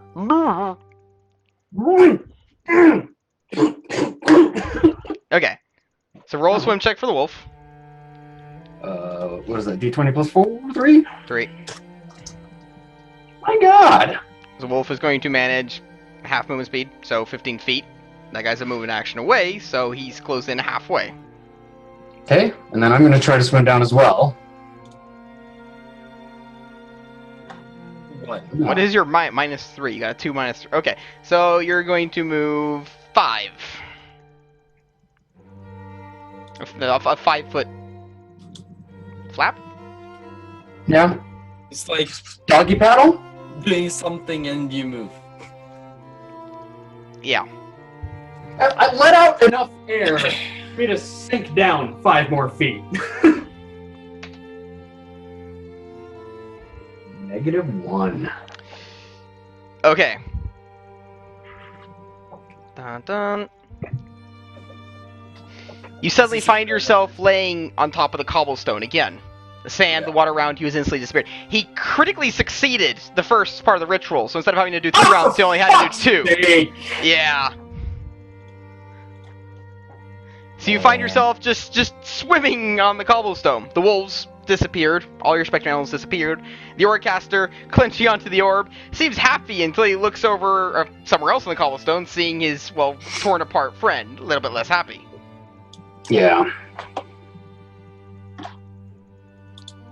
So, first round of the competition did not go to you guys. Didn't get last place No either, kidding. got second. And your second didn't involve your death, so I mean, that's pretty decent. Let's see here. No, no. The infirmary might be a good trip for you right about now. Yeah. I mean, I'm assuming they probably have, clerics and students nearby to go come over here and dispel that, so you're ready for next round if you want to participate further. Yes, I will. Yeah. I'm gonna tell him to buck up. We can heal that. Okay. So a few students are going to come over, cleric students at that. They're going to pull out their Medicus kits and whatnot and look at it and be like, that's not a wound. Pack those back up again. Gonna pull out like crucifixes and holy water. That's more like it. What is going on? Why do you have camera? What? You I was see, making my face like pure white. it's just you're becoming a cleric. You're like getting all holy and stuff. Yeah, I realize I'm like super bright because of my lamp over there, like reflecting off of my skin. Like, I haven't found a way to fix that. Continuing. Okay, I'm Did going I to get- did I whisper get too over to dark? Eric that I have learned 2 things, Eric. I am not good at attacking or swimming. This didn't get too dark, did it? No, you're fine. Okay. So, first round goes to the one remaining Auracaster. He was pulled aside, and that was a nice way for this competition to work. I think that winners of each individual competition are going to be able to go on towards kind of like a finalist thing, work it like a tiered thing. So it's like Mhm. yeah. And they'll continue until they've got 4 finalists, and then then the winner of that final basically wins actually an award. And you guys can choose if you want to just re-participate and try and become one of the 4 finalists or not. If you feel up for it. Yep. So I'm everyone's going to gonna have to change my strategy a little bit. I don't think it should be. No, my curse is healed. Let's see. You still have the staff. Hmm? You still have the staff? The wand? Yeah. And the wand. Yeah. Let's see.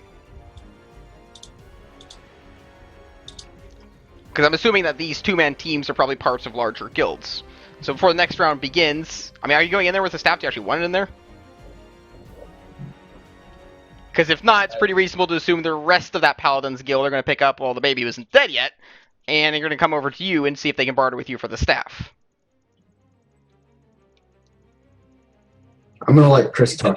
Like, it's a nice staff, so I mean, maybe. We'll see how we feel after at the end of the day. Oh, you can definitely try using it, that's for sure. It's just, it's got a magic check out the ass because it's not, it's one of the custom-made ones. Yeah, I know. I mean, like, maybe, but I mean, Paladin pulls out a potion belt with 3 flasks in it. Just make it easy. Just trade it off. These will be I'm far not- more useful to you in the next round than that thing will be. And it's the right thing to do. I'm not so fond of drinking stuff, really. 3 cure light wounds? No? No. Is there actually something you're hoping for? Or No. Not really. I'm just not fond of potions.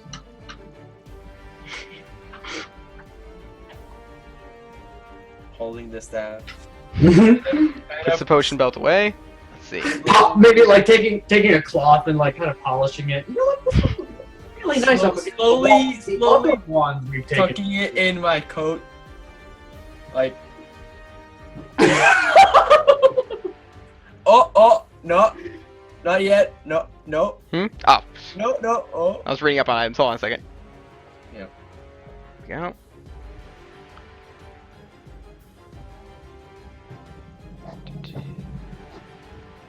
Three screens is not enough. I'm looking at upgrading to 6. I'm really looking forward to that.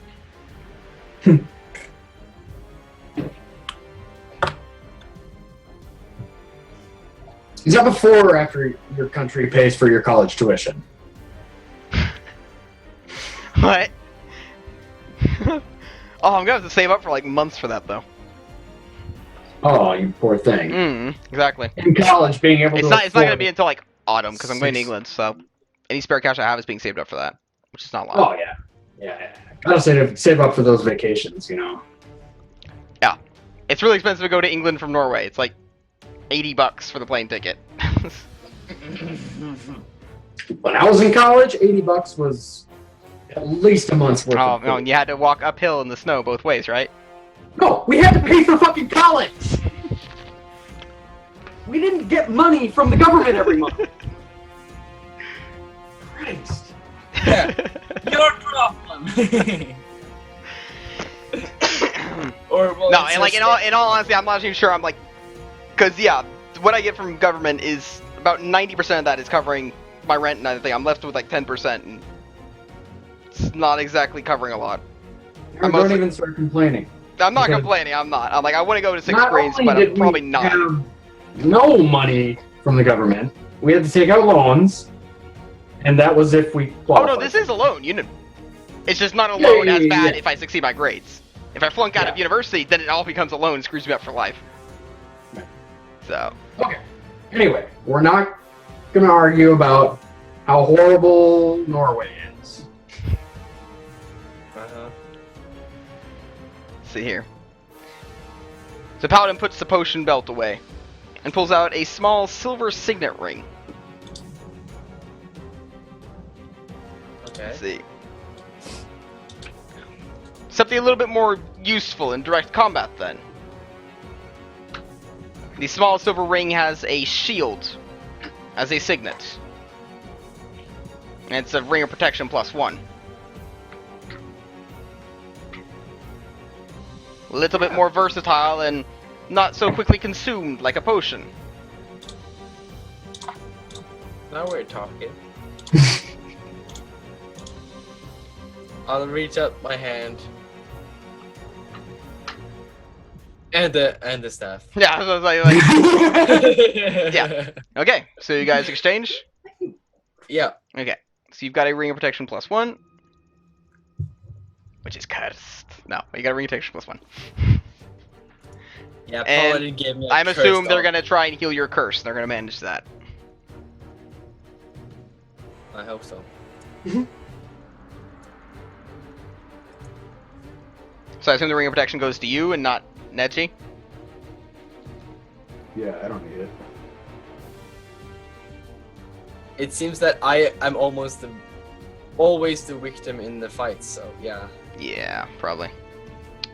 Also, Well, I I'm haven't bigger and done this scarier. yet. For anyone who isn't a part of our Discord, there's our Discord link. If you want to chat with us between sessions and whatnot, just hang out. Ugh. So, What time is it? Oh, it's almost 3 a.m. Yeah, no wonder. Time is going really fast. It's kind of weird. I was like, oh, I'm a little bit tired. That's weird. What is it, like midnight? No, it's 3 a.m. Oh, okay. Sure. It's 12 hours till I got people coming over. okay, so let's get ready for round number 2. Sounds about right.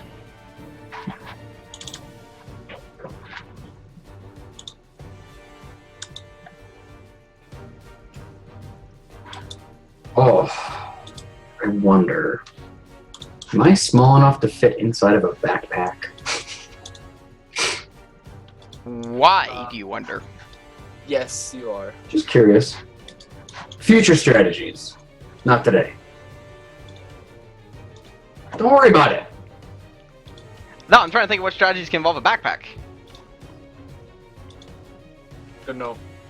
But I don't use the backpack, I use a satchel. So, like, yeah. I thought you used a fanny pack. You did say you were looking for a You fanny literally said fanny pack. I know, I said that. and shouldn't we're have never said gonna that. let you look at Never. it. You should not have said that. You could have used any other word. The brave battle mage with a fanny pack. So, I said I was looking for a fanny pack, but then we're like, okay. And then I said I left the store with a satchel. Yes, but we're gonna call it your fanny pack. So Yeah, it's fine. So, Also, when you chose a token like that, I mean, you're making it too easy, man. you're just jealous. Totally. So, round number 2. Well, next round you guys will not be participating in. Mhm. Round after that, though, you will be. So the second round, let's see. There, 2 parties of 5 against each other. in a mountainous landscape. They were all okay. One team was 6th-year students, the other team was 7th. So a little bit of bright blasts and colorful explosions and all of that in between them. Round 3. Give me a second. Prepare stuff. Who won round 2? I don't care. Oh, who won round 2? Yeah. Oh shit. No, it doesn't matter. Okay. The deck of beasts is really interesting, though. Oh, it's fun. It really is. I'm a little bit looking forward to when Wand Week is over. Because Wand Week is meant just kind of like, a little bit random stuff just happens, all of that. But after that, like, now you've got your wands. You start having purpose. Like, we start on the actual, like, okay, here's an exam. Here's what you need to achieve, and we get a little bit more questing and stuff. So, Yeah. because I'm not sure if maybe we'll just go through that, like, after this event, the rewards and the contests regarding that whole school-wide duel thing. Should we just say, it just happens, you go through it, you have fun, you get to test your wands out, and all of that? Or do you guys actually want to play through it?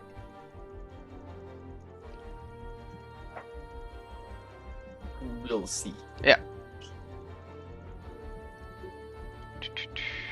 Okay.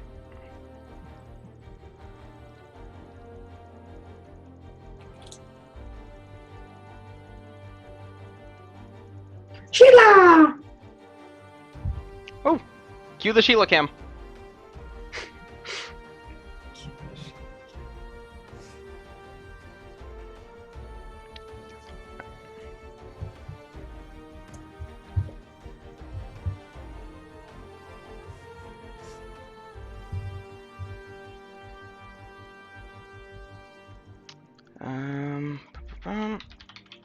Open that folder. Thank you. Thank you.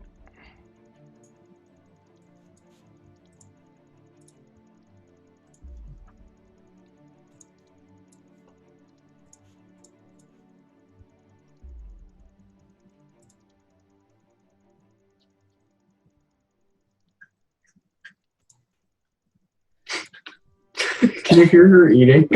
Yes, barely.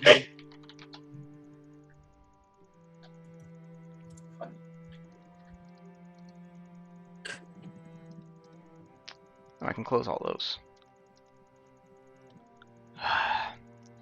3 screens is not enough. Yeah.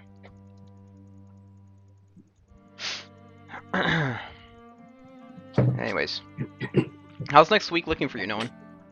No idea. No idea. Okay.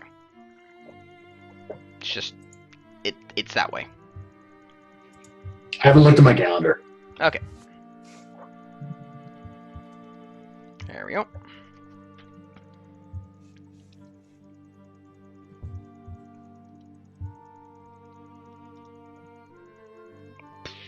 So, next challenge. Didn't have really the most applicable one, but most applicable image. You guys are teleported out onto a vast frozen lake surrounded by mountains on all sides.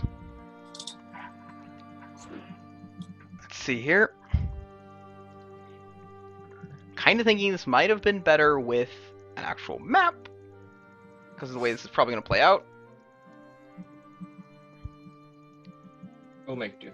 There we go. Yeah, because frozen lake, you're standing upon ice which can shatter and become an issue in devastatingly ice-cold waters.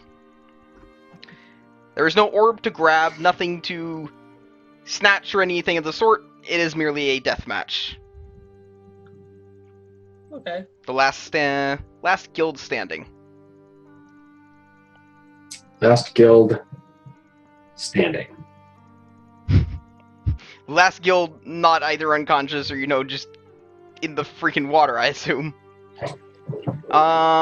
Ice being difficult terrain.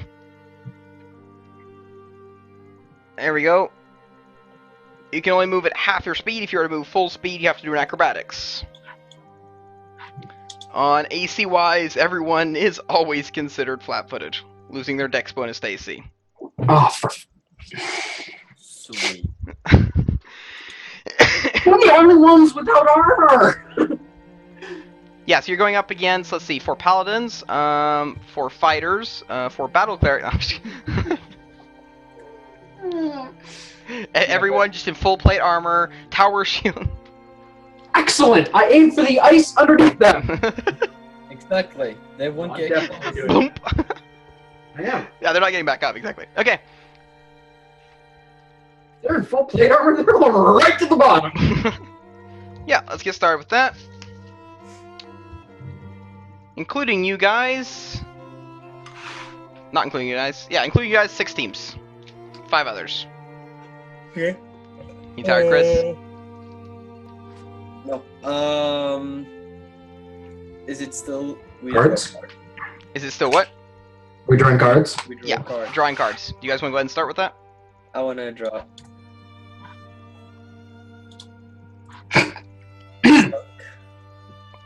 Yeah, there we go. What'd you get? Skunk, the cautious thicket wardens. Skunks are quiet, recessive creatures. They are known for being being distrusting, wary of all. I'm gonna have so fucking high intimidate right now.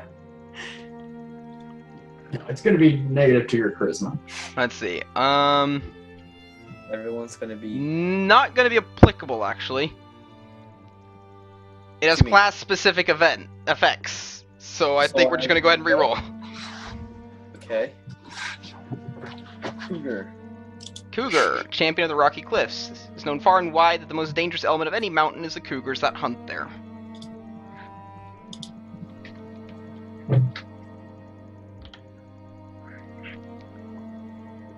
Okay.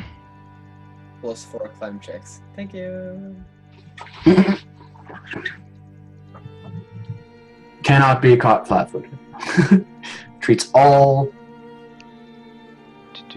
rough terrain as favorite terrain. As favorite, he just began skating just perfectly. Yes. Let's see. It's come from my under my boots. +4 to acrobatics, and a +4 to combat maneuvers to grapple and pin opponents. Without See? anyone having... And it's going to be flat-footed. Yes. Yep. I'm just gonna Okay. No one? Alright. fuck the wand. Ooh, the pretty butterfly! The fairies of the meadows. The butterfly is frail and delicate creature, highly regarded for its stunning beauty. Okay, let's see. Oh, I have a beautiful butterfly! Oh no. Bugs life? Frail and delicate. That's good. Does he get wings? Hold on. Variation 1. For small creatures, gives you laser eyes. Right.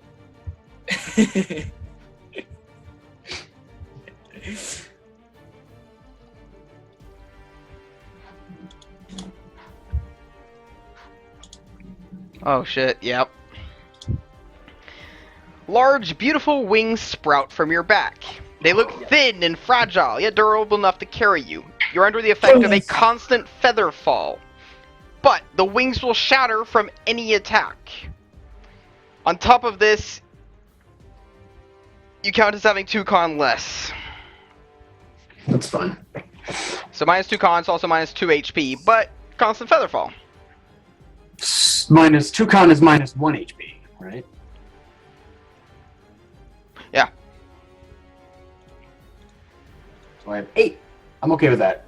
Especially because I have that other ring that if I am up 15 feet in the air and fall, I'll be okay unless I break through place.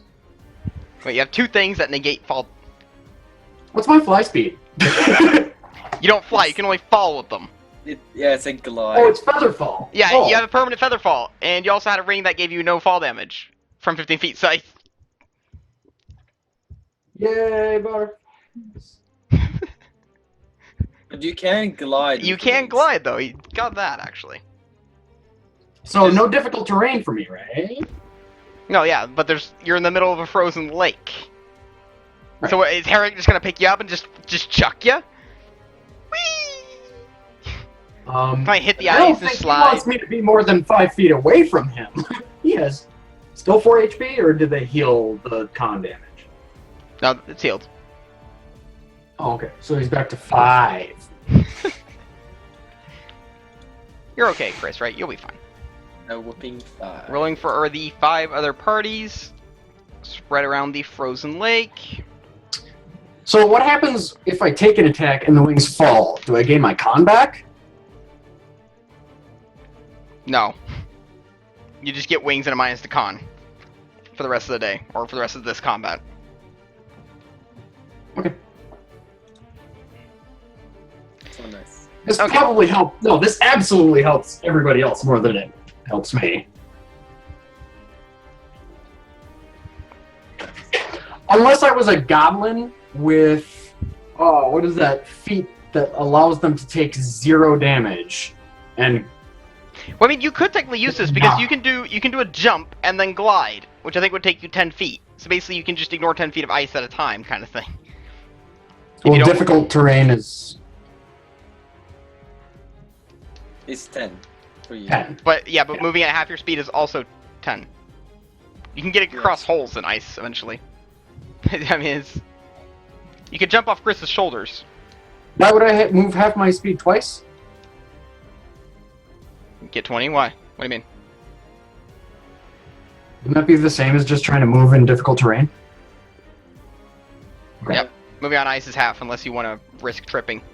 It's acrobatics to move a fool. Okay. So, There we go. Okay. Well, you guys can go ahead and roll initiative. Alright.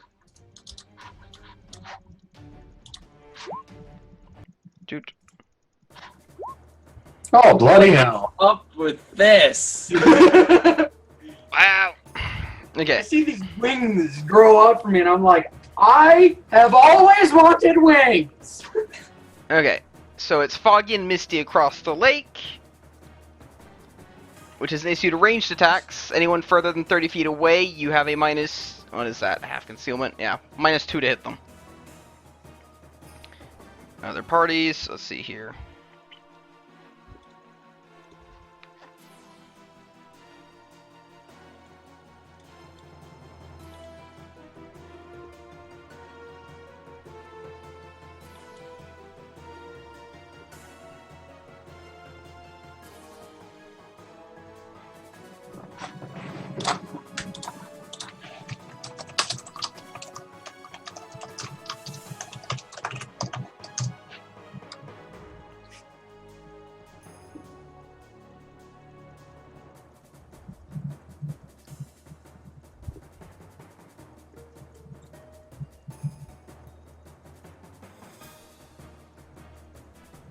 Okay. Got the other parties ready. And Chris, you put on your rings. You got that bonus applied? Uh-huh. You okay? Yeah. Don't worry, I'm getting tired of myself. Okay. Probably shouldn't continue on for too much longer, I think. Yeah. Let's see. It's 3 a.m. now. I'm already getting pretty tired. We should finish this and then. Yeah. Yeah.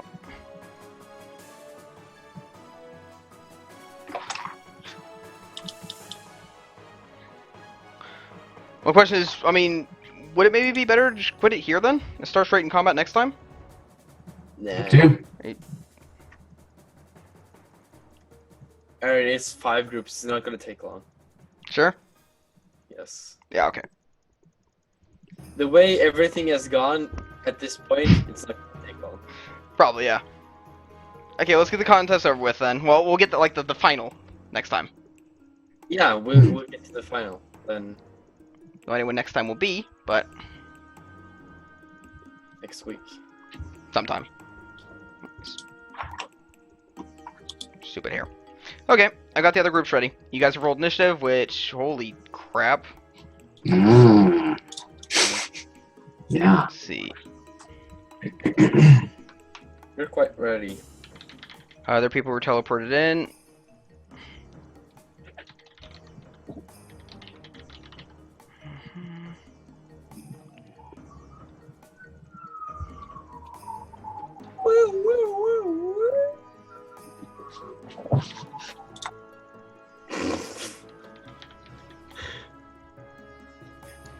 What?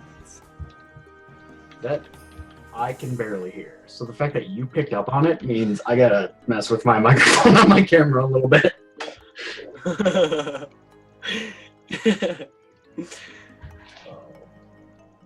I think it's more the pitch of it. Hmm.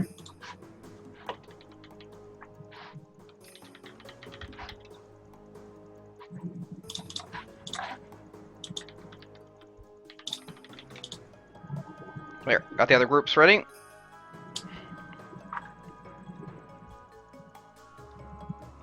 Add to initiative, and wait. 20, roll over there, initiative. Wow.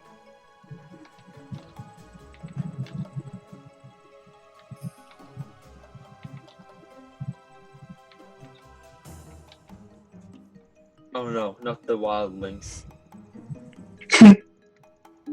Better than the White Walkers.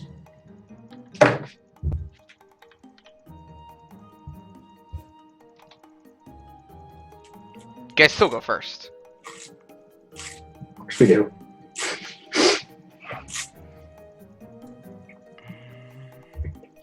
Except that those were supposed to have gone like that, because they roll a natural one. So their bonus means nothing. There we go. Okay. Okay.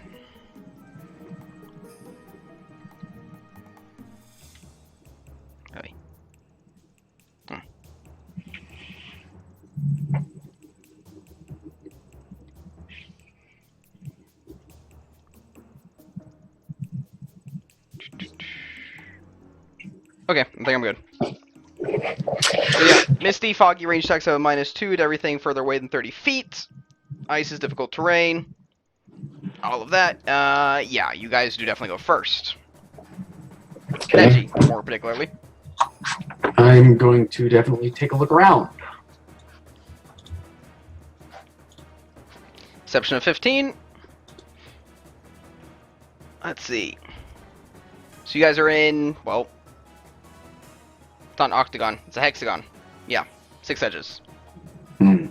People closest to you, people to your left appear to be a group of red-clad sorcerers. Deep red robes with a blue star on them. Let's see here. And how far away are they? Go with, probably a movement action. 30 feet, something like that. Okay. Yeah, keep it small. Okay, and to your right,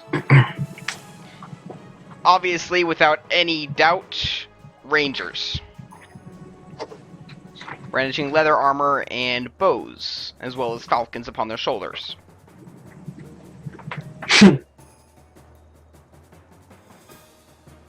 Okay. Well, those guys are scary. I'm gonna say to Herrick, I'm bad at attacking. We learned that last time. I'm really bad at swimming, so I don't want to draw attention to myself. So what I'm gonna do is wait for you to get hit and then heal you. You have wings. Yeah. What do you want me to do That with them? doesn't draw attention to you now. Yeah, I mean, I'm not gonna attack someone and have and piss them off to attack me back. Is what I mean. But what if you attack them and I stand in front of you? Well, I have almost twice as your health. I can take the hits. Okay, I guess I'll shoot off an attack at the Rangers then. And just piss them off immediately. You can faintly see them in the fog. Let's see what animals do they have, because you would have seen that as well. I almost forgot that. Rangers. Falcons. Yeah, but that's real life animals. What cards did they draw? Oh, right. Give me a second.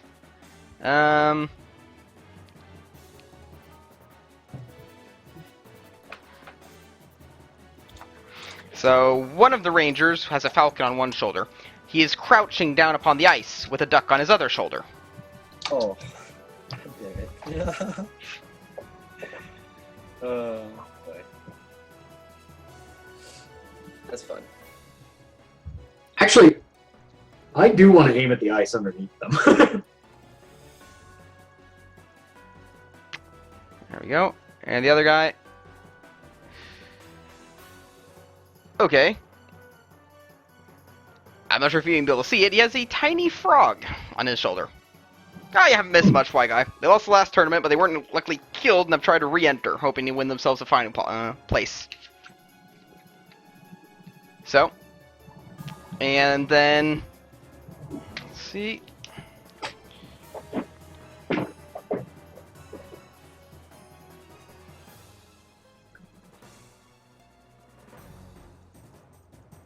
And I'll explain the sorcerers. One of them appears to be accompanied by a large tiger. Siberian, bright white. The other sorcerer. Oh, roll for that. Appears to have a young panda. Okay. What? No, it's like, why do they all have pets? And I'm like, oh no, that's great. You sure you're not tired? No, I just, that was just weird that I thought that. So, yeah, Neji, your turn. Yep. Yeah. I aim at the ice underneath the one with the frog on his shoulders. Go ahead. The 19 for 1 damage. The ice begins to crack and shatter at his feet. Oh, and Hold on. also, I wave at the Iron Hearts if they can see me. Oh, wait, Iron Hearts. Never mind. I thought those were the Ironbacks. Never mind. Yeah. Okay. Okay, Herrick. My turn. It's time to do this. Oh my gosh, I'm going to get a cup of coffee or something. What the crap? They're not going to be on for that long. I don't ma- I'm not going to be on for that long, Aaron. You sure about that? Yeah. Yes. Yeah. If we stop stopping. Okay. I don't manage to charge up my one and fire it, but No. I will still attempt to move. Well, yeah, no issue there. I will move closer to the Ember Sparks. The one to the left. How'd you know that they were the Ember Sparks? I didn't actually see that. What kind of metagaming? Chris, how would you know? They're called the- they're sorcerers with red cloaks and a bright sword. They could be the Green Guardians. It's true, they could be. They could be the Shadowcasters or the Wildlings. Or the Ironhearts. I mean. Okay, so you're gonna move towards them with acrobatics, allowing you to move well at full speed, 30. So you're over at them basically. Because they're 30 ways. You're just right there, right next to them. Yes. How you doing?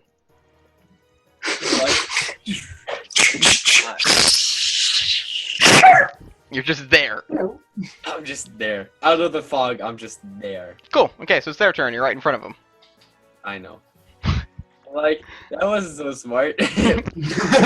But, you know, if they try to, you could, I don't know, just poke them in the eye with your I have a +4 to what? Trip and pin? grapple. Grapple? Grapple and pin. Okay, so they're both going to try and use their wand's ability. Right next to me? Provoking an attack of opportunity, one of them does. I assume so, yeah. They can't do a 5-foot step. It's difficult terrain. So yeah, go ahead. You can attack one of them. Yeah, I'll do that. Okay, go on. I can't do a grapple as an attack opportunity, right? Right?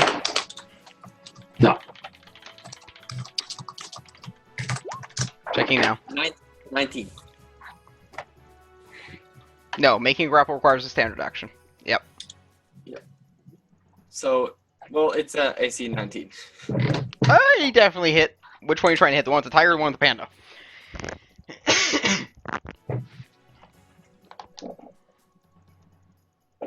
Boom with the tiger.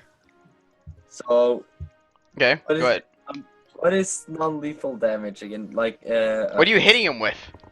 my hand. Punching him. A Wait, non-lethal. D3. It's a D3 of non-lethal damage. Yeah. Plus strength, right? Yes. I would do 1d3 minus 3. 3 damage. You do 3 non-lethal damage to him. I'm like, hey! Okay. So does that interrupt him trying to... He's gonna have to use a concentration to see if he can do it. Yes. So he's gonna fail and not be able to cast. The other one's going to still try and use it though, and definitely succeeds. Let's see here. Okay. A large cone of fire bursts from the tip of his wand. It's a minor version of burning. Is he retarded? He's gonna melt all of the ice around him. Yes, he's quite retarded. Yeah, well, it's not like a constant stream, it's just a burst. It's a very miniature version of burning hands. Okay. So reflex for half. Yeah, reflex for half, and it does some damage.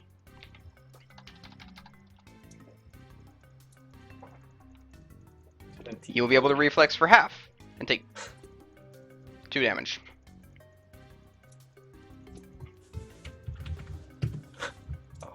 Still being Yep. chunk.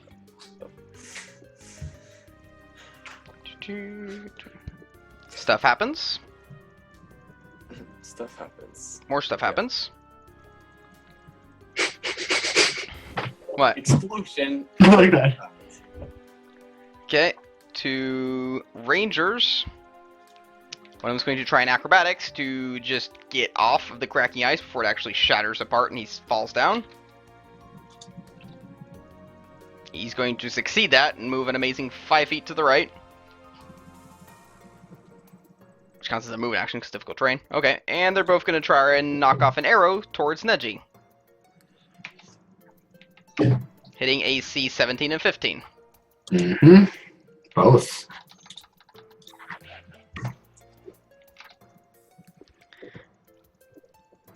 Neji takes 10 damage. I die. Oh no. You're down. You're Well, I not, gotta roll the unless you fortitude. have 2 con, you're still up. Why did you roll a D100? Because his fortitude's just that good. Massive damage. But why That's not a did you roll- D100, that's a fortitude save.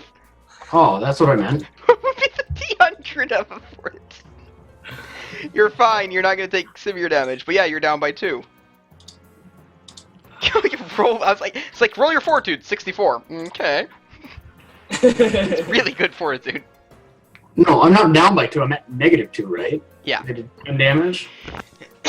Exactly, you are down as an unconscious by 2, is what I meant. Ah, okay. Stuff happens. Neji, your turn. Fortitude save again, to see if you can stabilize. DC 15.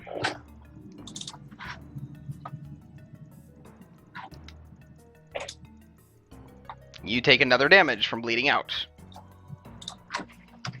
I like how your HP is going over to Chris now.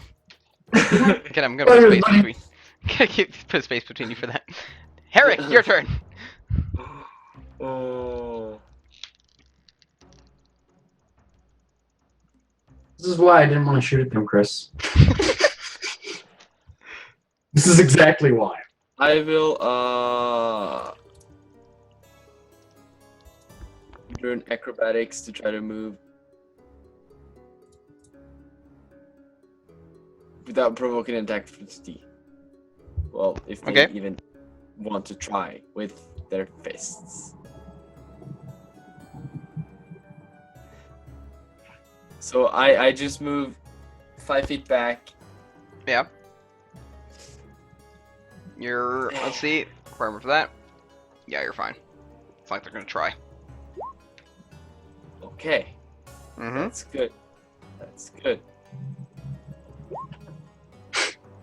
That's not so good. AC 9 You're going to hit for 1 damage. for 1 damage. On Tiger or Panda. Target. Okay. Ember Spark's turn.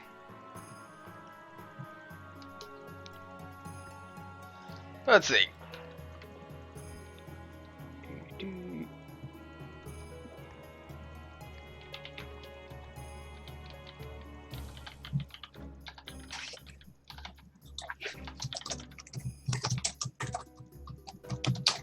Okay.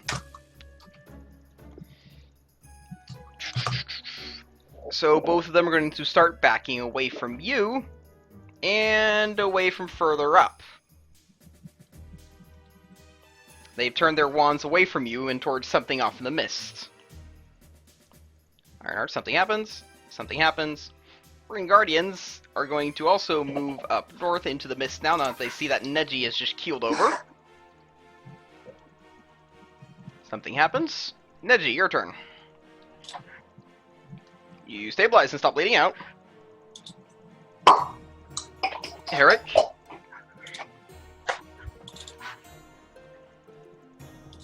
So am I at 0? No, you're not gonna take any more damage. So you're not gonna die, basically, unless someone comes up and kills you. Tries to.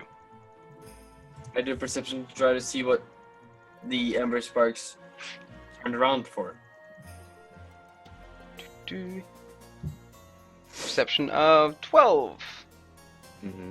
In the fog up north, you can see 2, obviously druids, clad in leather, marching slowly towards them, their wands raised, and 2 small wolves running ahead. Okay. I assume you also see Neji down. Yeah. Who is nearby? Well, you've got the sorcerers basically right next to you, druids far off in the distance, Neji a little bit behind you, and the rangers have moved away off into the fog as well.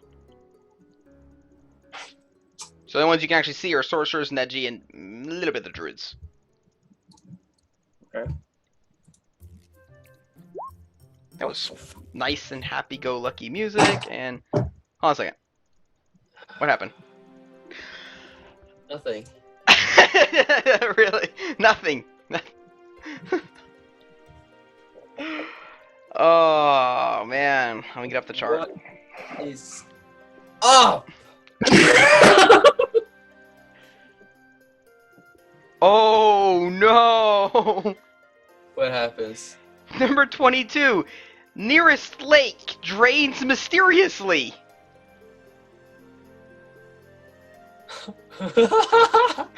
Do you know the only person in this entire lake who can survive that? The ice shatters as everyone proceeds to fall about 65 feet down into the now just gone bed. He has a permanent feather fall, so his lifeless corpse just kinda... Without the water beneath it, I'm assuming the few inches of ice would shatter. Yes. So everyone's just in free fall for 65 feet. It's okay though! No, it's not okay though. I can't take it. It's not okay for anyone. Okay, so No, I'm assuming... it is okay! Why? Yes! Yes! How? Why? Just wait for it. Oh well, I can... Since this free fall is no one's gonna kill each other now, Yeah? I'm gonna swim over in the air, frantically trying to get to Neji. During the free fall of 65 Yeah, but I feet. can align my body. It's 60 feet, so I can... Take my ring.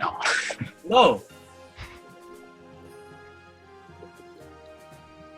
Let me check the rules for like trying to do it like a planned falling. So that'd be a fly check, wouldn't it? To control yourself in the air? I'm assuming. But he's like 30 feet away. Well, he's actually like, he's 20 feet away right now. I'll do a dex check. Or a fly check, it's the same thing. 20.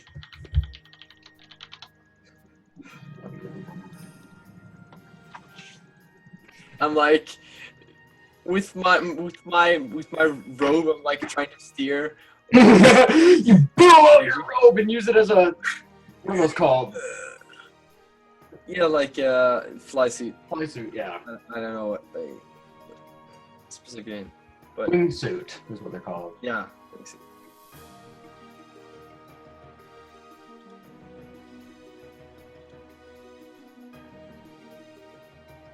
I mean, supposedly he should actually make it. Yeah. So you know what I do then? I give my wand to Neji. He's unconscious. Yeah, I'm on. So I give her my wand. I'm out of the contest. Neji still falls and wins. Yeah, I fall to the bottom and eventually will wake up. Everyone else is dead.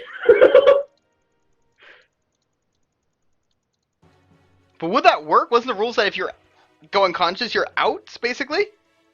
It did. Or dead out? I don't know in this case. Yeah. The question is, did anyone see me? Yeah. I don't know. I don't know. You said it was deathmatch, but I don't know if you said there was. Yeah, I does don't know that if mean... they can announce a winner if everyone hits the ground at a breakneck speed except one dude. Well, here's the thing. Because he could go to 0, and I could heal him, and he'd still be in the fight, right? But you cannot wake up until someone's healed you. That's the thing. Oh, really? Yeah, Yeah. like as soon as you're at negative HP and you stabilize, it's just you're there until someone heals you or you die from starvation. Then, dude, you should have... I have a cure like wounds in my... Go with the Cure Light Wounds. That sounds a lot better than actually giving me a wand. Oh, Yeah, we have that cure like wounds that we got from those necromancers. The one. yeah. I gave you the cure light wounds. So it had better do 4. Like, it turned you upside down like. Roll for the 1d8 plus 1. 1d8? Oh shit, I'll be fine. Oh god, this is only gonna do. Oh yes! Just enough! So I wake up. Look around. What?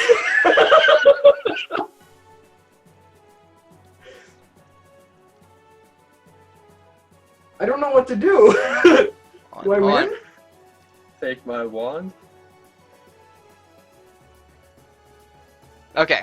Well, what we're going to do is that Chris is now going to do an acrobatics check, because if you manage acrobatics, you take all damage as non-lethal. Oh.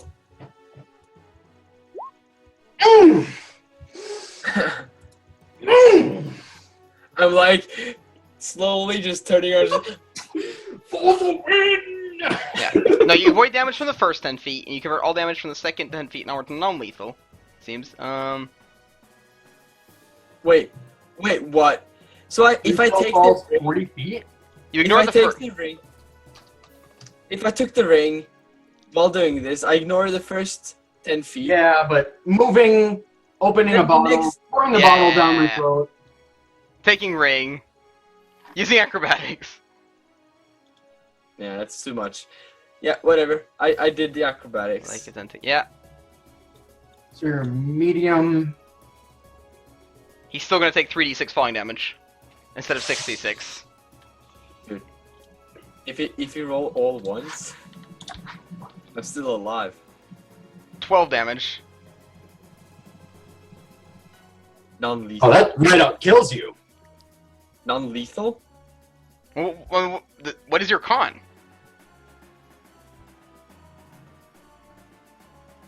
You've got like 5 con, don't you? No. What? 7 probably. Well, first 1d6 would be non-lethal and everything on would be lethal. So you'd be 3 non-lethal and 9 lethal. So you take 9 lethal and 3 non-lethal. So if the 9 lethal murders you, then yeah, you're dead. But either Yeah, way, he's you're nice knocked and dead. entirely out. How much HP do I have? 3, I think. Yes, Wow. 3. So you take 9 damage, which puts you -6. So yeah, you're unconscious, and you take 3 more non-lethal. So you're definitely unconscious.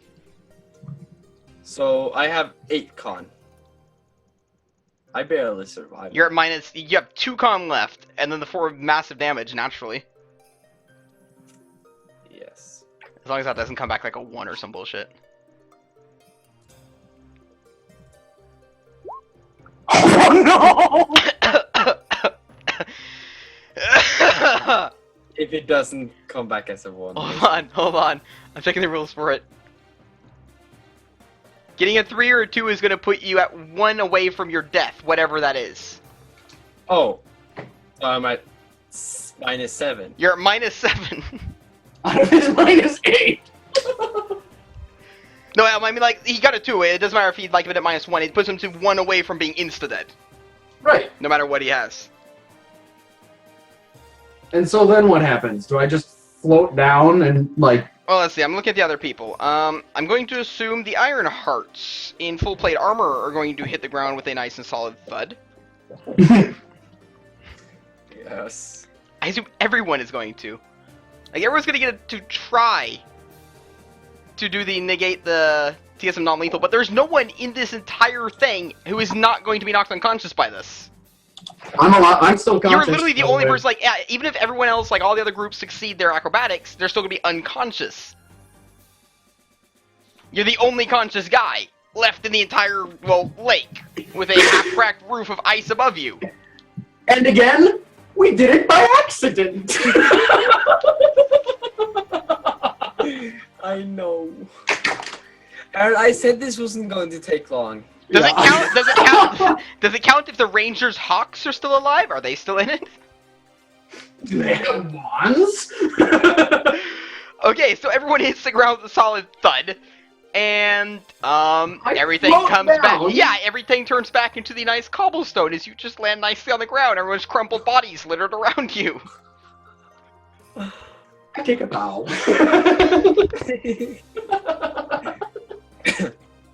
As the rings disappear.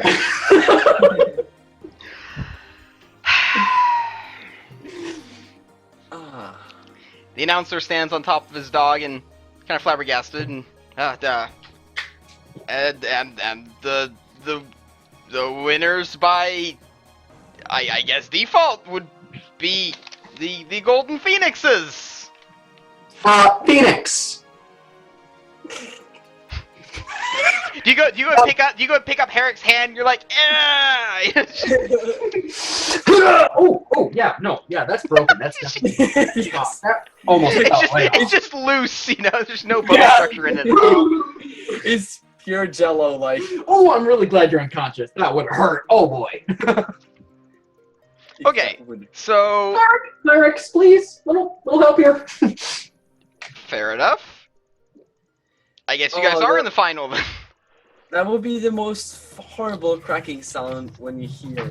Everything Ah. snaps back together, just. Oh. Okay, so we're gonna take the finals of that contest next time then. Yes.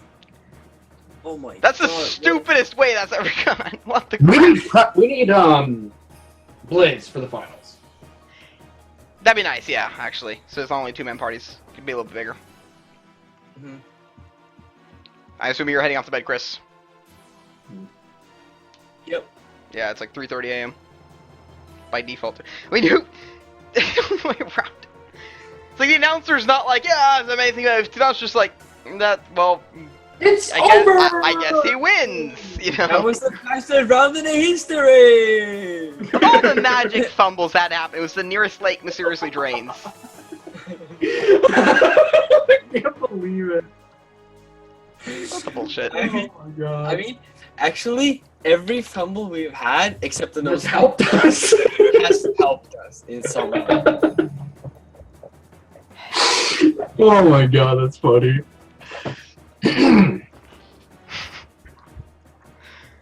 The next title for the next stream is going to be Arcanarium Experientia. Today is a study in luck. Lucking out 101. Yeah, are they halflings or not? Are they having them now? Is she really a gnome? Gnome or halfling? You be the judge.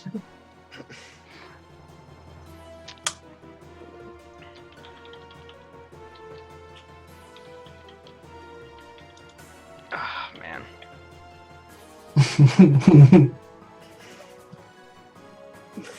Yeah. How's Okay. the planet? What? Oh, what did we win? You win when you win the finals. Oh, we didn't get anything for that? Okay. So No. I'm gonna...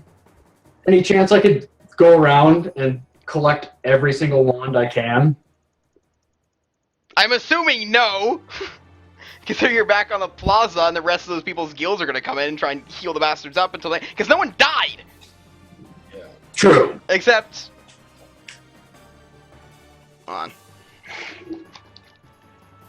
Numbers for that.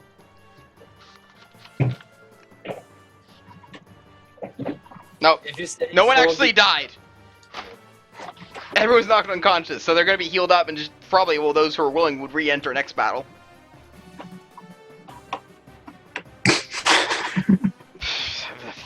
How do they even rate? Like there's first place and then there's everybody else. Probably have like some judges on the side that are just holding up sign like the 9, 10 thing, and they're just holding up like 3 question marks. Well, you can normally do it by, amount of time you lasted, but if everyone Round gets knocked two. out 2 at rounds. It went 6 seconds. Picture how that looks from the audience. The round started 6 seconds in, the entire place collapsed, and then you win by default because of rings. Oh no. by pure luck of card, you win. Or we win. Yeah. Thank goodness you didn't get like Rhino or something that doubles fall damage. That would have been bad. Means it would have been a draw between everyone except you who would have died. It would have been last place and everyone else. Technically, I think I still have more at 1 HP. I can go down to -9. What's your con? Or no, sorry.